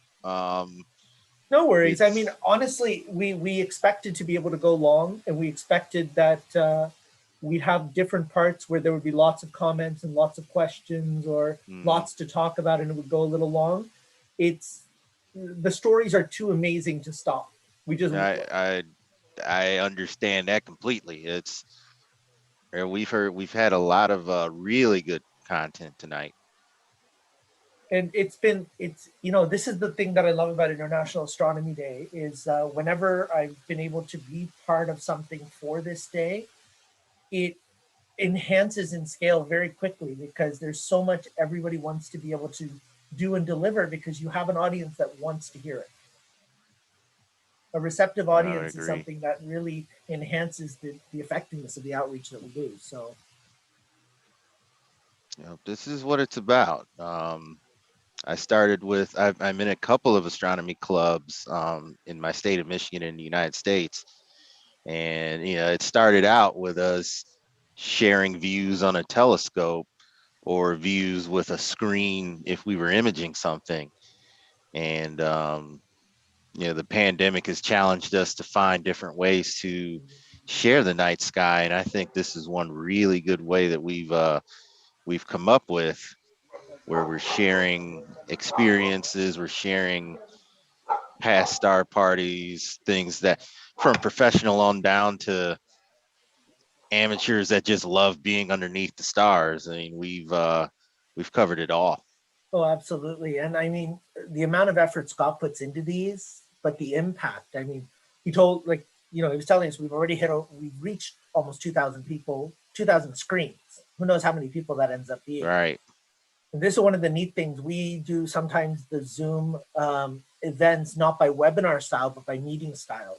And you'll have a screen turn on for somebody to ask a question. And it turned out there's an entire household there watching and listening and coming up with questions together. And that's when you really know that you're making an impact because they then have somebody to discuss it with afterwards. Yeah, it's really good. The interesting thing is going to be how we incorporate this once we are able to get back behind the eyepiece. And, there are places that are loosening restrictions now based on vaccination. Yep. So I am curious. I'm actually president of an organization, Astronomy at the Beach, which we do in Michigan. And I've been just looking at how this star party is run, how some of the other, the reports of the other star parties and how it's being done to try and get a good idea of how we want to do ours. We're going to be faced with the possibility of being able to do something outdoors. Loosening restrictions now based on vaccinations and how it's being done. I have to put you in touch with Astronomy by the Bay. This is a friend of mine, Chris Kerwin, in New Brunswick here in Canada. And he sets up his telescope by the bay near his home. Other people come out and set up telescopes. They share the view, but he live streams while he's sharing the view in person. So he has a Facebook audience, he has a YouTube audience, and he has his direct audience. And then he does these weekly Sunday night astronomy shows where whatever questions have piled up over the week, they choose a topic according to them, and they focus their show on that. And it's a core group of 3 or 4 astronomers and astrophotographers. And then they bring in guests and they bring in, local people who are just enjoying coming out with them. They do an Explore the Moon contest, a Photograph the Moon contest. And he really just engages people both in person and online simultaneously. That's I wouldn't mind having contact at all. We've got a couple of folks who have set up their personal observatories. So we tend to lean on them to do the live work when it's late at night, and they'll open up a WebEx or their screen, and they'll come along. I'm actually hoping to get one of them on the Global Star Party. He was interested in coming out, a gentleman, Dr. Brian Odom, who has done some really good outreach work using his remote setup in Arizona. He's with us in Michigan, where the cloud is the state bird, but his setup is in Arizona. So it's clear 300 and something days of the year. And he'll work from Michigan. He'll run his observatory and show the images that it's doing. Similar to Simon, what you're doing. Except I think you're directly outside where you are, running your rig. Well, it's not much of a rig. This is literally just a camera lens attached to the camera, not a DSLR camera or anything like that. It's actually an ASI 2600 color, but it's just got a camera lens attached to it, and it's just sitting on a mount that's not turned on. Well, what I intend to show, and I don't know if this is even going to work too well. Here's a DSLR, a Canon, and I intend on showing. It's hard to see because I got my picture in the background. I may turn my picture off. But the types of images that you can get, as long as you know where to point and what you're looking at, you can still get some data. I mean, the sensors are actually similar. I think you've got like an APS-C sensor in that one-shot color, and you get it depending on the time of integration, the lens you're using, the darkness of your sky. That's wonderful images. I mean, the shapes that are in the night sky don't change much. It's a matter of getting them. Nicole drawing the images, I mean, what she draws can look, and they can match what we take pictures of, what she draws, and it's the same. It becomes an artistic interpretation of what we're looking at. Sometimes when I'm drawing, I'm not exactly sure which Messier object I'm drawing, so I'll go back and look at photos to double check that I've drawn the right thing. Yeah. Because sometimes, like in Sagittarius, there's so many things close together. Yes. It's hard to realize. So I double check with the photos what I've drawn. Yes, that's yeah, I was looking up one of the images that I'll try and show. I took this big old lens.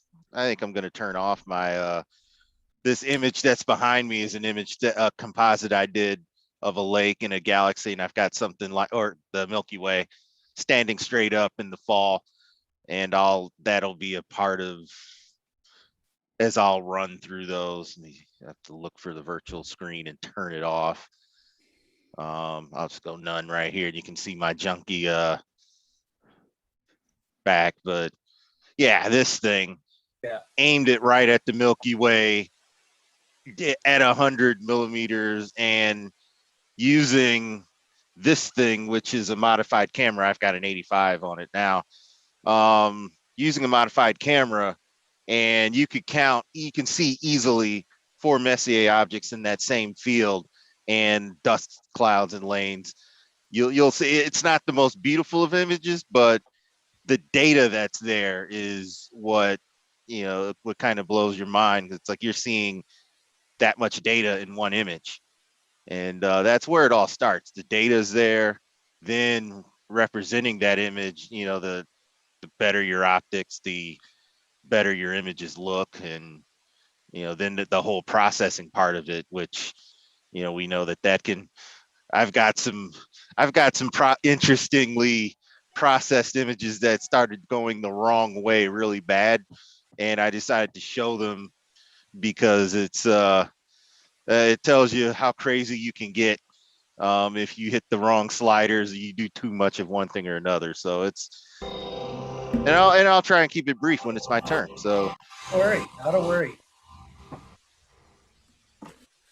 Okay, everyone, we're back from our 10-minute break, and there's been some lively conversation already been going on in the background, as you could hear. We've had also just great interaction with the audience, so I really love that. So we are, I guess, at the astrophotography section. Is that correct, guys? Exactly. We're ready for our imaging stories. Beautiful. Okay. All right. Well, where do we start? So our first imaging story is actually going to be one of our longtime members, Mark Ricard, and he's going to chat with us a little bit about his journey into astrophotography. Now, Mark started imaging in 2007 and purchased a new mount for his C8. And according to him, and these are his words, he's been spending too much of his money on gear ever since. So he's going to talk to us a little bit about how he's gone through his journey and what his progression has been as an astrophotographer. And this is going to kind of give a little bit of insight into when people really become passionate about this field and really start to explore how to do the processing and what exactly they're getting for the photons coming into their camera, amazing detail can come from that. So Mark, we are all yours. All right.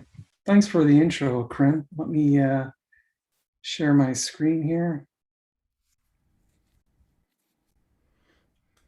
Okay, don't need that. Don't need that.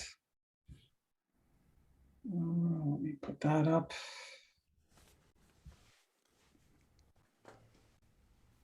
What's that look like? Looks fantastic. Yeah. Yeah. Okay, great. Yep, we see it. All right. Thanks. Well, look, back in '91, my wife showed me a flyer. It was about an open house the Montreal Center was having, and she suggested we go and check it out. I just picked up a new C8, and I soon realized that the universe is a big place, and deep sky objects I was looking for were pretty small. I guess my wife figured out I could use a hand. So I started going to some of their outings, and I met guys like Frank, Bill, and Mark who taught me how to use this new scope of mine. And before long, I was working on my Messier certificate, and then I was observing NGC objects. And yeah, I was drawing them, Nicole, believe it or not. I was doing that back then. And I bought this scope with the intention of getting into astrophotography, but I was having way too much fun observing to stick a camera in front of it. Unfortunately, a few years later, I found myself alone with two young kids, and heading out to a dark sky site to observe took a lot of planning. So my scope spent more and more time in the basement and less time under the stars. That was until one night my friend Lewis came over with his telescope, a Meade DSI camera, and his laptop, pointed to Sagittarius, and in 5 minutes showed me an image of the Lagoon Nebula. I couldn't take my eyes away from the screen. I said, "You can capture images like this from my polluted backyard?" He said, "Well, it's darker than mine." Okay, well, that was it. I was hooked. I purchased a new mount, a T-ring for my 40D, and I started imaging. Here's one of my first images. Great. Most of my images look like this one. Dark, very dark. And I was having a lot of problems with tracking. I got a guide scope and another camera to auto guide, but I wasn't having much fun here. It took me a while, but I realized that my C8 with its 2000 millimeter focal length was more than my mount could handle. What I needed was a new telescope. More specifically, a 4-inch short focal length refractor, and a short time later, a CCD camera as well. I started imaging open clusters like NGC 457, the Owl and Cassiopeia, and the M46 and Puppis. And I learned that I could preserve the star color if I stacked a lot of short exposures together instead of taking a few long ones. Okay, this rig works with clusters. What about galaxies? So I pointed it to M81, M82, and I was able to take this image. But it took over 23 hours spread over 2 months. It gets pretty cloudy up here in the winter. I was happy with the image, but I couldn't help but notice just how small the galaxies were. In fact, everything I'd imaged up to now was small. I wanted to image something that would be big, it would fill the entire field. So I pointed my scope towards Cygnus and used my hydrogen alpha filter to capture this image of the Butterfly Nebula.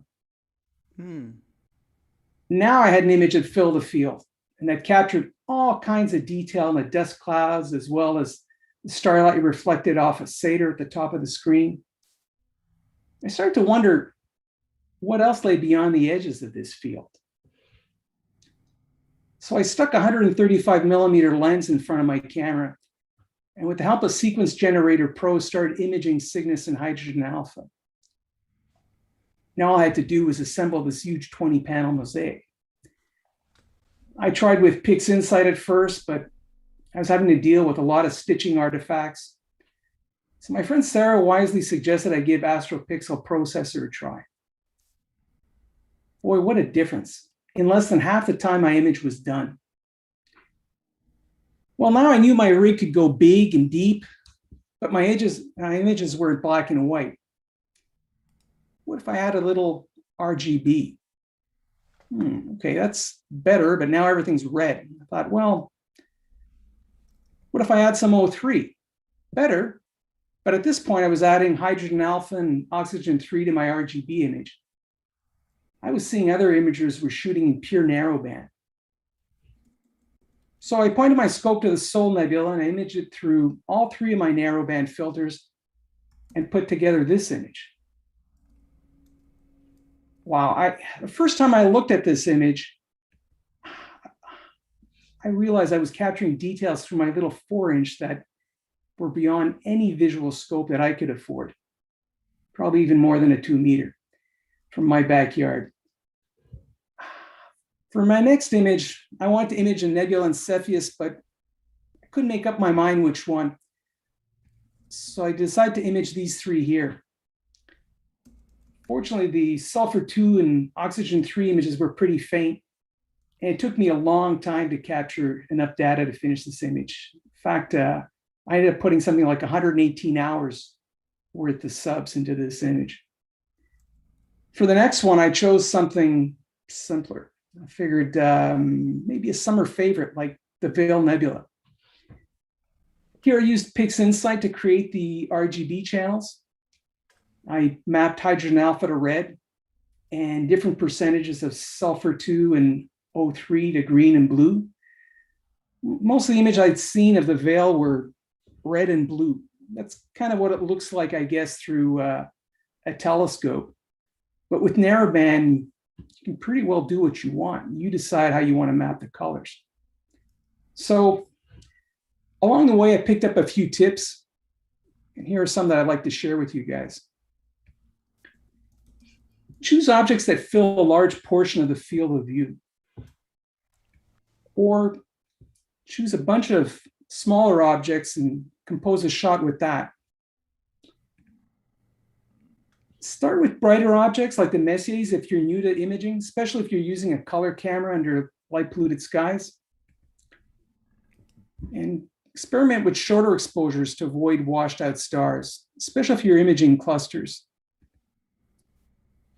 Try imaging with narrowband filters. Now, not everyone has a mono camera, but something you should consider, down the road if you're gonna, you want to persist in imaging. And finally, be patient and enjoy the journey. I mean, like Karim mentioned, I started this with this new mount in 2007. It's 2021. Been a member of the center for 30 years. I think a lot of people are pretty impatient when they start imaging. They try to get it all done and they figure, well, I see this guy, I can do this. Take your time. You're going to make a few mistakes, but that's how you learn.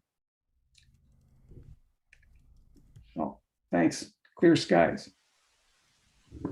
That was incredible, Mark. The images that you are able to obtain are just breathtaking. There was a question raised asking about the color palette that you use, whether you create your own based on feel or whether you use something like the Hubble palette or something like, I think in our previous talk with Deborah, she had talked about using a modified palette that she thought was closer to true colors. Let me just go back. This one was a palette I made up. In fact, when I first started shooting narrowband, that was the hardest thing about it. You shoot regular images, and I wouldn't say it's a cookie cutter approach, but you have an idea what the image looks like, and that's what you try to do. Here, you play around with different percentages, and you try this and you try that. And then you process it a bit further and you go, oh no, that's no good. Okay, I'll start again. And I'll try mapping this to this and this to that. So it's a bit unnerving at first, doing this narrowband stuff. And the people that are good at it, I admire because it takes an eye and man, it takes skill. There's no two ways about it. But, it also just takes a lot of practice. And a lot of this imaging, that's a lot of what it is. It just takes, a lot of practice. Yeah, I bought some nice gear along the way. I won't deny it, but I didn't start with this stuff. I started with very modest equipment. And when I saw that, I was really passionate about it, well, I started investing into better equipment down the road. But anyways, I hope that answers that question. Yeah, no, it does. And that's fantastic. And if anybody has a chance to come visit us at the Montreal Center, especially on our library nights, you'll see Mark as well as a couple of the other astrophotographers that we have lined up later. They are always ready with advice as well as with seeking advice. And that's one of the neat things that we have going on in the center is even those that have been imaging for a long time will ask others how they got certain effects in their pictures. And we tend to learn from each other. And so whether it's using PixInsight or AstroPixel Processor or free software like GIMP and AutoStacker, we tend to just play around. And that's the nice thing about digital files is you can play away for a little while. Yeah. Well, all right, so our next speaker is a astrophotographer and an educator. And as we chatted about during the break, he's also the lead for Astronomy at the Beach and is going to be working on figuring out outreach post-COVID over the next coming months or weeks, depending on how things open up. But we're glad to welcome Adrian Bradley, one of the regulars here at the Global Star Party. Adrian? Thank you, Kareem. So as I've been talking the whole time, it's been an honor to be a part of the Star Party and just share what I've been learning. Like Mark just said, my journey has been it's been a journey. It's been about discovering, trying things, figuring things out. I'm all about compact. So everything I image with, I jump in my truck and here's what I'm using. This is a non-modified, but it will probably be modified soon because I have a Sony, that's a Canon, it's a full frame. And this thing's still fresh with the intervalometer on it. It's my a fully modified APS-C camera, old Canon T2i. I'll share my screen and I'll just share briefly the images I've been able to take. I'll drive to a dark sky park and I will go. So, first I have a location. You go to dark sky parks and go after the types of images that, that interest me. This is, and I've shown this at, during star parties before. This is the darkest sky that I've been to as of yet, a Bortle 2 sky in the Upper Peninsula of Michigan. And this is using a non-modified camera, this is the wide field view of the Milky Way that I was able to get, about a minute exposure. My processing has been, I've been working on my processing ever since. This is maybe year 5 of doing it and just learning and enjoying it along the way. This is Ann Arbor, Michigan, where the college town is. You can hardly see the Milky Way, but it's there. So that gives you, I use these images as a talk on light pollution. There's Antares. You can see the effect of what happens to your night sky. It gets washed out with the light. So that's why light pollution is such a big thing. Now, along my journey, your night sky, it gets washed out. Yeah, I was hearing my own feedback. You get lucky with some of your images and you catch a meteor streaking right through. That can be fun. Another meteor. This dark sky park is about a Bortle 4, but with processing, I was able to get some more Milky Way detail, a little cleaner sky. And this was when you over process, you mess it up a little bit, and I have a little bit of detail. This is the Cygnus region, but I completely blew this out. That happens. You might blow some things out. So Milky Way imaging is something I've taken up. Taking the cameras out with the lenses, a tracker on a tripod, a very compact setup. So then I'm able to point it at the night sky and grab some images. Here's the familiar Milky Way core. Now, this is, of course, the northern hemisphere. This is the northern part of the Milky Way core that we're able to see. And it's what's most commonly framed against some sort of foreground. It's the familiar, the crazy horse, nebula here, but there are other parts of the Milky Way that you can shoot. The Cygnus region, especially busy region. And this is just pointing the camera up overhead.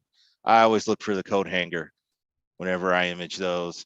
And this is the Cassiopeia Andromeda part, the part that sits near the Andromeda galaxy, and it's more northerly. You look really close. Sometimes it's dots on a screen, but it can be really interesting what those dots represent. And you look at you've got a lot of objects here, some that I haven't looked up. There's M33 right there, the little blue image right there. And of course it's M31. You see a lot of other, this appears to be a star cluster here. So there's a lot of detail in these images. Let's see if I can go back and move forward. So I'll do the fourth part. And this was an image David liked. I may have overdone it again. This was like a 2-minute exposure on the side of a road where there were a lot of trees. But that fourth part of the Milky Way is near Orion. This is, the northernmost part of the arm. There's a rosette, and then there's other, you've got the Barnard's Loop. The one thing I did not do a good job of, and I have to keep working on, is getting the witch head in this shot. That was done using a non-modified camera in a Bortle 3 zone with a long exposure. The hydrogen alpha will come through, but it will take a longer exposure to get it. So so those are different parts of the Milky Way. So of course I go, I try to go to different parts in order to do the imaging of the Milky Way. And I'll first let's look at some fails. You can get crazy with over processing and you end up with these weird colors. It makes for an interesting, nightmarish looking abstract thing. Some of the data is there, but you overblow it, and it's like you're not sure what you've got. You can do too much processing and really screw up the noise reduction, and in combination you end up, well, there's a North American nebula right there. You'll recognize some of the, here's the region Mark just showed over Satyr. The Butterfly Nebula is in here somewhere. Still looks like a mess, at least to me. To others, it may look nice, but then the colors are all different. That's supposed to be a giant lake. That's supposed to be Lake Huron. So these things happen. There's a cloud coming in. This is the more familiar bulge area, and still kind of a mess. Shooting with an APS-C camera that's fully modified, it teaches me to be a little more careful. So it's a little bit cleaner.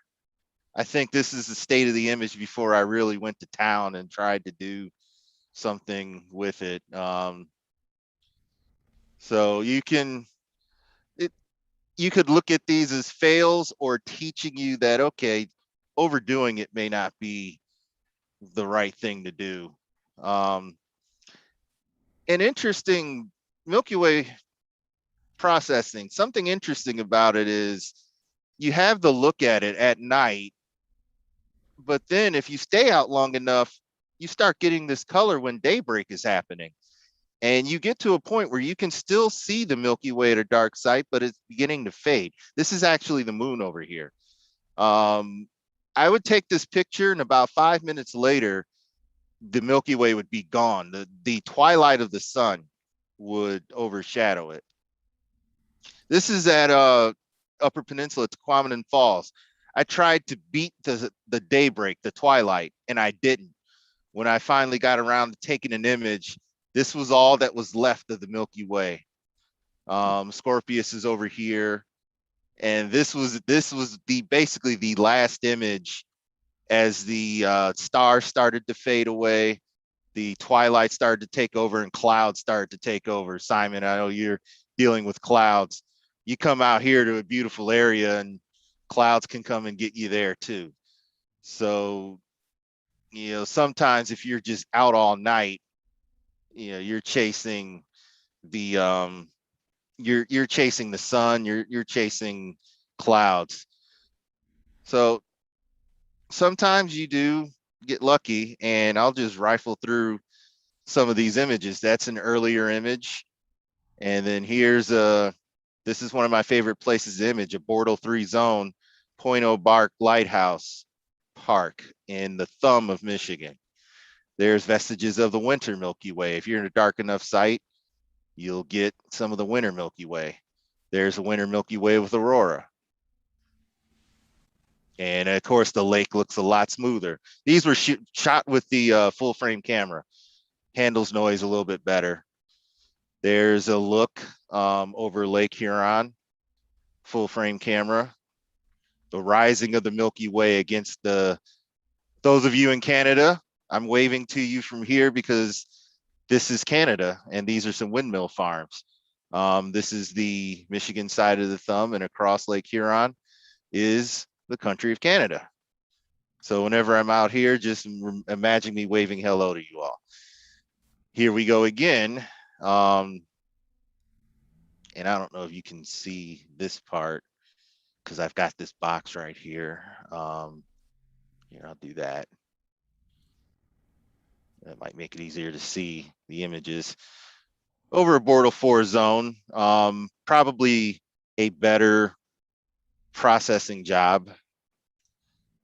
And this was when I realized, you know, I'm getting H alpha when I image with my camera, but then I run into these noise issues.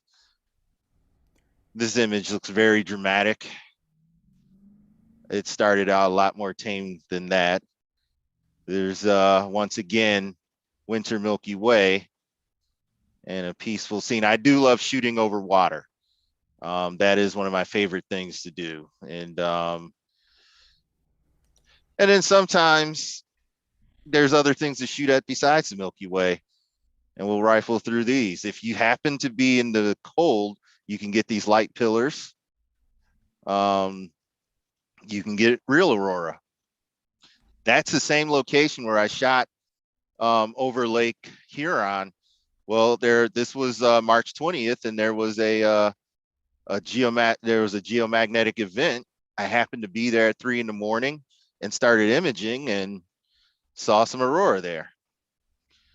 This was during the conjunction with an image. You could get Saturn and Jupiter. Basically they're blobs of light that are close to each other. And as you can see, I do have an artsy side. There's the keyholes that you're looking at, Simon. That's what you look at when you look up. This is the Big Dipper. Part of it's been swallowed. And sometimes your images are a marriage of earth and clouds and what little bit of starlight, or it's like this. You're not going to see a thing. This was in the winter, of course, because the lake was, you know, half frozen, half not. Yeah, good luck imaging when you have that. Sometimes you get a little bit of magic to take place. The clouds part, the moon shows up, and you wind up with this interesting image. So you never give up, even if you can't, you know, you get an image like this. Use the moonlight to your advantage, and you can use daytime settings. If you're a photographer out there, start imaging with a full moon and get an idea of what kind of shots you can get using light, shadows, and you know, you can create some works of art. And then when it gets dark, you graduate to the Milky Way. Here's a distant storm. This should look familiar because I had an image earlier where I had the Milky Way going across. On this night, there would be no such Milky Way because there were too many clouds. And this magical image is because of clouds. It produces the effect where the larger stars bloat, and you get this interesting, you can get a filter to get this effect when there's no clouds. But for constellation work or night starry sky scenes, use these high clouds to your advantage and you get some really good images out of them. And of course, the moon when it's at crescent, just like it is now. This is, I think this could have been tonight if it were clear. I would have gone to this park and shot a scene similar to this.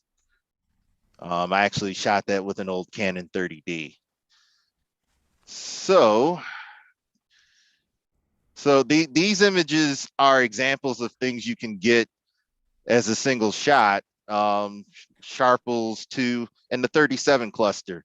Obviously, I need to listen to Mark and take shorter exposures so that my stars aren't so bloated, so you could see, you know, this 37 a lot better above Betelgeuse and Orion. When you're into astronomy and you do astrophotography, you can shoot at different objects that you know are there. You don't have to stick with like the same objects that a lot of folks will shoot at. Now, the North American and the Pelican Nebula, and then this region with the butterfly over Satyr, obviously a lot more work to do, but was just interested to see if I can get it. So now my processing will have to improve. This region right here where I'm pointing at, that's the wild duck, M11. Mm. It looks like a small little area, but it's just sitting right there in, you know, in the sea. It lets you know how big space really is.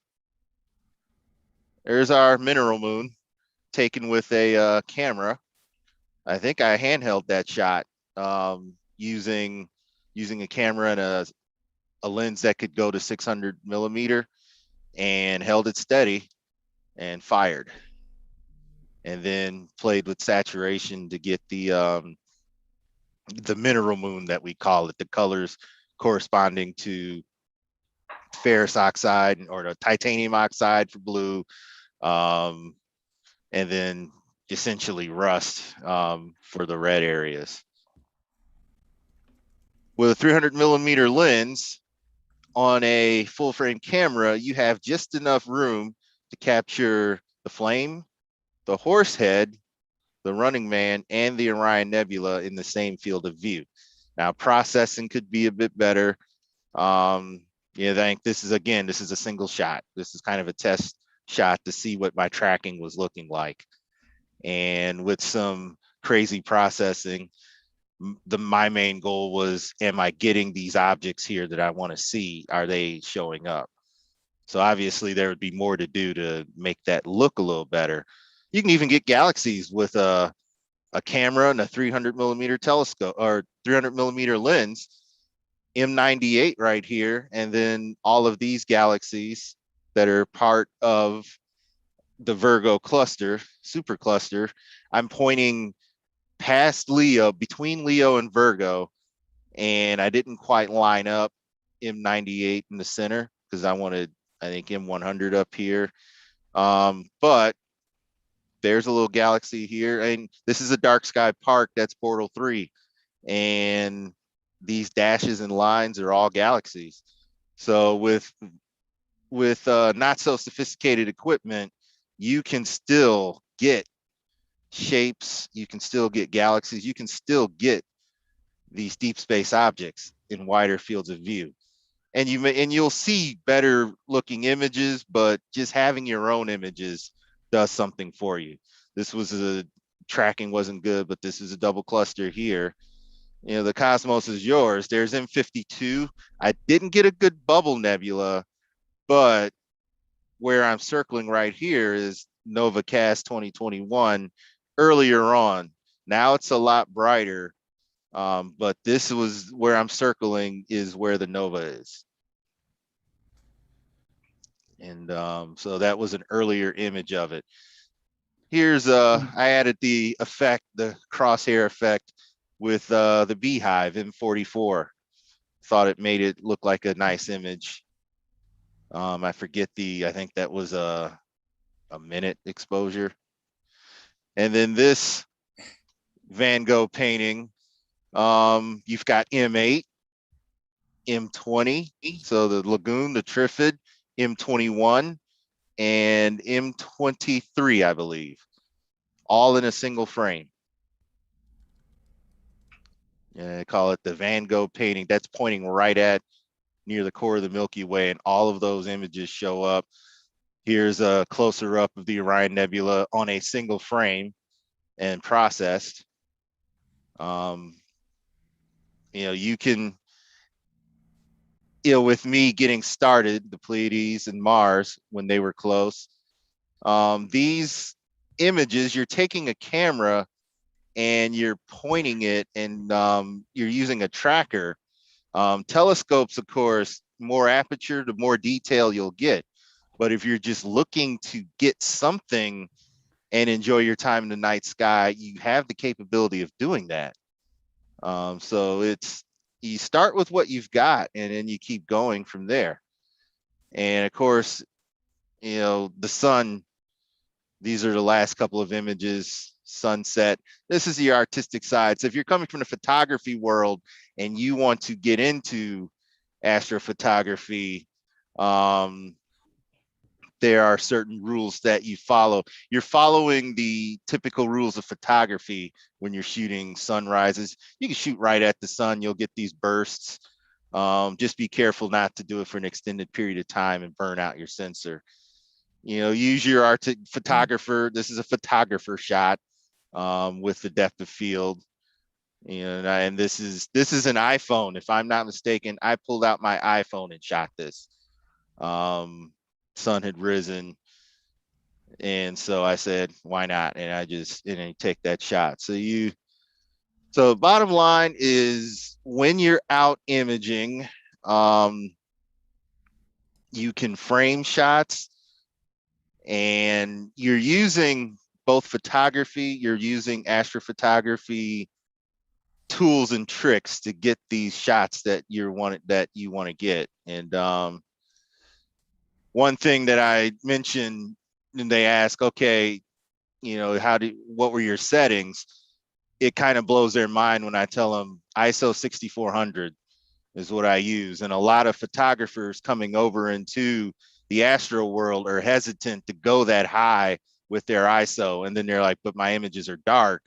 And I tell them, when you're at a dark site, you can raise your ISO. And if you're using a full frame camera, you'll be surprised at how much better it handles the noise of turning your ISO up. It's the better your signal and your exposure, the better an image and the less noise you get in your image. So don't be afraid to raise the ISO.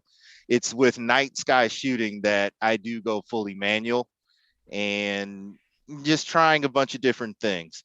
If you shoot for longer than 20 seconds with most wide angle lenses like this one, a tracker helps you to follow the stars for a little bit longer, or you piggyback on top of a telescope. Again, I guess my level of astrophotography it's out of an appreciation for what I'm seeing with my eyes. And as I progress with it, it's just a matter of getting better at the post-processing, figuring out what it is I want to share with whoever I'm sharing the image with. Here's what I want you to see in the image. I mean, it's like this big image. I may be looking for a particular detail, or sometimes I'll have it as a backdrop and I'll try and make a pretty picture out of it. So just depending on what scenery that I'm with, especially if I'm over water. So that's it for my presentation. I'll be willing to take any questions and answer them the best I can. Thank you so much, Adrian. And you've actually inspired a lot of conversation in the YouTube chat. People are chatting about their own experiences trying to capture the Milky Way, the fails that they've had in the past with processing. And I have to say that, some of your fails might actually be amazing book covers for some fantastic short stories. So I thought, when you pointed out your location, I know exactly what you're talking about, because some of the best skies I've ever seen are just across the water in Manitoulin Island and up just near Sudbury on the way to Lake Superior. And the skies there are just amazing. So I have a feeling that during the after party, we're going to have a lot of discussion about Milky Way photography and other objects of choice. But for now, I'm actually going to move on to our next speaker, because we have a speaker with us that has braved the time till past midnight. He's a new father. and so sleep is normally treasured. Yeah, it's measured and it's Sleep hard to is for calculate. the weak. But I have to say, when I'm up at night working and marking for my students, the person who keeps me company is Kwa, because he's always on his balcony imaging and sending me these awesome images going, look what I've got. Why aren't you outside looking? And I'm prepping, I'm marking, I'm busy. And so I live vicariously through Kwa. So he's given a fantastic intro. So I have to give this. With diapers and daycare a more important part of the budget than astronomy gear, new Father Kwa talks about his recent experiences doing astrophotography under the only skies available to him under curfew, the heavily light polluted ones in the plateau. So with no further ado, Kwa, take us on your journey. Thank you very much, Karim. And I am going to share my screen now.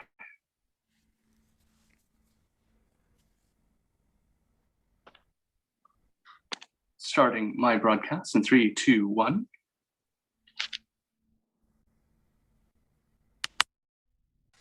You can't set up expectations like that. You have to wait till it's there. You go.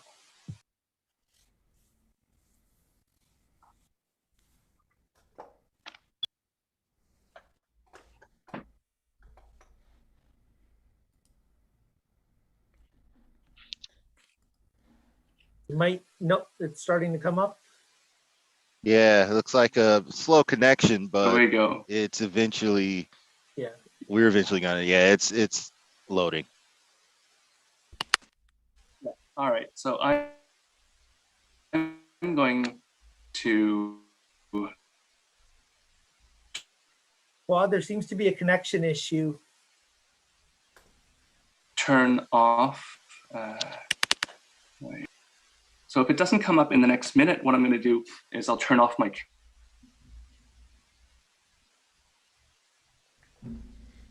So in the meantime, do you want to tell us a little bit about your location?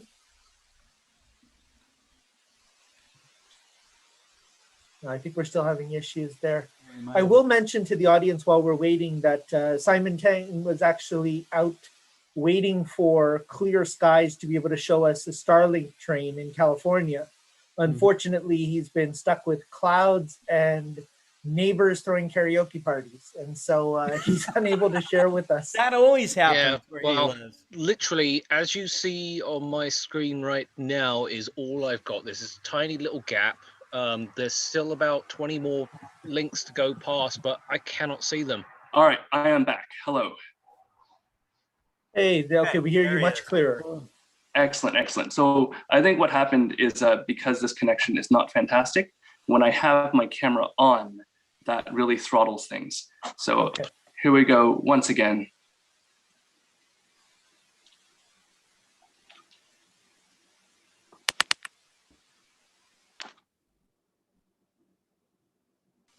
There we go. Do we see me?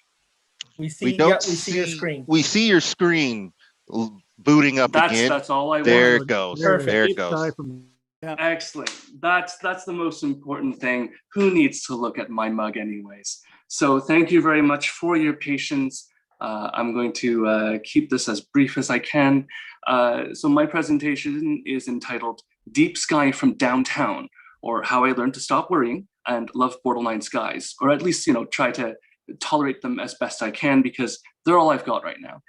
So for those of us who are on this call who aren't living in Montreal, provincially, we've been under curfew since January of some sort, where if you're December, if you're outside after dark. So right now it's 9:30, but for a while it was 8 p.m. If you're outside after 8 p.m., you get ticketed $1,500 or whatever. But that's also irrelevant because, as a new parent, bringing up, someone like a baby who was an infant during when lockdown started happening, no car, living downtown, getting out to dark skies is a very, very precious sort of commodity. So, I have a rooftop balcony here. So in my plateau apartment, And so I wanted to see what I can do with it. So first off, I live in the Plateau neighborhood of Montreal, basically downtown. It's home to Leonard Cohen, or home of Leonard Cohen, the Arcade Fire, Trevor from Plateau Astro, and both of the major Montreal bagel houses. Bortle scale, it's over 9,000, I think. And the limiting magnitude here feels something like 3 point something, somewhere under 4, because in the wintertime, with the reflection from the snow up towards the sky, when you look up, it's actually kind of frightening to admit that I can only see 6 out of the 7 Big Dipper stars at a glance. Because if you look away and you see a building light or a street light, or if a neighbor turns on their bedroom light, there goes your night vision. Major constellations are missing stars. For example, the Keystone in Hercules is actually harder to pick out than I'd like to admit from my neighborhood. But that's what I got, and that's what I'm going to work with. So I'm going to call this slide excuses, excuses, excuses. And the results I get are pretty grungy, and they're never going to make astronomy photo of the day, or rival images from other astrophotographers you're going to see tonight who have nicer skies or more sophisticated equipment. I also like a challenge. So my gear is admittedly a little cobbled together. You'll see that in a bit. There may be some JB Weld and sticky tack involved in the making of some of these images. So if you want to talk about how light polluted my part of the city is, it's basically as bad as you're going to get in Canada, I think. I was poking around on lightpollution.info, and it's similar to what you might see in your bigger cities or the biggest cities really in the US. And so this is a single 40-second exposure at ISO 1600 using a mirrorless Olympus Pen F camera mounted to a very small apo-refractor telescope at f4.5 or so. It's unguided on a Star Adventurer Mini. And if you look really closely, in the muck that is the gray, washed out frame, you'll see little bright dots. And if you look even closer, you'll see that there are there might be little fuzzy things on it. This is the Virgo cluster for reals. And with the magic of tracking and stacking, as we want to bring up the signal and wipe out the noise, like one Peter Gabriel would say, you get something like this. So this is 158 by 40 seconds, or just 2.5 hours of of integration time with 40 and 35-second exposures done over a span of 4 nights. And there are more galaxies in here than you can shake a stick at. And it's just kind of amazing to me, because I haven't seen these galaxies myself through an eyepiece, because I haven't had the chance to yet. I haven't had the fortune to get out to a dark sky site this time of year and look at what's out there. So in a way, I'm just adding stuff like Messier 60, 90, 89, and the Mercurians chain to my list. I call it my Astro Pokédex, if some of you get that reference. So with bad skies and short refractor telescopes and a star tracker, my exposure needs to be really short. So anything over a minute, and you run into the limitations of the star tracker, as well as, well, the skies themselves. And with, because your normal star hopping stars, like your normal star hopping marker stars, aren't really visible in the city sky, I have to take advantage of the fact that in boosted live view, I could see down to about magnitude 8, and then carefully pre-plan my star hops in Stellarium. And here's a warning picture, a warning slide for what comes next. This is the gear. So I started out with the picture on the left. That's a star tracker sorry, no, it's a barn door tracker that I made myself about 10 years ago. 2 pieces of pine, and it's carrying, my mirrorless camera with a telephoto lens on it. You'll see that there's also a tick wheel on it that's got, like minute markings or second markings, and my way to get, good tracking with just a single arm barn door was to do very, very careful polar alignment and use a metronome at 60 beats a minute, ticking out 5/4 time, and just moving along with that. That was well and good. And then I realized with longer telephoto lenses, things were getting heavy, and that's really an unbalanced rig. It's fine for normal lenses, it's fine for wide angle lenses, but once I got to a longer focal length, it was really difficult to balance and frame. So I moved on, and on the right you'll see an abomination, which is a motorized equatorial mount, riding a motorized equatorial mount, carrying a 1970s refractor with a field flattener I stole from another telescope, a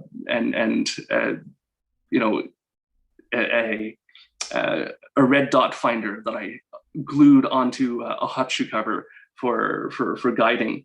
And this works about as well as you might imagine. I'm getting about 30, 40 second unguided frames, and it's what I had on hand. And unfortunately, sorry, Scott Roberts, your EQ mount, your EQ mount down there is serving as a very glorified latitude wedge for the Star Adventure Mini. That's fine. As long as it's in there somewhere, I don't care. Yeah.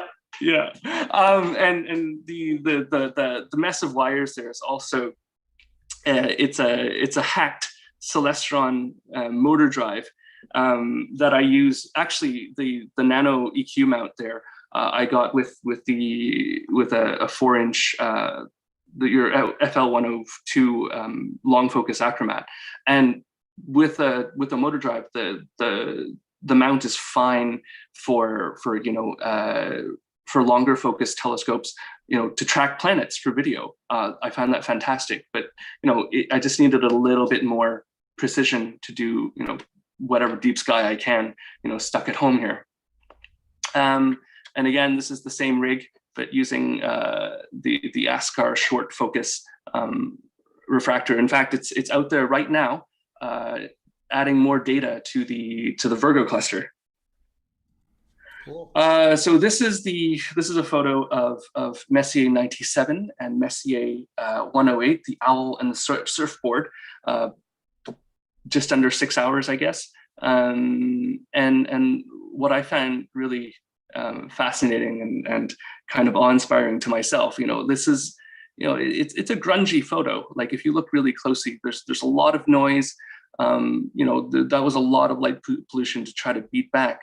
But I look in there and it's like, oh my God, that's the central star in M97. That's the white dwarf. That's right there. I got it.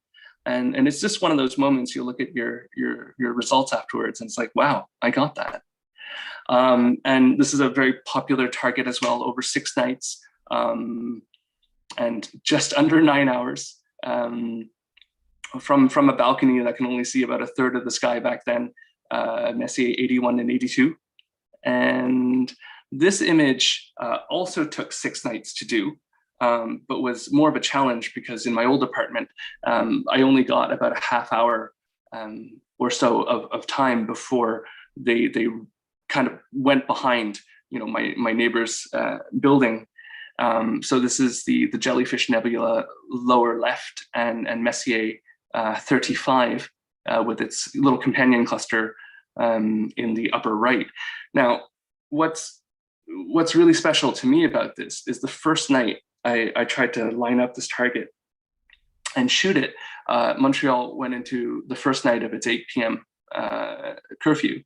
And hovering in the region of Gemini that night was a police helicopter, which unfortunately does not appear in any of my photos, kicking myself still. So I guess that's it for me. Takeaways are that, this isn't for everyone. Like, it's fun for me because, you know, being a new parent, you have this weird paradox of having, you know, too little time, but also, you know, an abundance of time if you don't sleep, and if you have, you know, your star tracker out on your balcony shooting while you're making dinner, or while you're reading stories, that you just let it go and trust that, you know, a good number of your subs are going to be good, like keepers. And it's also really kind of humbling and fascinating to me that even in the most light polluted skies, you know, our favorite targets are still there. I mean, behind the clouds, behind the veil, you know, it's still there. And it'll be lovely again, you know, to get out to an observing site. And I say this to all of my friends at the RASC Montreal Center. You know, I miss you all, and can't wait whenever we can do this again in person. It'll be lovely. Thank you very much. Thank you. Thank you so much, Claude. That was fantastic. And inspiring. It was. Definitely. You know, to be able to, you know, you shouldn't let, you know, light pollution or, you know, tree obstructions or anything stop you from doing astronomy.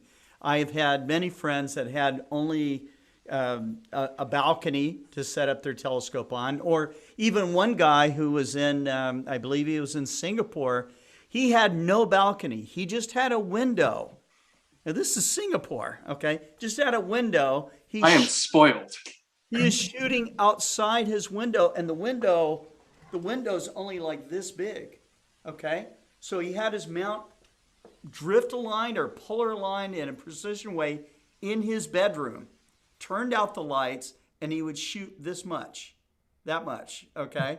Over and over and over again, and just got amazing stuff. I mean, just mind-blowing stuff, you know? And so, you know, it is making use of what you have, and, you know, and use that window, you know, and go after it, because I mean, you know, you'll be amazed at what you can get. And I've just seen it done again and again. So the tools available to amateur astronomers with the cameras, with the filters, you know, and all the rest of the stuff that you can piece together to make that, you know, to build your puzzle and to make it work for you is right there. And it never was before. I think my important tool is a truck with gas in it and a supportive wife that says, if you want to drive to these portal 3 zones, you make sure you come home safe with some images. So it doesn't matter whether you have supportive parents or a supportive community or supportive friends. Having also supportive spouses is very, very important, you know. Yes. And you know, there's a lot of things that people can be doing, but I believe that, I've said it many times, I believe that astronomy is good for you. It's healthy for you. It improves your health, your state of mind. You know, it calms your heart down. It lowers your blood pressure, okay? These things are important for all of us, you know, and this is one of the reasons why we do astronomy outreach. We just innately know it's good for us, you know. So, yeah, it's more than just a fun pastime, is what I'm trying to say. Absolutely, and I actually, have to agree. 2 years ago, when we did International Astronomy Day in person last time, Kwa's wife was one of the animators at one of the kids' booths, making comets for kids to take home with them out of clay and pipe cleaners, and it was just a blast. And so we've definitely benefited from having Kwa and Don as part of our center, and it was a fantastic talk. I mean, in the chat, everybody's talking about how inspired they are and how much it encourages them to keep trying to image no matter what their situation might be. So thank you so much, Kwa. Now, our next speakers, I know them really well. They live down the road from me, Gerald and Dominique McKenzie. They have actually gotten into astrophotography lately, and since retirement, they've really kind of dove right in. They bought a Telview 85. a go-to mount in 2016, but they live in the city area, like I do, in suburbs, but still on the island of Montreal, surrounded by light. Their backyard is trees on all sides, city lights glaring in from the corner, and they make do as best as they can, but then they also have really become adept at processing and at picking out their targets really well. Dominique is a retired high school science teacher in adult education. Gerald is a retired information systems auditor. And so for today's presentation, Dominique set everything up and Gerald's going to deliver it. And they're going to talk to us about their latest project, which is the Messier hunt. And they've been so kind to share a lot of their image files with my students when they're learning and when they're practicing processing. And the amount of detail that they're able to get is, again, inspiring. So Gerald, we're all yours. Thanks. That's really kind. Okay, so this should be the right one to share. And slideshow. Slideshow, try again from the beginning. Okay, so we're just going to let the slideshow roll and just talk about our journey into astrophotography. First, a little background. Well, like Karim said, Dominic's been interested in astronomy for quite a long time, since a kid. And me, I'm a computer geek. I was in computers my whole career, back from the early 70s. So where Dominic approaches astronomy from the science side, I approach it from the technical side. And I'm majorly color challenged. So anything that's post-processing, unless I want it to come out like Adrian's there, I leave it to Dominic. Like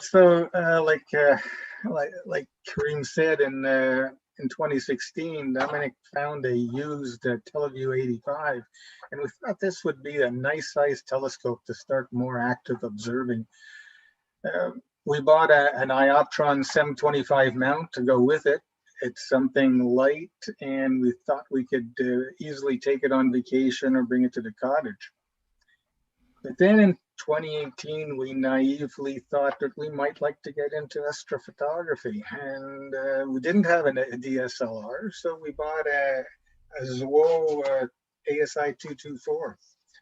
It's a relatively inexpensive color camera and a good beginner's choice.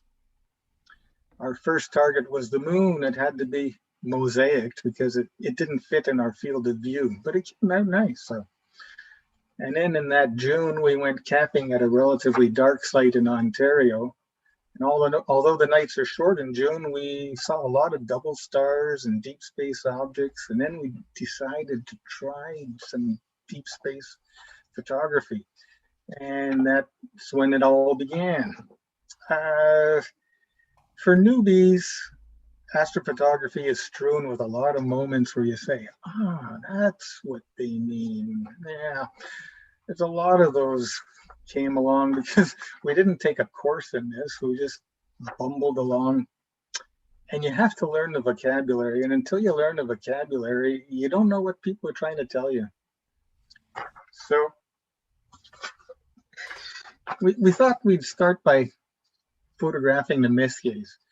These are the most prominent DSOs, and they represent most of the visible deep sky phenomena, clusters, globular clusters, nebulae, planetary nebulae, galaxies. We didn't want to have the best photographs. We wanted something between EAA, it's electronically enhanced astronomy, and astrophotography. Something to bring out the details that you can't see with visual astronomy, especially in our zone, our Bortle zone. Our first problem came when we decided to remove the diagonal and put the camera directly on the telescope. Why couldn't we focus? What's wrong with this thing? What is back focus anyway? Well, it turned out we needed a flattener, reducer, back focus extensions to bring the focal plane of the telescope in line with the plane of our camera. So now the 224, like I said, is a very forgiving camera. Yeah, high gain, low gain, short exposure, long exposure. We almost always got results, and we weren't very discerning. Then we got dust bunnies, gray patches on our images. And after consulting a club friend, who's going to talk later there, Ben Shu, we learned about calibration frames, darks, flats, dark flats, biases. By now, the limitations of the 224 were, especially regarding field of view, were becoming apparent, and we wanted more. So in early 2019, we bought an ASI 183 camera. This was a whole new experience. As forgiving as the 224 was, the 183 is very exacting. At first, we were very discouraged. Now we really had to learn about gain, exposure, offset, white balance, guiding, especially guiding. The small pixels of the 183 meant that guiding must be exceptionally good. Up until now, we'd only been tracking, so we decided to get a guide scope and put our old 224 to work as a guiding camera. But then we started having these really bad guiding sessions, and I couldn't figure out what was happening. And it turned out that although the program is called PhD, push here dummy, I hadn't calibrated properly, and the RA and the deck parameters were reversed. So I guess push here dummy was anyway. Then and when we were aligning our mount, we were using the 3-star procedure that came with the mount. It's very laborious and unforgiving in our limited horizon. Like Kareem said, we're just surrounded by trees. When a star was out of view, we had to restart the process. So a friend suggested we try plate solving. Oh, this shortened our alignment procedure by at least 10 minutes per session. This was great. For quite a while, we'd been fretting about deformed stars on the edges of our shots, meticulous focusing, didn't get rid of them. Then we happened on an article about back focus, determined that our camera was set about 1 millimeter too far from the flattener. So that seems to help now. And then we changed our 183 camera for an ASI 183 Pro. And we started attempting longer exposures. Now we realize the major advantage of a cooled camera, you don't have to interrupt your session to get dark calibration frames at the same temperature as the lights. Now we could build libraries of darks, another big time saver.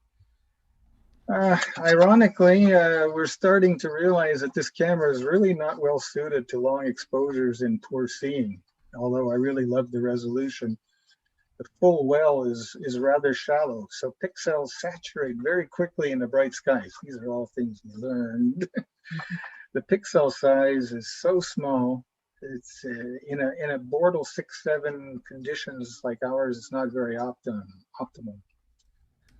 So anyway, now our Messier project is continuing, but our extremely limited horizons are making opportunities rarer. So maybe we could have taken a course and learned all this, but what's the fun in that? That's about it. I think it was definitely more fun not taking a course and just learning it as you go. They're great images, though. I think they're beautiful. Yeah, well, it's a good thing we've got a few people out there to help us at the club there. We're always asking Mark and Ben and, what to do. And I'm asking you guys. Passing it down. Well, I really, yeah, and I'm going to be heading out, but what I really like is I think the most important thing you did was set out a mission. You basically said, we want to gather a little bit beyond what the human eye can see to make a pod. We're not out to make the best image that, ever. And I think that was a really good goal, because then you look at your own image and say, okay, I'm seeing things here that I would not normally see if I were just look at it visually. And to me, that's more than enough. There are a lot of great astrophotographers that have really got down as soon as they get their data, their process. I guess it takes what, days, weeks. They'll tweak it until it's perfect. And I know it all takes time, but enjoying the hobby means enjoying the process that we pick. And it's not frustrating when your goal is just a good picture of Messier 33 that has, features. And I'm, with some of the Milky Way shots that I take, I'm perfectly happy if I can see certain Messier objects pretty clearly within that Milky Way shot. So I think a goal statement is very important, and it leads you down. We each have our own journeys in astrophotography or, visual, whatever, however we're approaching it. And we follow those journeys.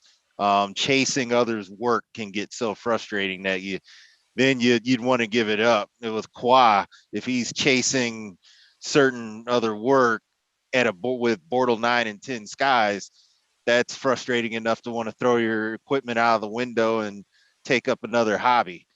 So yeah, I think it's very important. Yeah, it's one of my favorites there. That Yeah. and this Hubble effect, because this was 3 shots mosaic. Wow. Yeah, those are beautiful images. Yes, I mean, they are. Yeah. it's you can't mistake the object for what it is. I think that's when you've done a pretty good job. If it's a blob, then there's just a little bit more work to do. But even there, when you look closely, you can see the dust lanes in the spiral arms. You can even see some of the structure in the dust lanes on the left side. Yes. I mean, it's just gorgeous, the amount of detail. And, Yeah, and none of our shots took more than one night. Yeah. So it's But not that we don't appreciate those really nice shots of marks and quads. we so in our Plymouth, and I'll say this real quick. We have a gentleman who's been in the Global Star Party before, Douglas Struble. We have a unit of integration named after him. 30 hours is a Struble. And so if you integrate for 30 hours, you've integrated a Struble's worth. That's just one Struble. I generally integrate for a minute and a half because I can track for a minute and a half. So I'm getting my own image. It's called the Bradley, the shortest amount of integration possible. That's so why you've got like a micro Struble or a you need a big lens to see. You need a macro lens to see my imaging time. Has anybody reached the hecto Struble or the kilo Struble? I think I'm close. That's one of my goals, is to get a great. Well, that was the Orion Nebula image that you saw. The Running Man was a 90-second image at a dark sky, and the detail that showed up was I was very happy with that. Yep. It was this combination of equipment. You can't see the camera because of my virtual screen again, and that same tracker you've got, Qua, and 90 seconds, and boom, I was happy. Now more frames, more, I get more data, but that was a good start. That was a good enough image for me to say, well, at least I got something, because I was clouded out before that. It You're got also in clear. darker skies. Qua is dealing with a bit more of the light pollution that he has to deal with. Yeah, that was Bortle 3 that took that shot. That's what, 3 multiply by 3 again, and you've got Bortle 3. Carry the 1. Gerald and Dominique have around Bortle 6, and then Qua has Bortle, what was it, 9,000? It's over 9,000. Yeah, it was over 9,000. I got that Dragon Ball got Z the reference. Yes. Yep, I know that reference, Vegeta. But so the story goes, you image based on where you are, and you use whatever techniques based on where you are, and you can get fabulous images. And that, I think that would be the message going forward as I leave tonight. Equipment helps, but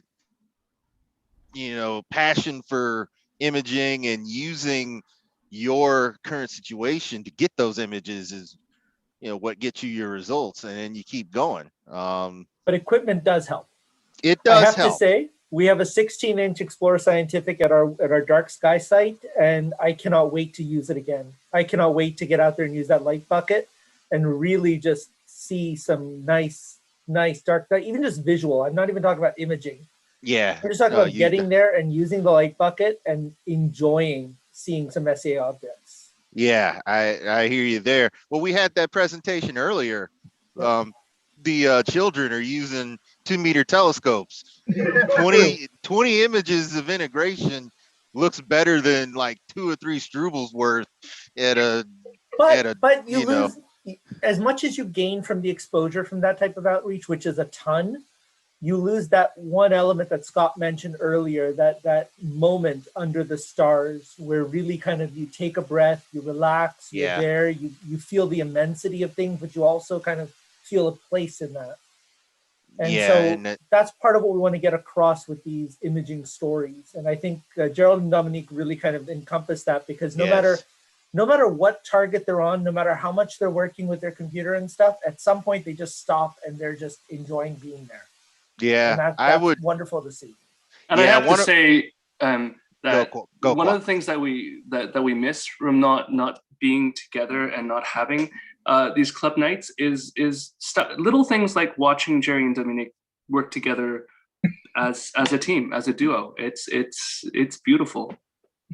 Yeah, I would wish for everybody. I did see a Bortle 2 sky and the Milky Way rise out of that. I would wish for everybody to see it with their own eyes. And I wish I had shown, I have an image of what it looks like naked eye there.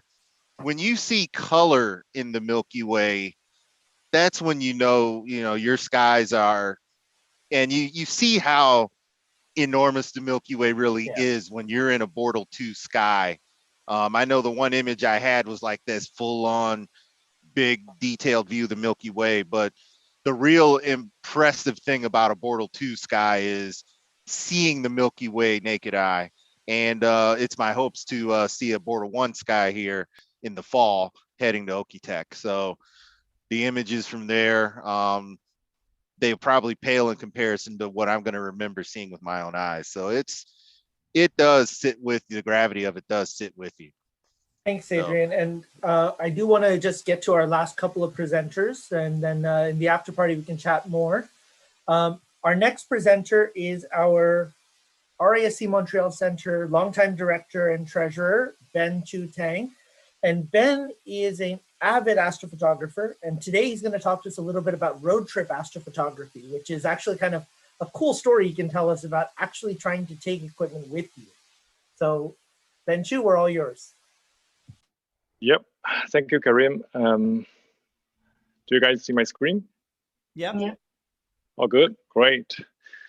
All right, hello everyone. I think we talked a lot about city imaging, and I decided to talk about some dark side imaging. So my topic tonight is road trip astrophotography, deep into the west of the United States. So why road trips? As a hobbyist in astrophotography, I just want dark skies, and there's nothing else. So we do have some challenges there, as you can imagine. Like number one, we don't have enough time. I have a job, I have a family. So the maximum time I can have, in one period, is like a week, more or less. So the weather is often not very cooperating.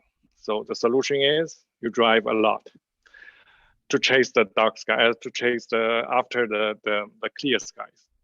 And then planning, when you drive a lot, the planning is a problem, because you can have different, very changeable weathers.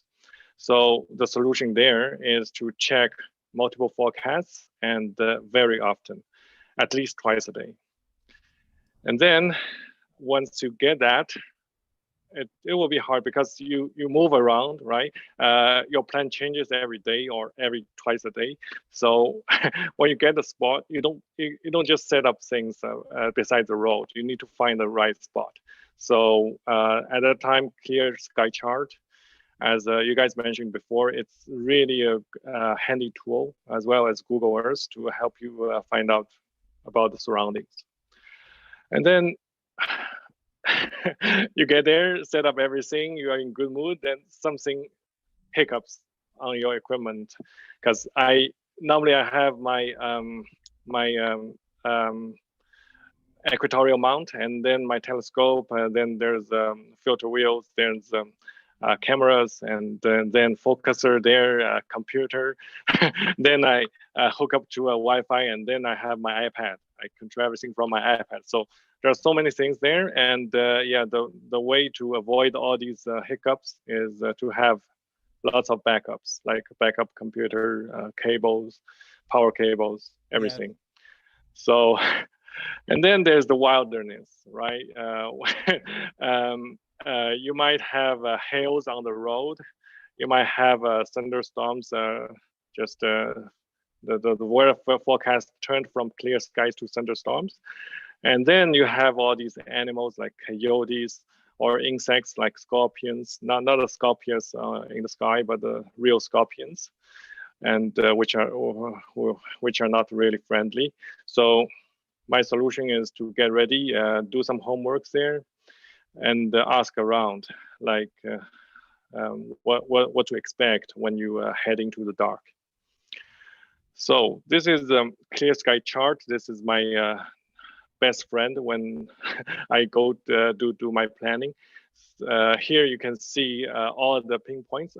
Okay, so this is the state of Texas where I started. This is a map, and every single pinpoint on the map is a public or private observing site. And that's really beautiful. And the color of this pinpoint tells you how good the sky is. So if you look at the dark dots there on the west, on the left hand side of this map, they are fabulous. So, and if you hit on one of the dots or pinpoints there, it will show you the weather forecast for next 3 nights, which is really handy to just navigate through to see where to drive for the next day or next 2 days. Yeah, so that's my #1 tool. So when you did the planning, after you've done the planning, you need to pack up. All right, so some advices here. First, you need at least a SUV. Minivan will be great. You need low spaces. Then you need water, food, and fruits in the front. You have to be able to access them when you're driving. And also the batteries are essential. You better have one extra battery, and you better be able to charge them en route, meaning you might travel from one site, one observing site to another, driving 6 hours. Then you need to charge them on your car. You might need an inverter, or if you don't have the AC plugs on the car. So also you need the binocular for sure. Don't forget that.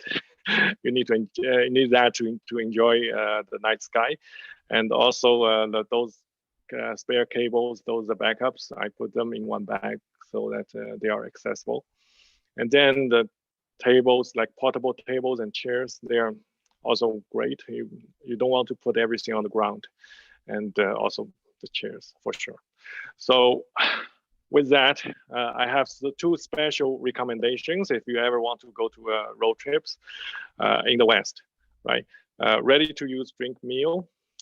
So that could be my meal for a whole week. Not a whole week, but at least one meal for the whole week, right? So in the West, on like Interstate 10, or even or you go to New Mexico, It's not easy to find a restaurant.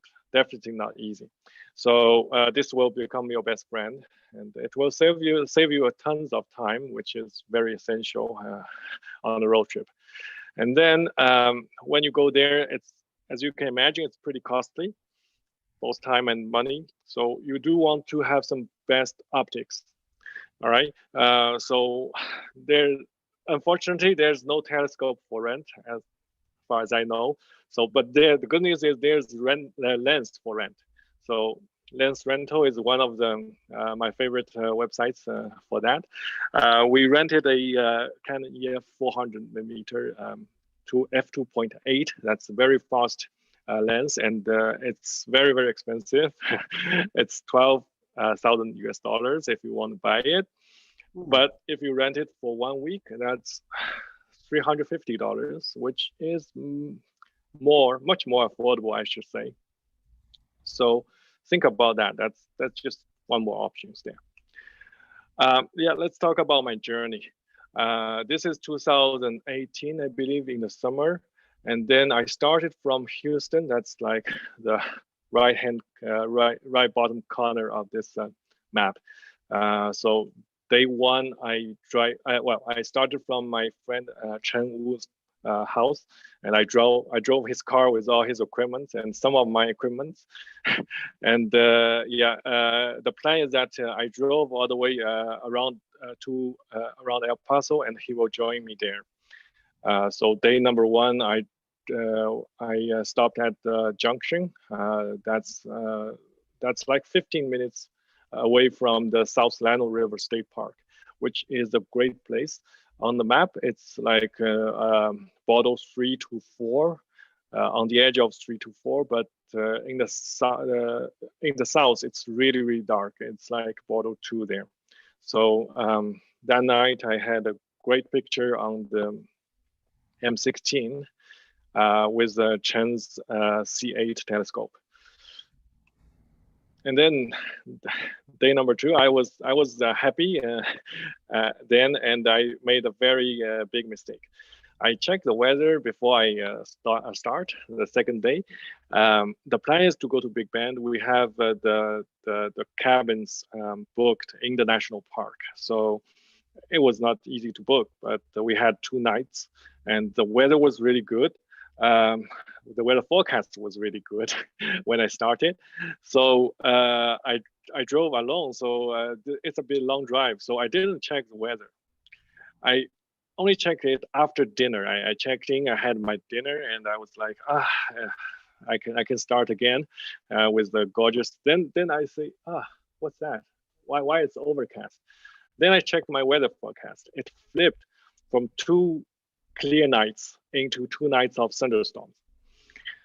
So I have then I have to like quickly check everything and make my plans. I decided not to stay there, so I checked out after 2 hours, like 2 hours of checking. I checked out and drove all the way. The second night, I was on in a car driving from Big Bend to Van Horn under thunderstorms for sure. So I stayed there in Van Horn for the second night. And then the third day, I went through El Paso and pick up the lens. So the beauty of lens rental is that you don't really need to have them sent to your home. You can send it to anywhere, like FedEx ship centers or any FedEx office. More preferably, you should ship it to somewhere close to an airport. Like this is the El Paso International Airport. So that minimize the traffic times, the ground traffic times. So I pick up the lens, and I drove again to Cosmic Campground, which is really a great place. It has its name because it's the International Dark Sky Sanctuary, inaugurated by IDA. Of course, everyone knows IDA. So yeah, this is a great place. They even have 4 concrete pads there, just for you to set up the telescope. And yeah, the sign reads telescope loading, unloading only. So that's really for astrophotographers or like amateur astronomers. So before I went there, I was like, do I need to reserve? There's only like 4 concrete pads. And then I was the only person that night on a concrete pad. And then I saw a guy there. He told me, I've been here like a dozen times at least, and you are the first person I ever saw came here with gears. All right, so that's interesting. But anyways, it's a great place, and there's no mosquitoes, by the way, in summer there. It's basically very, very dry. It's as you can see, and yeah, there's only a couple rabbits there during the night, and yeah, they are very friendly. So this is the M27, the Dumbbell Nebula I shot that night. This is with C8. And this is with the 400 millimeter lens. It's actually yeah, it's H alpha plus O3. That's a narrow band of the Veil Nebula. Of course, I also did the Andromeda Galaxy with this 400. It's really a fast, very fast, and the image quality is also great. So yeah, day 4, I was joined by Chen. We met in Silver City. That's like a little bit below Cosmic Campground. And because of the weather, we have to drive all the way north to Chaco. That's historical national historical site within the Navajo region. So that there we didn't really have a campground or anything. So we just arrived early and looked around. Finally, we find a kind of crossroad with a big vacant ground there, and it's kind of high, and it's very, very remote. So we are not really worried about the traffics. So this is, yeah, they have gorgeous dark skies there, and yeah, this is M8 Lagoon Nebula with Trifid Nebula in one frame. Yeah, this one with f2.8 lens, it only take like 30 minutes of exposure. Yeah, this is my friend Chen and me. This is we reached there in the Monument Valley, and we decided to turn around. This is the furthest point we go, and this coincides with Mr. Forrest Gump's. So yeah, we took this picture, and yeah, we head back. Oh, wow. Because we're definitely we are going too north. We're going too north, and the night is very, very short there. You can really feel like even that's like 3-4 degrees north, but it's you can tell the difference. So yeah, and then night the 6th and 7th night we went back to Cosmic Campground. The weather went really well there, and yeah, this is the M20 with the C8 that we shot. Yeah, beautiful.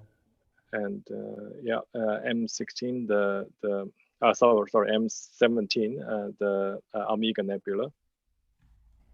And then I went pretty ambitious. I took this big mosaic frame of the row of Nicus, and also that's yeah, that's right beside the Antares, right? The color palette.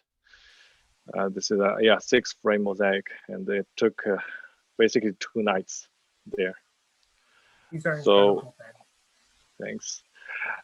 So after that, we take another night break, and the 9th night we went back to Mount Davis State Park. That's right beside the McDonald Observatory. And then the 10th night we went back to South Llano River, And then the weather turned out good in the north, so we the 11th night we went to photographing. That's the last night of astrophotography for us for this journey. So yeah, this is a picture of McDonald Observatory, the visitor center. So my friend Chen is just walking beside the size of the Keck-2 main scopes, the tiles that made for the size of Keck-2. So yeah, that's how big it is. Wow. Yeah, and yeah, this is Ptolemy cluster M7 in the south. So we really took advantage of being in the south. And this is the NGC 6334, the Cat's Paw Nebula. Yeah, this is the last night. We returned the 400 millimeter lens. So I used the Chen's 70 millimeter lens and to take this 3-frame mosaic of the galaxy. Yeah, from Antares to Lagoon Nebula.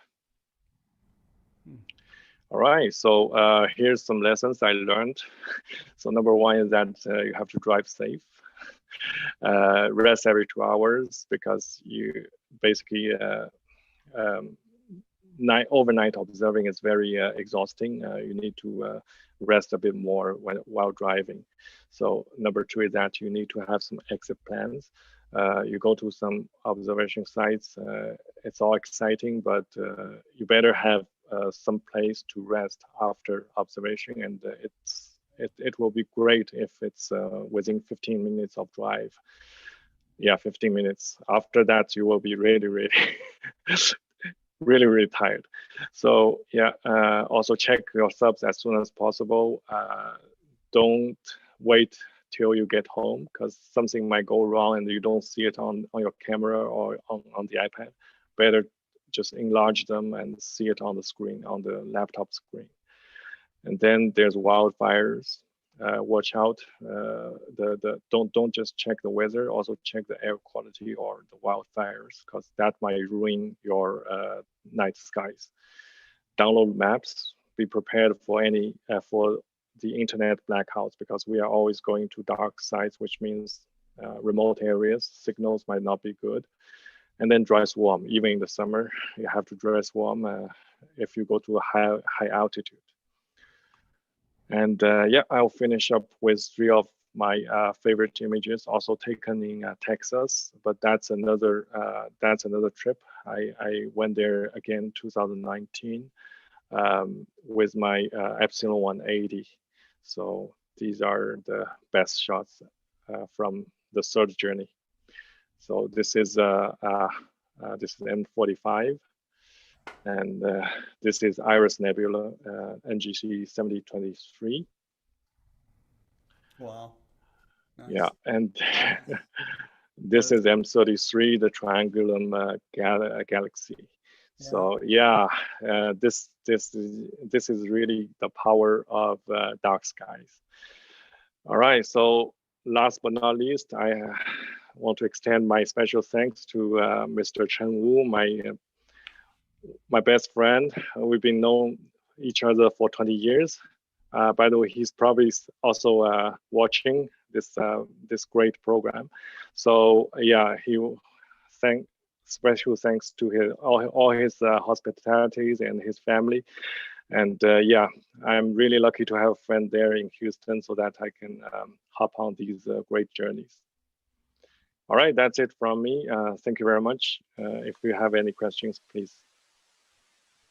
That was incredible, Ben. Just thank you.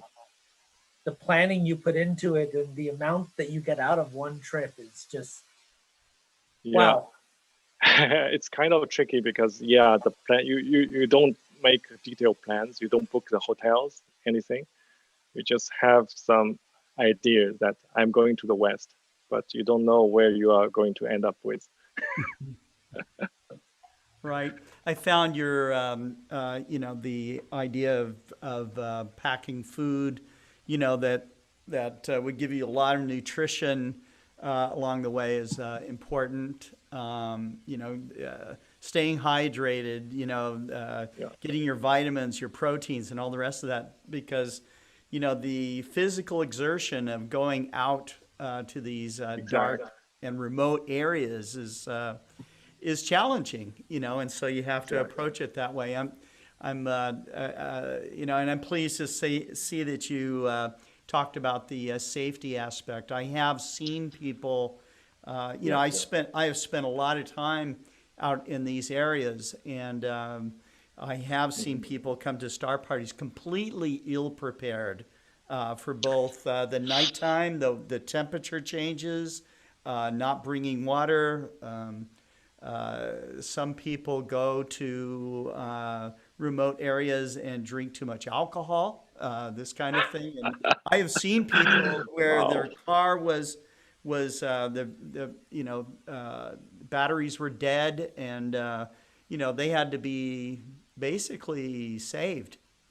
So it's good also to have cables to charge somebody else's battery, and be prepared, with maybe first aid kit, those kinds of things, to be out in these regions. So but exactly.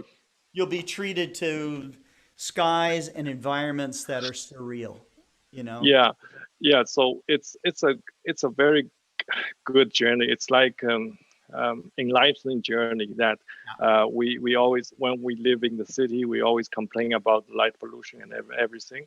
Then we go to remote sites, and suddenly we feel that, oh, really, we were actually blessed with all the civilization and everything, and so many things can go wrong in remote areas. Just lost in signal can be like internet signal. It can be a big deal, like there.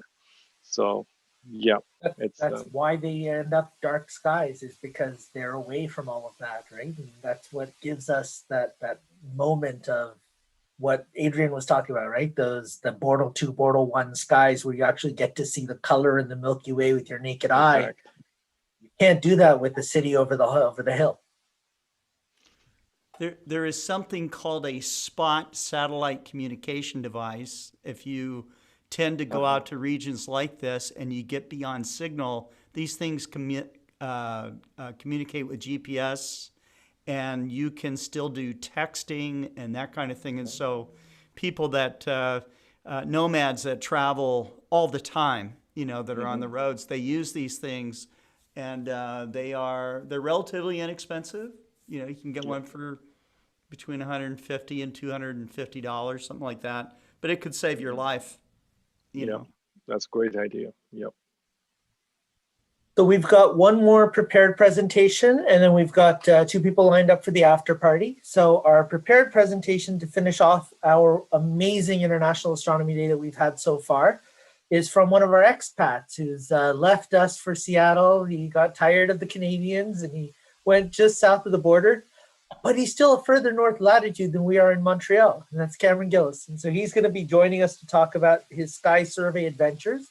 He's going to talk a little bit about visual and smartphone astronomy and evolving into astro imaging and automation to enhance a little bit of the community's enjoyment of what he does. So Cameron, take it away. All right. Thanks a lot, Karim. Okay, is everyone ready for the late show? It's going to be, so I'll try to be at a reasonable pace, because I have a lot of stuff that I'd like to cover, but I don't want to, I know it's like 1:15 on the East Coast there. And but let me share my screen. And I'll throw a shout out here. Cameron has a new program on our network called Astronomy, and he takes a deep dive into his journey and shares that with the audience. We've already had our first program. That's fantastic. Thanks a lot, Scott. Awesome. So actually, I just realized. So first of all, let me just have a disclaimer here that I am really impressed. What you're going to see is somebody who is just has been a visual observer for most of my life, and I'm just starting now to get into astrophotography.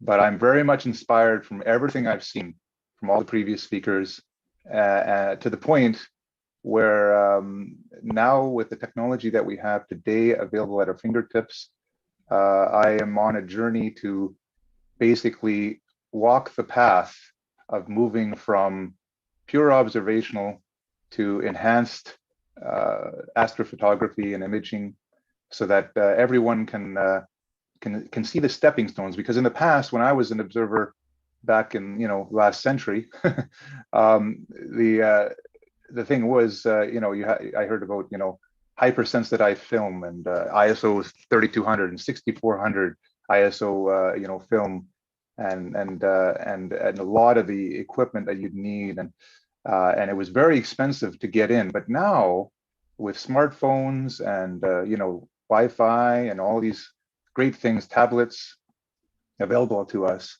my gosh, you can put together a pretty good kit. And what I'll be talking about is that, and then some of my primitive pictures that I have so far, but again, inspired to get better. So let's dive in. First of all, a little bit about me, my background and my journey. And as a fellow Canadian, I think some of you might recognize it was OMCON telescopes back in the 80s in the West Coast. And I started, my very first telescope was a 4-inch Newtonian reflector. And that was a wonderful, my first experience was Saturn at 4 o'clock in the morning in Vancouver. And that image just got me hooked. I was 14 years old, and that was a beautiful thing. That telescope cost me $200 Canadian back in the day. And then of course, after that, I went through many journeys. I won't go through all the details, but basically I got into aperture fever. I ended up in the States, and now in Seattle. I got myself an 18-inch obsession. So I started looking at 15th magnitude galaxy clusters and stuff and the like. And so very much, again, focus on visual, pure visual observing. Then I started my foray into kind of when telescopes started to get automated. I said, well, this is kind of cool. The technology is getting good enough that it's within reach of amateur astronomers at a reasonable budget. So I got myself a Celestron Nexstar 6-inch. Enjoyed that. But then you'll notice what has shifted is I actually went from small to large, and I'm back down to small. I've got myself a Mach 102, Explorer Scientific 80 millimeter refractor. And what I learned, again, through my observational experience, again, the best telescope is the one you use.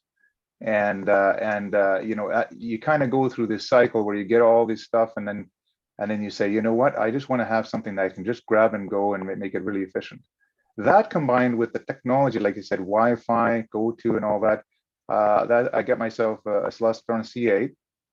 And that has been a wonderful thing during COVID, having these guys to be able to look at a lot of scopes. And then I started coupling my smartphone to take astro images. So here we are today, where I actually have on order to upgrade my gear into more like a high-end astro imaging. I got myself getting myself an FCD 100 ED80 for really nice quality wide field views. And of course, one of the things I've learned with an altazimuth, of course, we all know this, is the best part of the sky, which is zenith, is directly overhead. You lose a big chunk of the sky that you can't really do much with an altazimuth GoTo. So I could get a wedge and all that, but no. I decided I want to go for an equatorial, so I'm going for the Exos 2. And then I'm going to piggyback my ED80 on top of my C8, and then image with my smartphone on one telescope, and then an astro imager on the other, so I can have two different images simultaneously. I'll get into that. So anyhow, that's kind of a background. And so this is, for anyone who's starting out, as a starter kit, if you want to get in and have a lot of fun, you already have a smartphone. It doesn't matter what kind, as long as you get into some sort of pro mode, that's kind of your starting point. Get yourself a good adapter. I got myself the Celestron. There's lots of good ones out there. But basically make sure you can couple that to your eyepiece. Get yourself a nice wide field eyepiece. I got this one here from Explorer Scientific. And then this Mac 102, I must say, Mac's the biggest thing that they have going for them. They're really good quality optics at a reasonable budget price. And you'll get excellent images with this guy. The only thing is it has long focal length. It's very light, very good, and it's very affordable. So anyone who, but you do need to be experienced because, great, you can look at planets and that's good. But if you want to look at galaxies and deep sky objects, which are still quite nice, and especially astroimaging with this 4 inches is plenty. But that long focal length is means that you kind of have to know what you're doing. So that's why you want the wide field, and that's beautiful. I love the ED80 is a perfect scope for anyone. And then I got myself a little altazimuth. So if I travel, I have a little go-to system, couple batteries.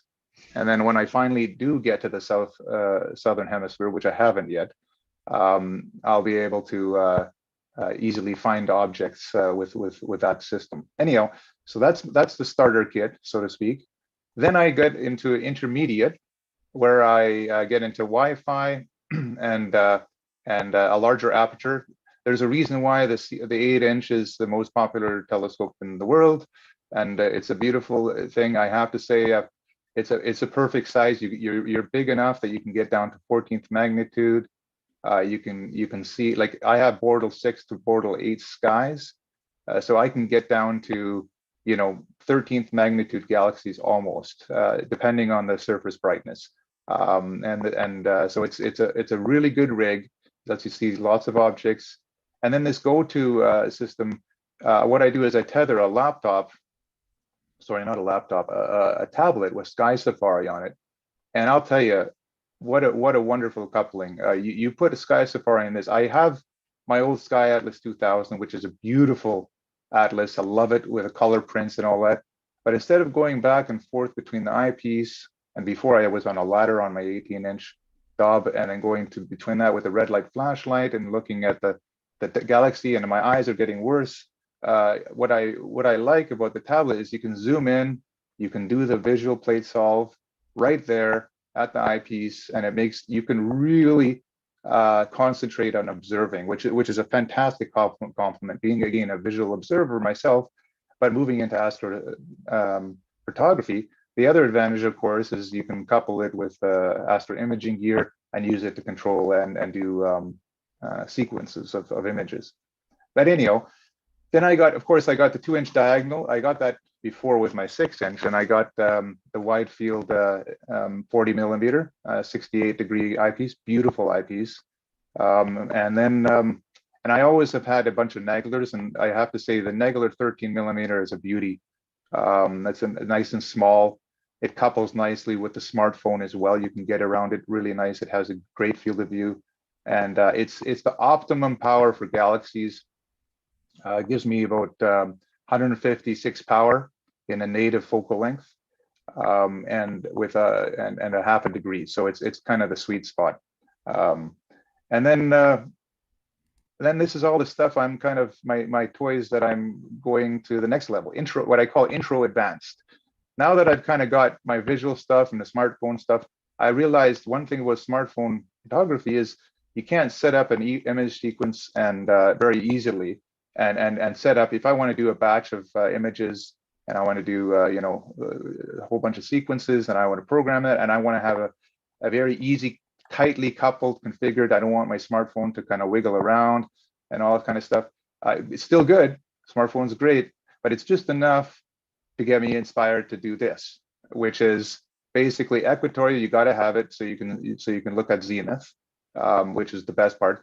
The other thing is visually, I always avoided equatorial because when you move that thing around, the diagonal goes on weird angles, and then you're way down, you're way up, especially with a refractor.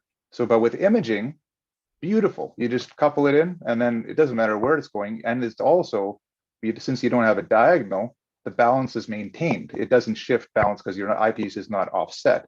So you basically, once I couple this all together, this will be a great combination. Then of course, I dove in. I didn't get the cooled camera. I know cooled cameras are awesome, low noise and all that stuff, but I think it was mentioned earlier, and I'm not really going myself in my journey. I'm not going for the supreme pictures that I've been seeing. It was beautiful. I admire it. Eventually, I will get to that, but I am looking at more survey-orientated equipment so that I can do repeated image views. I can go constellation by constellation, a whole bunch of deep sky objects, use it as basically a visual augmentation mechanism so that I can observe both visually and also create a database of a record, a database of all the, sorry, just my earpiece here, a record database of all my images that I've been taking,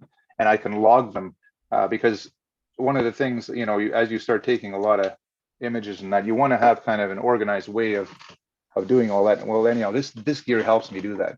Anyhow, just to finish it up, you know, I have, these are the rings to put my ED80 on my C8. The other thing is a filter drawer with an extra filter drawer slider, so that I can put two different filters. I'm going to have I have a UHC, which is relatively broadband, right? It has the oxygen and the H beta, H alpha. But the problem, you know, and so it's going to let a little more light in. But I wanted to try out broadband because I'm going to have a colored camera, so I can take the channels. And then I also have a matched 2-inch an IR cut filter, which gives me the full spectrum. And the reason why I did that is I have two, is because one of the things I learned is that your focal distance changes when you put a piece of glass, because of the in between your objective and the imager, because you're going on an angle and then it changes the focal distance. So by switching between these two filters, I can easily get my luminance, if you will, and then my RGB filtered kind of UHC. Obviously, these are just introductory filters. I will get more advanced later on, but for now, I think this will serve my purpose as a start. So now, getting into what I'm doing for the survey, what I've done in the last year with that equipment that I've showed you, C8 and the Mac 102, I've actually observed over 2,878 objects. I've done the tally. I have done 2,878 observations using Sky Safari, recording logs across all the constellations, constellation by constellation, down to magnitude 13, with open clusters, galaxies, and nebulae. And the purpose of that is, again, I want to be able to have a database that people can use, and I want to share this so that people can, our budding astronomers that are starting out at all different levels can say, okay, well, if I have a 4-inch and I'm in Bortle 6 skies, I can, you know, based on this surface brightness, you know, I can see a magnitude 10 galaxy, let's say, that has, you know, a certain size. Because, you know, a magnitude 10 galaxy is not a magnitude 10 galaxy, as we all know. And just for you that don't know, surface brightness is everything, right? You see some of the larger magnitude 10 galaxies say, hey, I'm going to see a magnitude 10 galaxy, no problem, right? But then it's way too low surface brightness to beat the light pollution, so you don't have a chance. And that's the biggest thing, I think, as a barrier for a lot of people starting out, is they try to look at fainter objects or things that might appear bright, and then they get frustrated, right? They say, oh man, because I remember when I was going through my thing, I had my Sky Atlas 2000, and you have all the red galaxies everywhere, and you say, oh, I'm going to look at all those galaxies. And then you see some are like, oh, this is nice, and you're very satisfied, and other ones are like, this is impossible, like you don't have an idea. And then even then when you go a little deeper, and then you have the magnitudes, you say, oh, this magnitude 12 should be able to be detectable in my 8-inch. But then you find out it's impossible because the surface brightness is just not there. And then I want to augment that with imaging, back that up so that I can kind of have a database that that people can refer to and say, yeah, this is what it looks like. We already have the DSS sky survey, which is really good. But the problem with that is it's overexposed or underexposed. You don't have a really good session. So I'm looking at reasonable quality, but high quantity, and it's going to take a long time. But I'm going to go through this journey, and I want to share and publish all these.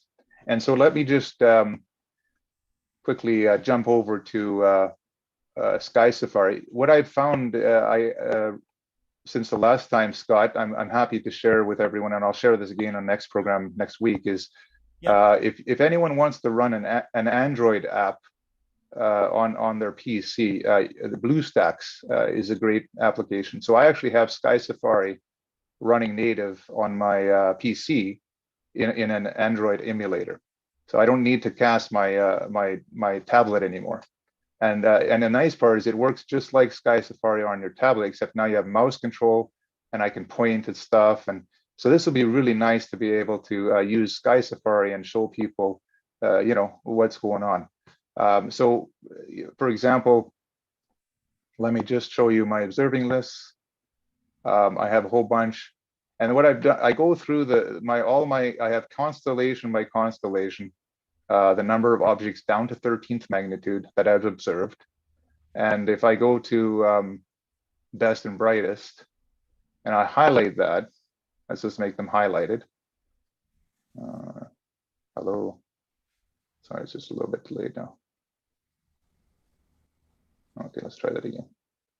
Oh, it's already there. Okay, good. So you can see all the objects that I've categorized as best and brightest. And so that's with my 8-inch. So what I'm going to do, I'm going to go back and resurvey these, both visually with a smaller telescope and also with an imager, and say, okay, well, if I can see it in an 8-inch reasonably well as a distinct object in my light polluted skies, what is my chances of seeing it with a 4-inch and an 80 millimeter, et cetera, et cetera. So that's basically what I'm working on. It's so in this journey, what I've done from an imaging perspective, so let me go back now to presentation. So what I've done is I've started to, do a starting foray into imaging with my smartphone. And here's what I did with my Mac 102, for example, at the beginning of the year. I took a number of pictures of various clusters, galaxies, nebulae, and even the moon, of course. Love the moon because when it's a beautiful crisp night in the winter, it's like you'll take anything you can get. And then it's like, if the moon's out, it's like, who cares? I really love deep sky objects, but you know what? The moon is beautiful. It's fantastic. And I've actually really enjoyed that. And now that with my, anyhow, so basically, yeah, let me go to, and then I have also done some with my C8. And these are the objects that I'm gonna kind of summarize. And let's go through some of the pictures. And again, just a warning, this is not going to be anything like what you saw earlier, but it's part of the journey. And this is meant to kind of give people a stepping stone so that they can feel that, hey, they can do this with their equipment at a moderate budget and then get to that awesome level eventually. So clusters, this was just with my Mac 102. I got my large, I was very happy. I got my 26 millimeter 62 degree eyepiece. I was able to fit the whole Pleiades in there, which is a feat with a Mac 102 with a long focal length. And but the moon was out, so we got between the smartphone and the eyepiece, and so you can see a number of artifacts here. But I got it, so that was my first thing. Then I also took a picture of my the double cluster. You can see vignetting. You can see this is I put a piece of black tape to try to cover that infrared sensor, but it still gets in there. That was another reason why I'm inspired by, getting an asteroid imager. So there's no stray light that gets in there, and causing problems with the optics. So, but anyhow, the point is you can still see, and it's very nice to be able to image that. Moving on to, this is just with my 8-inch. Yeah, this is a really bad picture, but M13. And if I go to galaxies, so with that Mac 102, see M81, M82, Yeah. You know, not bad. You know, you can see a little bit of structure in ME2. Very, very bright galaxy, by the way. It looks fantastic in an 8-inch. But I was really pleased to be able to see this with my Mac 102 and take a picture of it with only 15-second exposure, ISO 1600. So that was kind of nice. So again, a good starter object for anyone who wants to take a picture of a smartphone. Go for it, and you can get both in the same field of view. And then I moved on to my C8, and I started to experiment with different ISO settings. You know, it's blown out. I haven't done, none of these images are processed in any way, obviously. I'm getting into that as well. I'm going to be probably using GIMP for doing some basic editing. There's Registax and Deep Sky Scat. There's a number of different tools out there. I'm not going to be probably into scacking so much. I think I would like to just do some simple, you know, since I'm going to be doing a lot of images, I'm probably going to do some simple algorithms, some scripts I'm going to be setting up in GIMP to basically auto stretch and auto darken and all kind of stuff, so that I can get a nice, reasonable quality picture very easily with a one button press and get the image that I want. But this is all part of my learning experience with the smartphone to learn about, you know, different resolutions and stuff. But not bad. You can see the Needle Galaxy. You can see both sides, and again, visually it looks great. But this is the interesting part. What I've noticed with all these is what the smartphone allows you to do is instead of using averted vision like you'd have to use visually, as we all know, averted vision doesn't give you the resolution as direct vision. So what happens is by using a smartphone, you can get the same or better view that you'd see visually as an augmentation with direct vision. You can look directly at these pictures and you can see very clearly the balls, you can see the dust lane and everything. And yeah, it's not a professional image, but compared to visually, it's a wonderful complement, and it's very easy to do. And you can even do it in front of the telescope and eyepiece. You don't have to go through all this step of putting it as a slideshow. You can actually look at it real time, and you don't even need dark adapted eyes. And it's a wonderful little tool to augment. So then this is just another galaxy picture where, you know, I like this little trio of galaxies in Leo, and you can see pretty reasonable. You can see the difference. These are obviously quite a bit brighter. These are magnitude 10 galaxies, and here's a magnitude 12 galaxy down here, and you can see that it's pretty faint, but it shows up, and that's pretty much what you see through the eyepiece. Here, as a Canadian, I have to put in the hockey stick galaxy. So I put that in. It doesn't look very good, but I can't wait until I can image it properly with an imager. But the point is, I don't know if you can see it, but there's a tiny little bend here. You can actually just pick it out, but already better than what you can see visually. If you look at this visually, you get a hint and you can see it, but when you look at direct vision, you can actually see it with the smartphone. M106, I love M106. What a gorgeous galaxy. I especially like, this is with my Mac 102, okay? You can actually pick out a little bit of the dust lane in the central core, and you can see the spiral arm structure. So not bad, you know, with the 30-second ISO 1600 with a Mac 102 with a 4-inch with the smartphone. And then this is with my 8-inch. No processing again, but it will be a lot better. But again, you can very clearly see actually multiple dust lanes and the spiral arm structure coming out here. But again, I'm speaking as a visual observer. You know, please forgive this crudeness. This is not again a professional. This is my journey, and I really hope that everyone can see that. Hey. With a little bit of equipment, a little bit of you know, experience, you can take these pictures yourself, and you can make your overall experience on the astronomy journey that much better. Continuing along, M51 on again Mac 102, trying different exposures. Obviously, you see you can just start to hint of the spiral arms, which is not bad for for a 4-inch, you can just start to see, and you can see the companion galaxy with its stuff there. And then zooming in, I played around again with the different ISO settings, blowing it out, and you can see how grainy it gets with ISO 3200. I'm also using the digital zoom on the phone as well, so that because of the pixel scale and that it's not sampled properly. It's, you know, that's another reason why you want to eventually, when you get past this stage, you do want to get an astro imager so that you can match the pixel scale and all that to the appropriate resolution and field of view that you're looking for. Here's my C8. You can see the pixel scale is a little better, but it's you can see the spiral arms, but it will get better. Then my latest picture on galaxies, last one on galaxies, is Sombrero Galaxy, and you can see the nice dust lane here. And you on the C8, you can almost see the visually, you can almost see the bulge on the other side of the dust lane, but obviously with the smartphone, it makes it very clear. And then moving on to nebulae. So Crab Nebula, everyone knows how low surface brightness this is.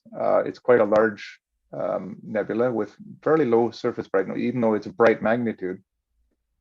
So with the Mach 102, I was able to just pick it out. You can see it just eking out here. And so that was a kind of challenge. Then I also took the Dumbbell Nebula, again, some of these infrared artifacts that are coming in, but you can see some color in it. You can even see a little bit of red on the outer rim. So not bad for the 30-second. I had to go, of course, all the way out with 30 seconds and 3200, but you can get some structure. You can see the central star. And then Eskimo / Clown Face Nebula, with a Mach 102. This is the original picture, and then I zoomed in.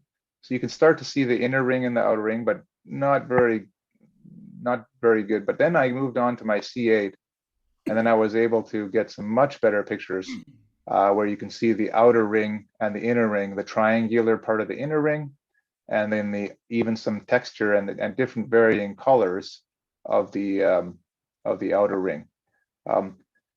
This is the other thing I want to say about the smartphone photography and also being a visual observer is you start to really appreciate, you really train your eye to see the finer details. It's really training your eye. After you observe so many objects and you get really good at seeing things, and you start to appreciate all the little details that you can get every time you increase the technology and the capability. So it just makes it that much rewarding, you know. So I'm very pleased with this image to be able to see the different variances. And then if you look, of course, at the Hubble version of this, you can actually see that this part is actually brighter, and it does have kind of a multi-shell triangular shape to it. So it's kind of neat to see that even with primitive equipment. Ghost of Jupiter. Similarly, zoomed the heck out of it, not good quality, but still you can see the oval shape and the brighter Ansei on the outer ring, and you can see the central star. Here's the NGC 40, even some color in NGC 40, which is interesting. It's more of a pinkish color, which is neat, and it has these two arcs, and then the darker center, and then the Cat's Eye Nebula. I love. One of the things I really love to always look at with my 18-inch Dove was the Cat's Eye Nebula. What a beautiful object. A really nice pinpoint central star, and then a really nice structure in the ring. But anyhow, this is with the C8. Oops. Then I played around with stacking a little bit, and I actually got the Hubble's Variable Nebula. This is a really awesome object. This was a pleasing object because I hadn't seen it for so long. And it was really nice to be able to see. It was quite bright this time. As we know, it's a variable nebula, and it can fade pretty faint. But this one was very bright this year, and you can see some texture. I really like in these underexposed pictures. You can see the fan shape here, the brightening, and how it kind of arcs this way. And of course, this is interesting how with the stacking shows like multiple hidden nebulosity in the background too. So, but I'll have to play with this some more. That's another thing, the whole image processing side of things, even with smartphone, it's gets, but my point is I want to get good data with minimum processing up front, right? Garbage in, garbage out. So that's why another reason why again, smartphone, excellent, quick. It gives you a good visual observing, but I'm going to do both. I'm going to have my smartphone taped to my one telescope, and I'm going to use my Astro Imager on the other, and then get them all remote, and then be able to do both, so we can compare both. And then this is Orion Nebula in my Mach 102. When I took this picture, this is actually one of the first that really got me into smartphone. I was like, holy smokes. I can see pink. I can see the texture of Orion Nebula. You can see the arcs here. It just blew me away. This was so, sure, there's lots of artifacts, but I just filter all that out mentally, and I just say, you know what, this is beautiful in here. I'm really happy, and so now I'm going to continue to do this. So this is my first picture there, and then I got my C8, and you can see it's a little bit better. It was no moon getting in between. You can very clearly see the arcs, and you can see this beautiful nebula that sticks out in the foreground. A very good M43 right here, and and of course a nice texture, just really enjoyable. Then I played around with the Mach 102 again. So this is the very first picture I took with the Mach 102, just for fun, no tracking, 2 seconds, and you can see blurry. Right, so this is probably everyone's first picture. It's like, it looks like this, and then it's like, okay, well, I'm going to turn on tracking. Here's 4 seconds. Here's 10 seconds with 1600, and you can start to see more structure. And this again with the 4-inch, then you start to see some pretty decent detail. Then continuing that, now I'm looking at the trapezium. I got start with 4 seconds, 8 seconds, and then I zoom in. And then you can actually start to get the trapezium and some color and texture, but really fuzzy. And I was using what I was doing here is zooming with my phone itself. That's the advantage of using a smartphone more than anything, is there's probably a way to optimize this pixel scale with the zoom and the eyepiece and all that kind of stuff, the focal length. I haven't done that calculation, but the point is I will probably eventually do that calculation. But I'm just playing around here, zooming in, and it makes it really nice and fun. Oops. And of course, then I have my C8, and you can see the quality is that much better, right? I mean, this is a 15-second. I reduced the ISO to 200 because I didn't want to blow it out. And look at the beautiful. You can see this. It actually I think it was Mount Wilson, right? That one. Scott, there was that one live image of Mount Wilson where they were really zoomed in, right? And it was like incredible, and it had this type of coloring. You Yes, could really see, the living, and it was like, wow. Obviously, this is not Mount Wilson, but it just reminded me of that. It was like, wow, it's kind of nice to be able to zoom in. Now, obviously, this is, but it's really fun. Again, low ISO, but nice texture inside the deep heart of the Orion Nebula. And then switching to the last part, and then Moon was out, and boy, the Mach 102 is a stellar performer with anything lunar or planetary. So you can see I took these pictures, 250th of a second, ISO 100. Picture taking the moon is very difficult when you're not stacking or processing because of the seeing, right? The seeing conditions. So I figured I got this, this 1/250th of a second seemed to be pretty optimum. So I got some pretty decent pictures surveying the moon and zooming into all the different sections. So that was really fun. But then more recently, and Scott remembers this, and I think Adrian and some of them, we had an awesome Global Star Party 42, where I did some moon cruising with my C8. And I wanted to, I'm not going to show you this, but if you go to that thing, it's jerky video and everything, but I had great seeing, and I was able to do a live video. You remember, Scott, right? I mean, it was incredible. I've never seen, in all my time observing, I've never seen such good images of the moon. And here's what I'd like to share with everyone. And I want us to, I think there's a way to do this. I believe that we've discovered something where if you use your smartphone and you cast that smartphone, you use the video, you don't take a video, don't take a picture, just cast that over YouTube or over live stream, over Zoom. And that image, that video is actually so good compared to anything you can process, I believe. Just because you're doing visual stacking and you're visually looking at a video, and it compromises, it basically makes just incredible, it's a wonderful experience. I want to do this again, Scott. We're going to do this again. But I'll do it with a better, more stable mount, of course.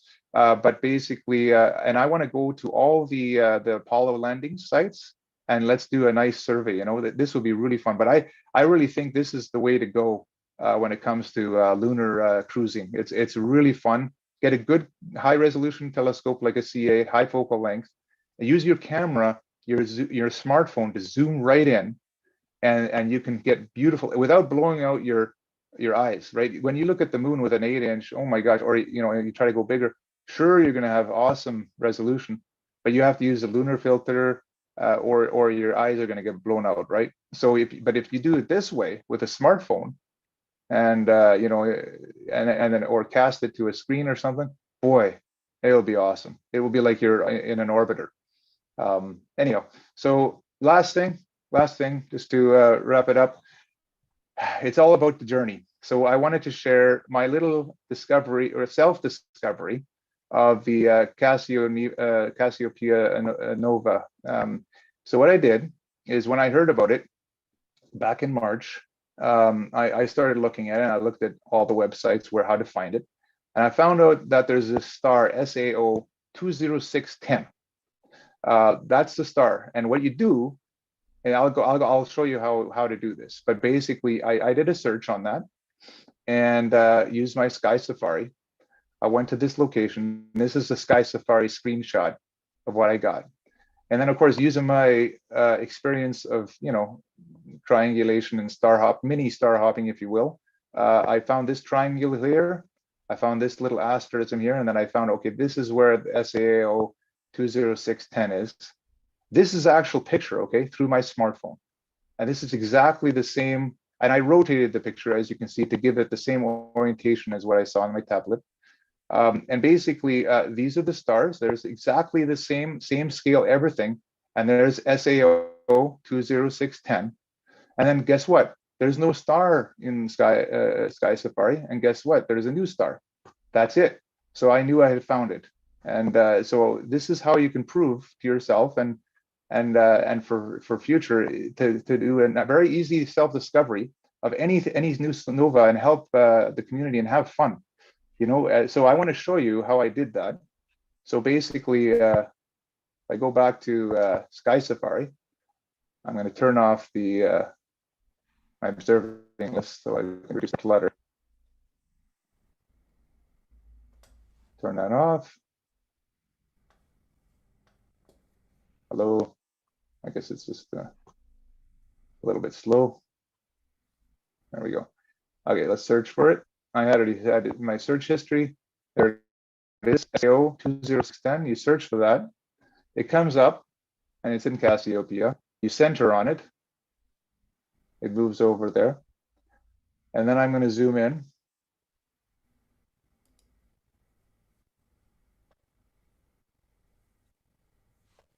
And what I have in my field of view right now, the small circle is my Nagler 13 millimeter with 156 power, half a degree, and then the optically, and then the other one is going to be in my new ASI 294 image scale with a f6.3 focal reducer. So it's a really nice match between to be able to do that. And if I keep on zooming in, I have to keep on going here.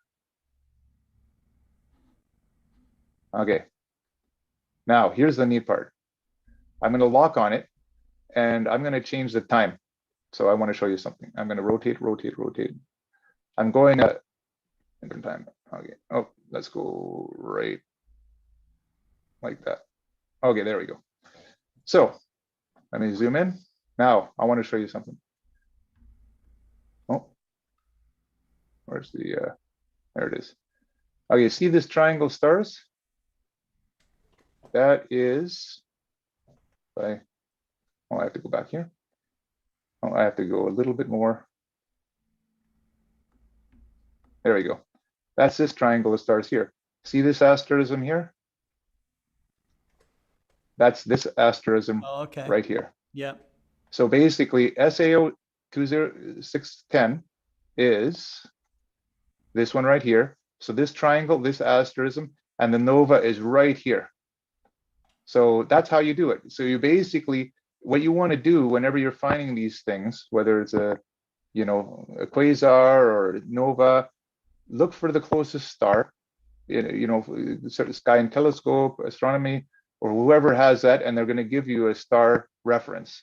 Search for that, and then look for the asterism, and then match it with an image plate sol, a visual plate sol with your eyepiece, and then you'll be able to do exactly what I did here with your Sky Safari or whatever tool you're using. I use Sky Safari, but whichever ones, whether it's Stellarium or whichever, but Sky Safari has good magnitude and good plate solving capability.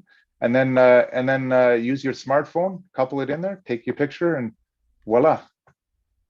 So that's my presentation. That was amazing, Cameron. That was it's fantastic to see the journey that you're on, and I can't wait to see where this journey takes you, because just the amount of images that you're capturing now, just as you're trying to parlay what you see visually into what you're trying to capture without actually processing it too much or anything, is really showing a lot of detail. So this is going to be great to watch over the next little while. Yep, I didn't even know you could take decent pictures with a smartphone. But now you've convinced me to get Sky Safari and to get a little adapter for my smartphone. It's expensive. It's really fun. It's really fun. What you said earlier about the moon, and one of the things we love doing when we're out at Sidewalk Astronomy, basically, is I've got a small reflector where I can turn the motor down to a very slow speed. And so I go to the moon, I put a fair amount of magnification on it, get it in focus, and then I hand the controller to the person from the public and just say, skim along the surface of the moon, take a look at the details, take a look at the craters, and walk along the Terminator. And it's like you said, it feels like you're actually flying over like one of the Apollo missions. Just Maxi calls it smartphone astronomy. Maxi Falaris was actually on our program before, and this guy's he's watching right now, but he's done incredible smartphone astrophotography. Remember he took a smartphone lens, he took the lens out of a smartphone, so it was just hitting the sensor. Okay, incredible stuff. I mean, it's just, you wouldn't believe it, you know, so. Well, the best part is the outreach capability, right? And now a lot of us do. You know, you might experiment with taking out the lenses and making a little astrocam or something. So Russell's getting ideas. I can see it. I can see the wheels turning. That's right. Not that one. Not that one. Not that. No, not that handy. Yeah, we'll get Carl to do it for us. Right. Sure. Yeah. He'll happily do it. So thank you so much, Cameron. And we've reached the end of our prepared presentations. This was such a fantastic International Astronomy Day. We went 7 hours of astronomy stories. This was just inspiring. It was content filled. It was a bunch of completely different approaches that really all spoke to the same motivation, the same passion that drives us to be here for 7 hours sharing this with each other, with everyone across the world. And the one person that we didn't get a chance to hear from who's still on with us is Simon Tang.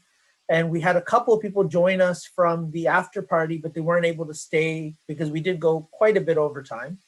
But on behalf of the RASC Montreal Center, before I actually ask Simon to give us a little bit of what he does, I just want to mention that we appreciate the support from Scott, from Explorer Alliance, from Explore Scientific, the Astronomical League.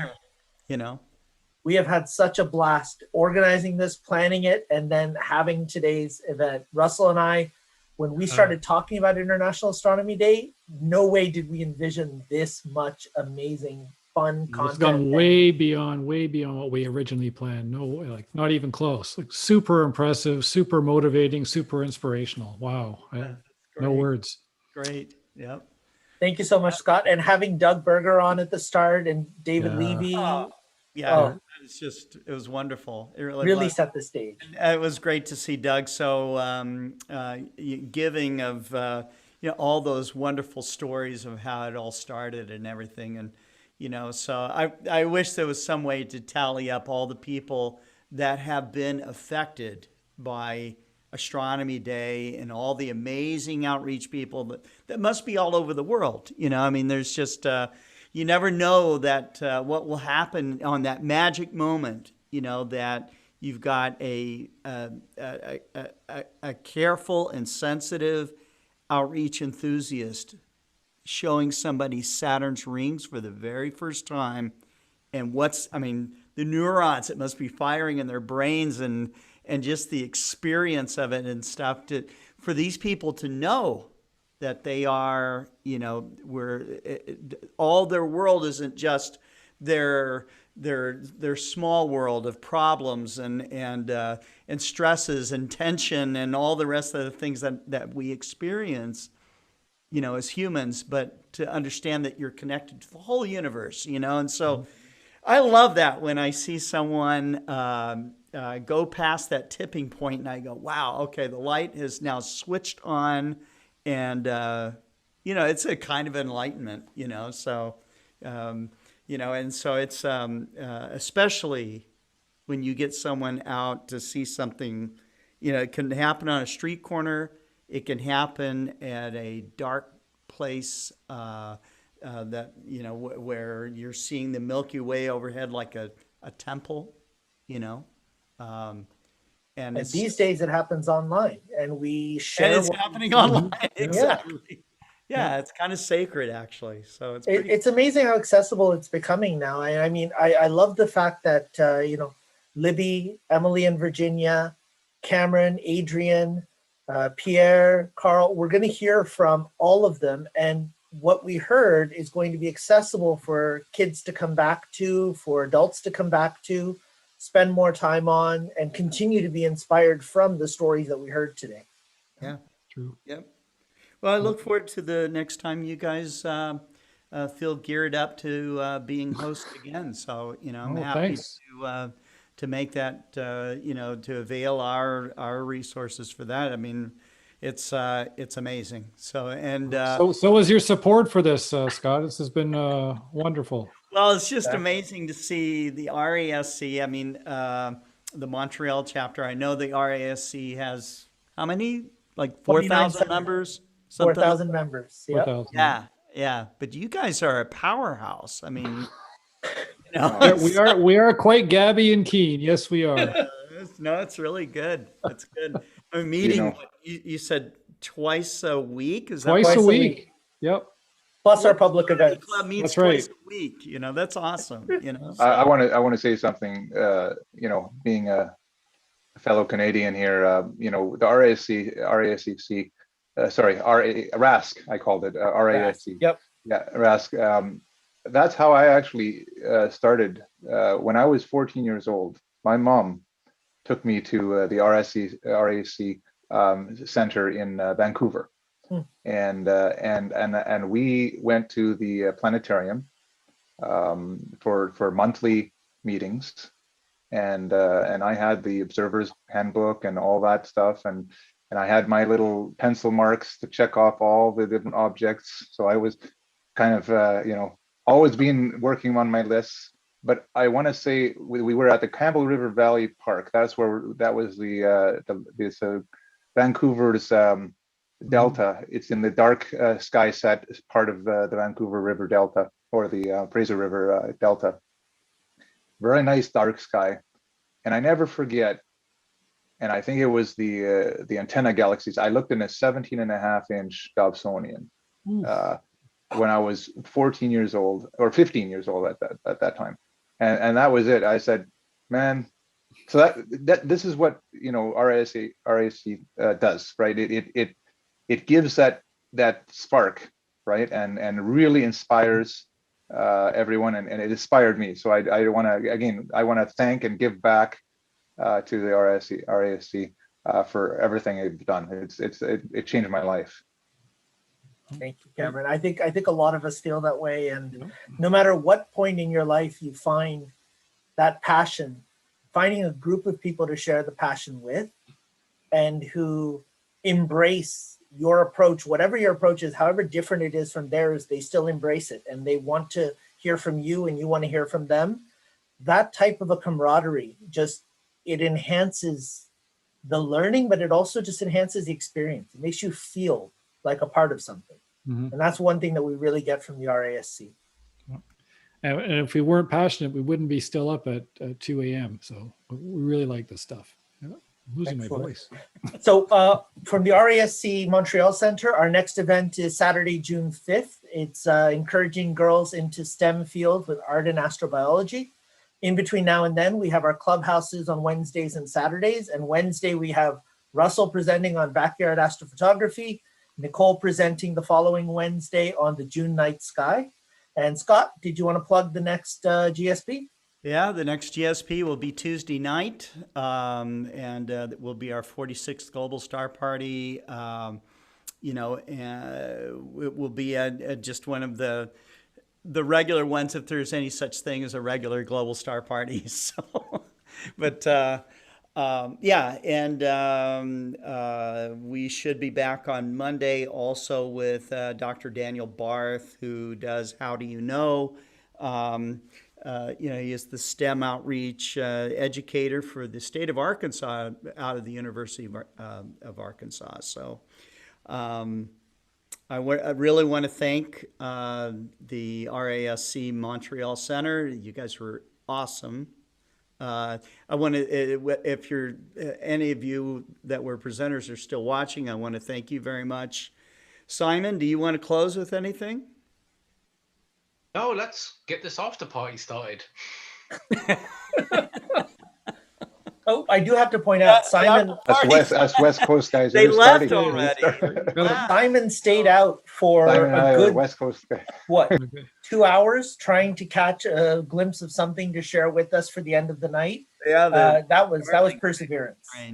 Yeah, no, in all honesty, a lot of these things that I do, like that really push the envelope, you know, I will stay there for the last minute because some of the stuff that I've done, I mean, I've told like countless stories, but I will share something real quick if we are all going to just turf out. So I was going to show a handful of things, but I'll just show one or two things real fast. So I'll just do a screen share. Solar stuff? Solar stuff? Yeah, it's all going to be solar stuff. Yeah. Okay, so hopefully you guys can just see the web browser and nothing else, right? Right. Yep, that's Okay. right. This is me trying to do this because if you read the app, it says clear skies, no clouds. And yeah, that's my shot. So sure. But that's not really what I wanted to show. I really wanted to show my cat again. That's one thing. Evil kitty. Okay, so a lot of people know that I do solar, or I've spent a lot of time doing solar recently because I just don't stay up so late at the moment because of work and things like that. And one of the things that I've been working on is solar animations, so we can actually see what's actually happening. The only thing here is, though, it doesn't take long for me to get bored of doing these kind of things because once I figure it out, I've got it all mentally put down and I have the technique, so to speak. So this is something experimental that I just started to do. And it took a lot of time to figure it out. So first of all, this is actual footage from the camera. This is live. And then we go through to the stacking process. So that's what we essentially get. Right. So I thought, what if I could get an animation of this so I could actually see the convection cells moving? So this is actually the result. So ignore the wiggling, but watch the convection cells Oh, very, very wow. carefully. Oh You man, that's actually awesome. see them Nice. That's incredible. like So you're doing pulsating. like a sliding stacking Like approach? Sliding stack? Jello with stuff, It's you know, what I like do. chocolate convecting or something. Yeah. Yeah, yeah. Right? So the actual technique being used here is, and this is still in the experimental phase. This is the first time I've done this so far.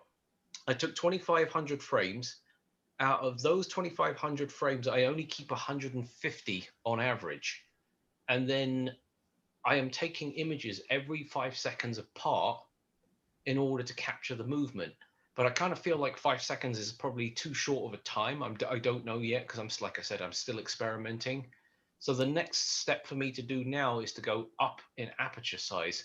So I'm seriously debating, do I do an 8-inch SET, or shall I just go crazy and just do a 12-inch Dobsonian? But there's no way to track the sun. That's the problem. Yeah, yeah. I I think the wonder if 8-inch is what a we're good idea. seeing, Simon, is like some of the sonic waves of, because the sun rings like a bell. Oh, you know. yeah. And so it would be interesting to see if there was a correlation of that, or if there's just some random movement going on. But I think it's probably like these sonic waveforms or something, you know? Well, Clyde Plymate, who used to be the guy that was Yeah, running at the Big Bear. BBSO. Yeah. He retired now, in case you didn't know. I'm I sure did. Yeah. Yep. Now he was the guy that got me thinking about this, and he was using that telescope, which at that time when he did this particular imaging was the largest solar scope on the planet, as far as I remember. I think it got overtaken by somebody else now. Yeah. But he has this unreal solar animation of the convection cells boiling up and out. And that was basically my inspiration behind all of this. It's just, needless to say, I'm not going to have like, 2.2 meter scope hanging around in my backyard staring at the sun, because I'll probably set fire to something. But maybe 10 or 15 years ago, that's what it would have taken to get this kind of imaging. What, this particular one? I mean, this is bleeding edge. Really stunning. This is bleeding edge. So Simon, I mean, is there anyone else in the world doing this? I haven't come across them yet. I've seen a couple linked to the Inouye Solar Observatory that was built down in Hawaii. They've got links to a couple of solar astrophotographers that are doing video work. So you might want to take a look at that, because this is actually better than some of them, but on par with others. It's amazing. Yeah, this is bleeding edge. This is R&D stuff. This is good stuff. Yeah, because I'm just looking at it and I'm thinking that you could actually determine the way in which the magnetic field line is going in and perturbing the plasma. Mm-hmm. You could even like determine velocities of these cells with the amount of detail that you have here. So you could determine the resonance energy back and forth between the boundaries. See, the thing here is, though, because this was so experimental, very few scientific measurements have actually been made yet. Because speaking of science, I do have a video that is me being, silly. So I went up to Big Bear and shot the transit, and my friend was also in Elk Grove, and he shot the transit. So we get the sun from two different spots with the transit occurring. So we actually calculated the speed of how fast the ISS was traveling and how long it took to get from one point to the other. That's awesome. That's amazing. Love it. So, there's so many. Simon's loaded with awesome stuff. Yeah. The funny thing here Shooting is, or something, it's amazing. It's incredible to catch it like that. So. Oh yeah, no, it was something weird to do, and I think that's what I'm getting into now, because it's not that I've become really good at doing imaging for like night sky and solar and this, that, and the other. It's everybody's started to do the same thing, and I'm looking at everybody and saying to myself, it's like, okay, this is what this guy's doing, this is what that guy's doing. Does it borderline art, or does it borderline science, or is it this, or is it that? And the way I kind of feel now is I want to bring the science back into astronomy and not just produce a bunch of pretty pictures. you know, and some of the times where, I've got to show you this because you guys probably haven't seen this. You all know who the Cookie Monster is, right? So Yeah, if you Orion flip the Nebula. Orion, if you flip the Orion Nebula on the other side, you get the Cookie Monster. That's great. So Monster literally Nebula. everything. There's the mouth. There's the hand. There's the mouth. There's the hand. I've showed everybody this one before. But Oh, you've ruined it now. That's all I'm ever going to see. I love it. Can't unsee it now. That's the best. Now So, I yeah. need to add googly eyes to every photo of my Orion Nebula. I know you're gonna have to. But anyway, so yeah, these are some of the things I'm trying to push into doing now. Is not necessarily the pretty pictures anymore, but more of some of the weirder things, some of the weird science, so to speak. It's just to get people more interested and fired up to ask the questions, because usually when you see some really amazing image, there's no questions being asked. They're not really going, oh, what's going on in here? What's happening there? Why is it this color? So things like this become thought-provoking. Something so simple, it's just very, very short animation. But if I was to tell you that this happened in about 2 minutes, you could actually watch this in real time happening. That's how fast it was. I almost missed it. You know, the only time I've actually seen anything happen in real time on the sun was actually in front of Woodland Hills Camera and Telescope during one of the store events, and we had a Coronado 90 double stack out, and I saw it looked like white toothpaste being squirted out in two different directions. It happened so fast. I was blown away. I was absolutely blown away. Funny you should say that. I think it was during one of the star parties that we were doing, and I had a similar thing. And it's weird because every time there are reports of solar flares or any type of flare activity, I always have some crazy, malfunction with the computer. And I got to try and find it because it's kind of buried, because I post, oh, there it is. I post Well, the hope so is as much. we're moving towards solar maximum, we're going to get to see more and more of this. Oh, no, that's just me just being stupid. It's just a plane. There it is. So this was taken during one of the global star parties. And if you look at it, it's not smooth like any of my other animations. When this occurred, of course, the hard drive decides to fail. And it just goes without fail. And I would have caught the entire thing because I had the entire thing originally. And this was the only frames that I could recover. And this would have been the first time I've ever actually caught a flare in action. But it's just like what Scott was saying. It just looks like toothpaste being squirted out. And this it just happens so fast. Yeah. It's so fast. And you don't realize what you're seeing until you're seeing it and you think, damn it, I wasn't recording.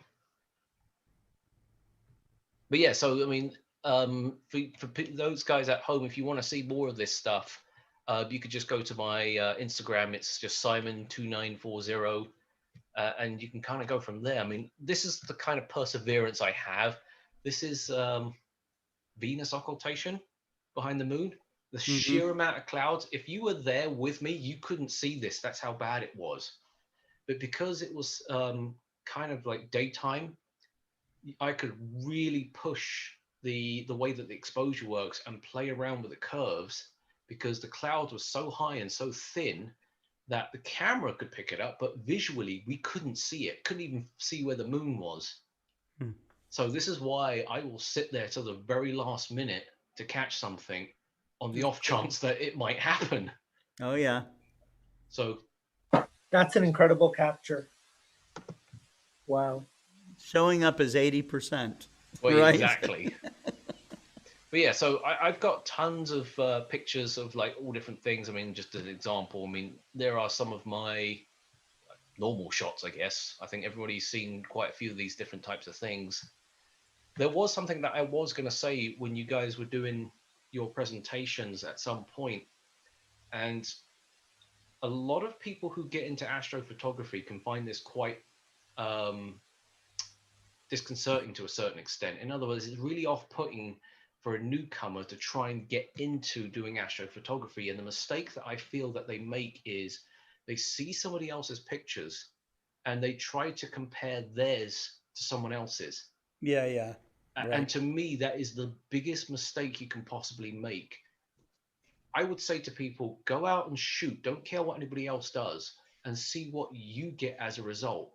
And Yeah. then you work on it. But try not to look at anybody else's pictures or follow anybody else's, like, tutorials or their version or their take on something. It's the idea here is it's called a hobby for a reason. Learn about it, explore all these things, and that's how you make all your discoveries and figure out all these cool things. I didn't become that good in solar photography overnight. It took me a while to figure all of these things out, but I refused to look at anybody else's methods. I just did my own method until I started to crack it stage by stage, and over time I figured it all out. Sorry, go ahead. Simon, just get it. The equivalent to what you're saying, a kind of visual observer is like getting an 18-inch Dob, right away. It's better to,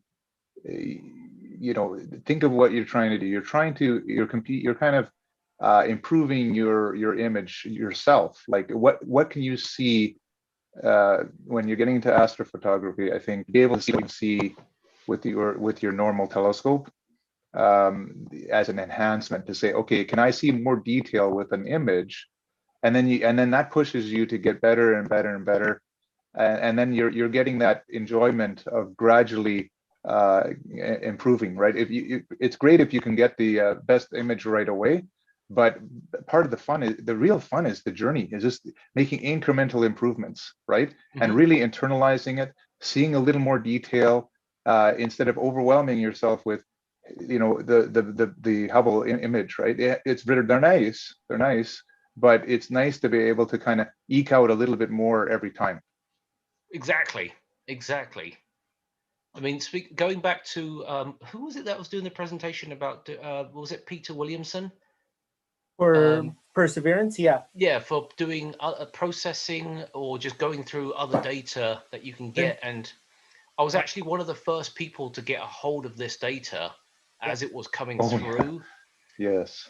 And one of the guys who I have contact with from JPL, I sent this image back to him because I was actually more intrigued with what was happening on this image. Nobody told me that these things that you see in the background, these weird looking tendrils, was the dust being kicked up by the two jets firing down.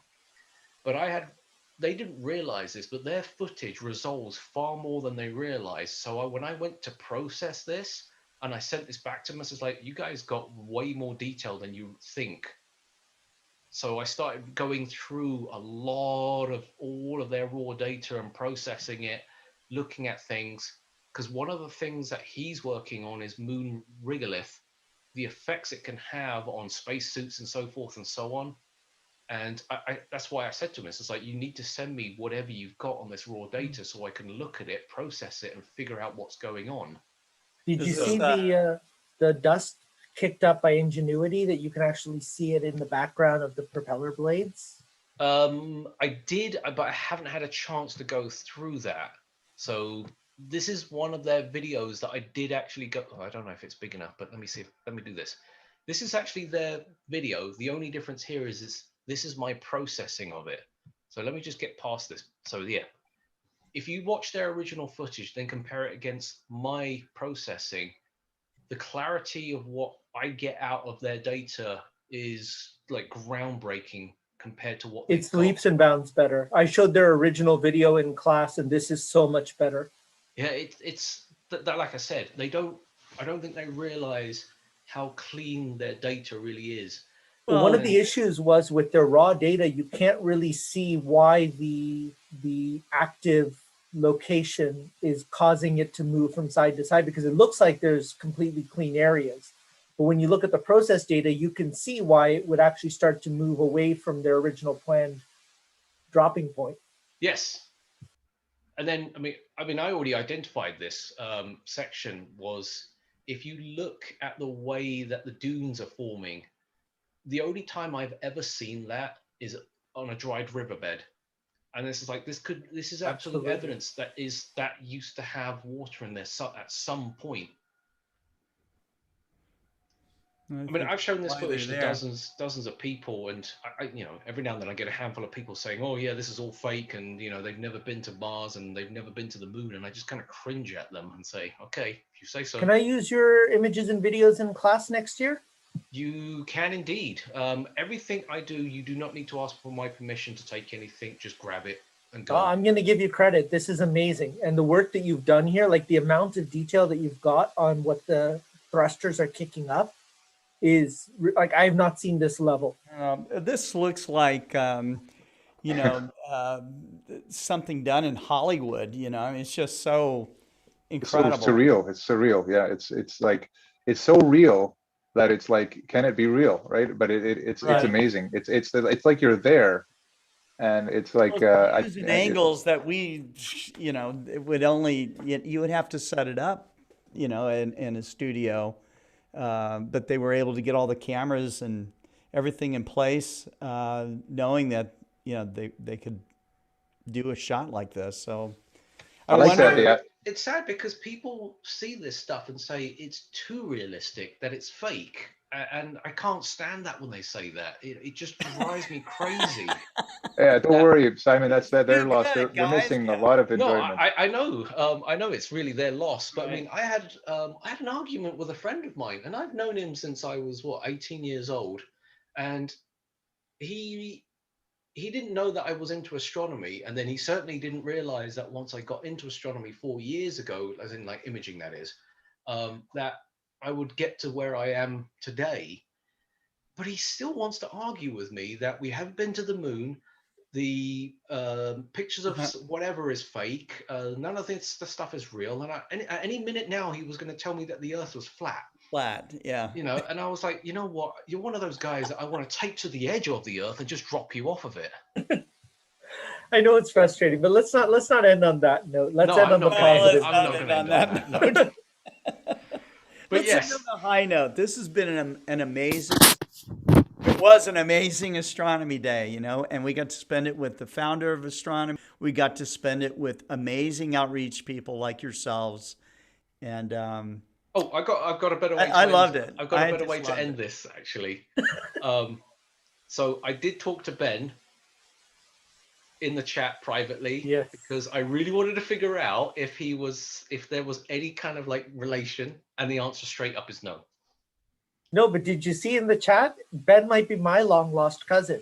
Yes, I was going through that too. Really? No, but I mean, me and Ben, we were sending messages because it was our last names, and it was important for me to see how his last name was written.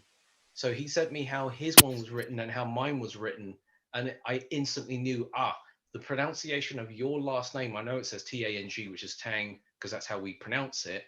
But his variation to me is slightly different. If it was the English direct translation in Cantonese, it would be Tong. So I was like, as soon as I saw the character, I was like, nah, he's not related. That's a shame. It would have just been so funny. It would have, especially because you didn't know each other, and so to exactly. Up all of a sudden out of the blue would be fantastic.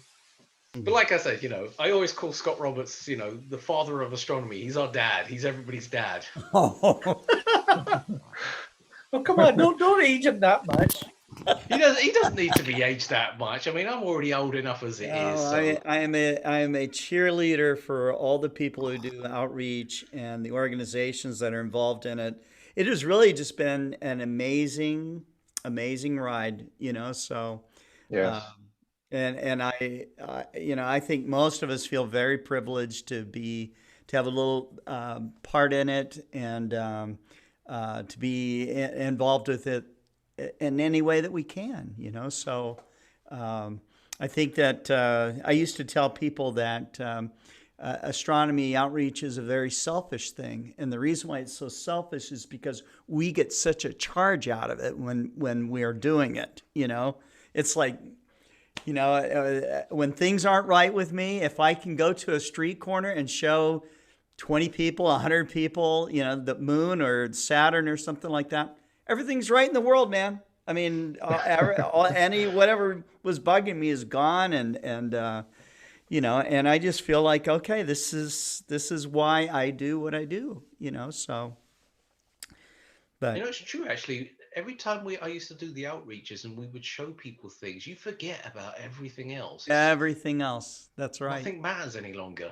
No, no. I still, If there was something nagging you, you know, and you just come out with it's very stimulating. It's very much a high, you know. So yeah. So these live streams, I mean, in the last year, what has happened with astronomy is been truly a revolution, and really, I would say even a renaissance.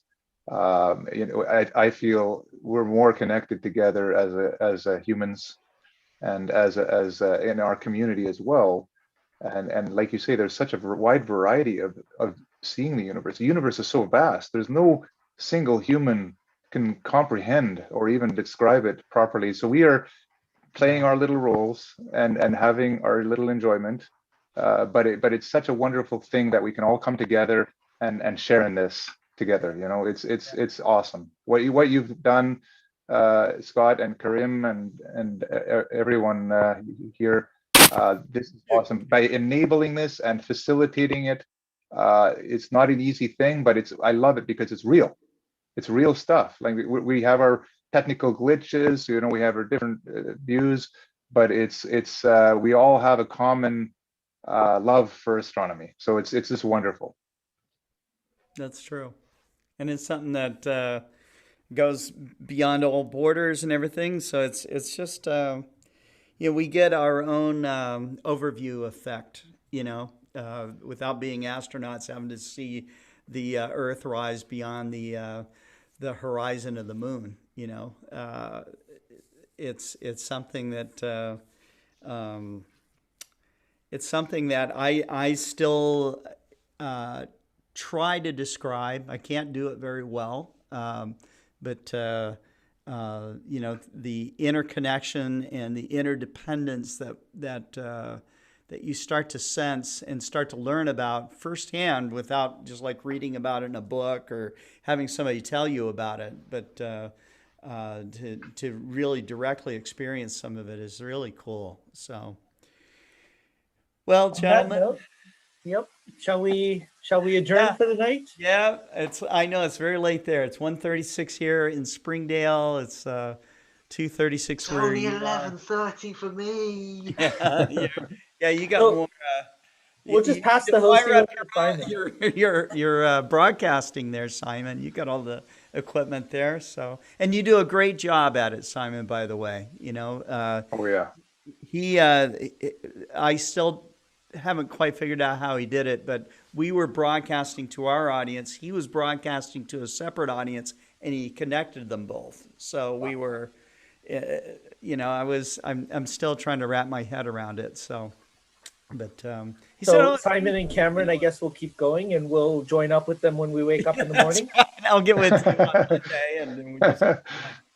I'm thinking that the next Astronomy Day event, since it's an international one, should be a coordinated effort between people that do these broadcasts and see if we can get something that goes 24 hours around the world. You know, I think that'd be very cool.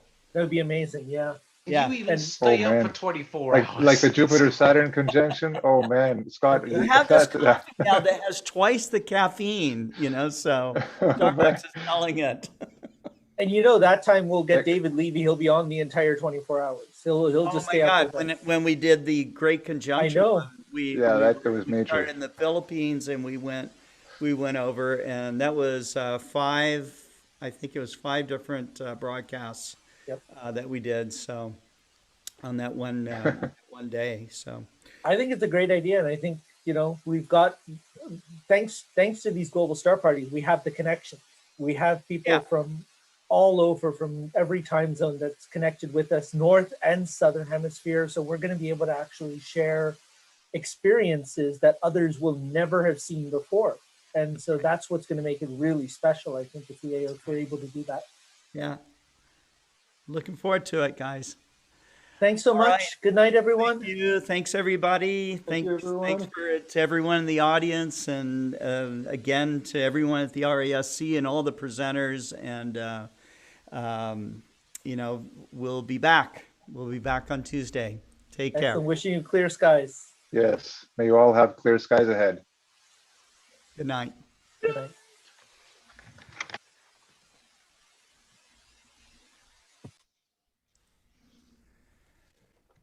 Oh no, it's the pirate ship Explorer Scientific again.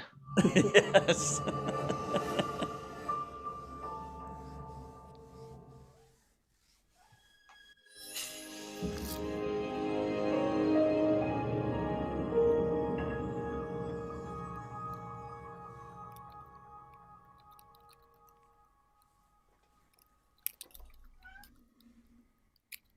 Pierre and Cameron, thanks for staying on the whole time. That was fantastic.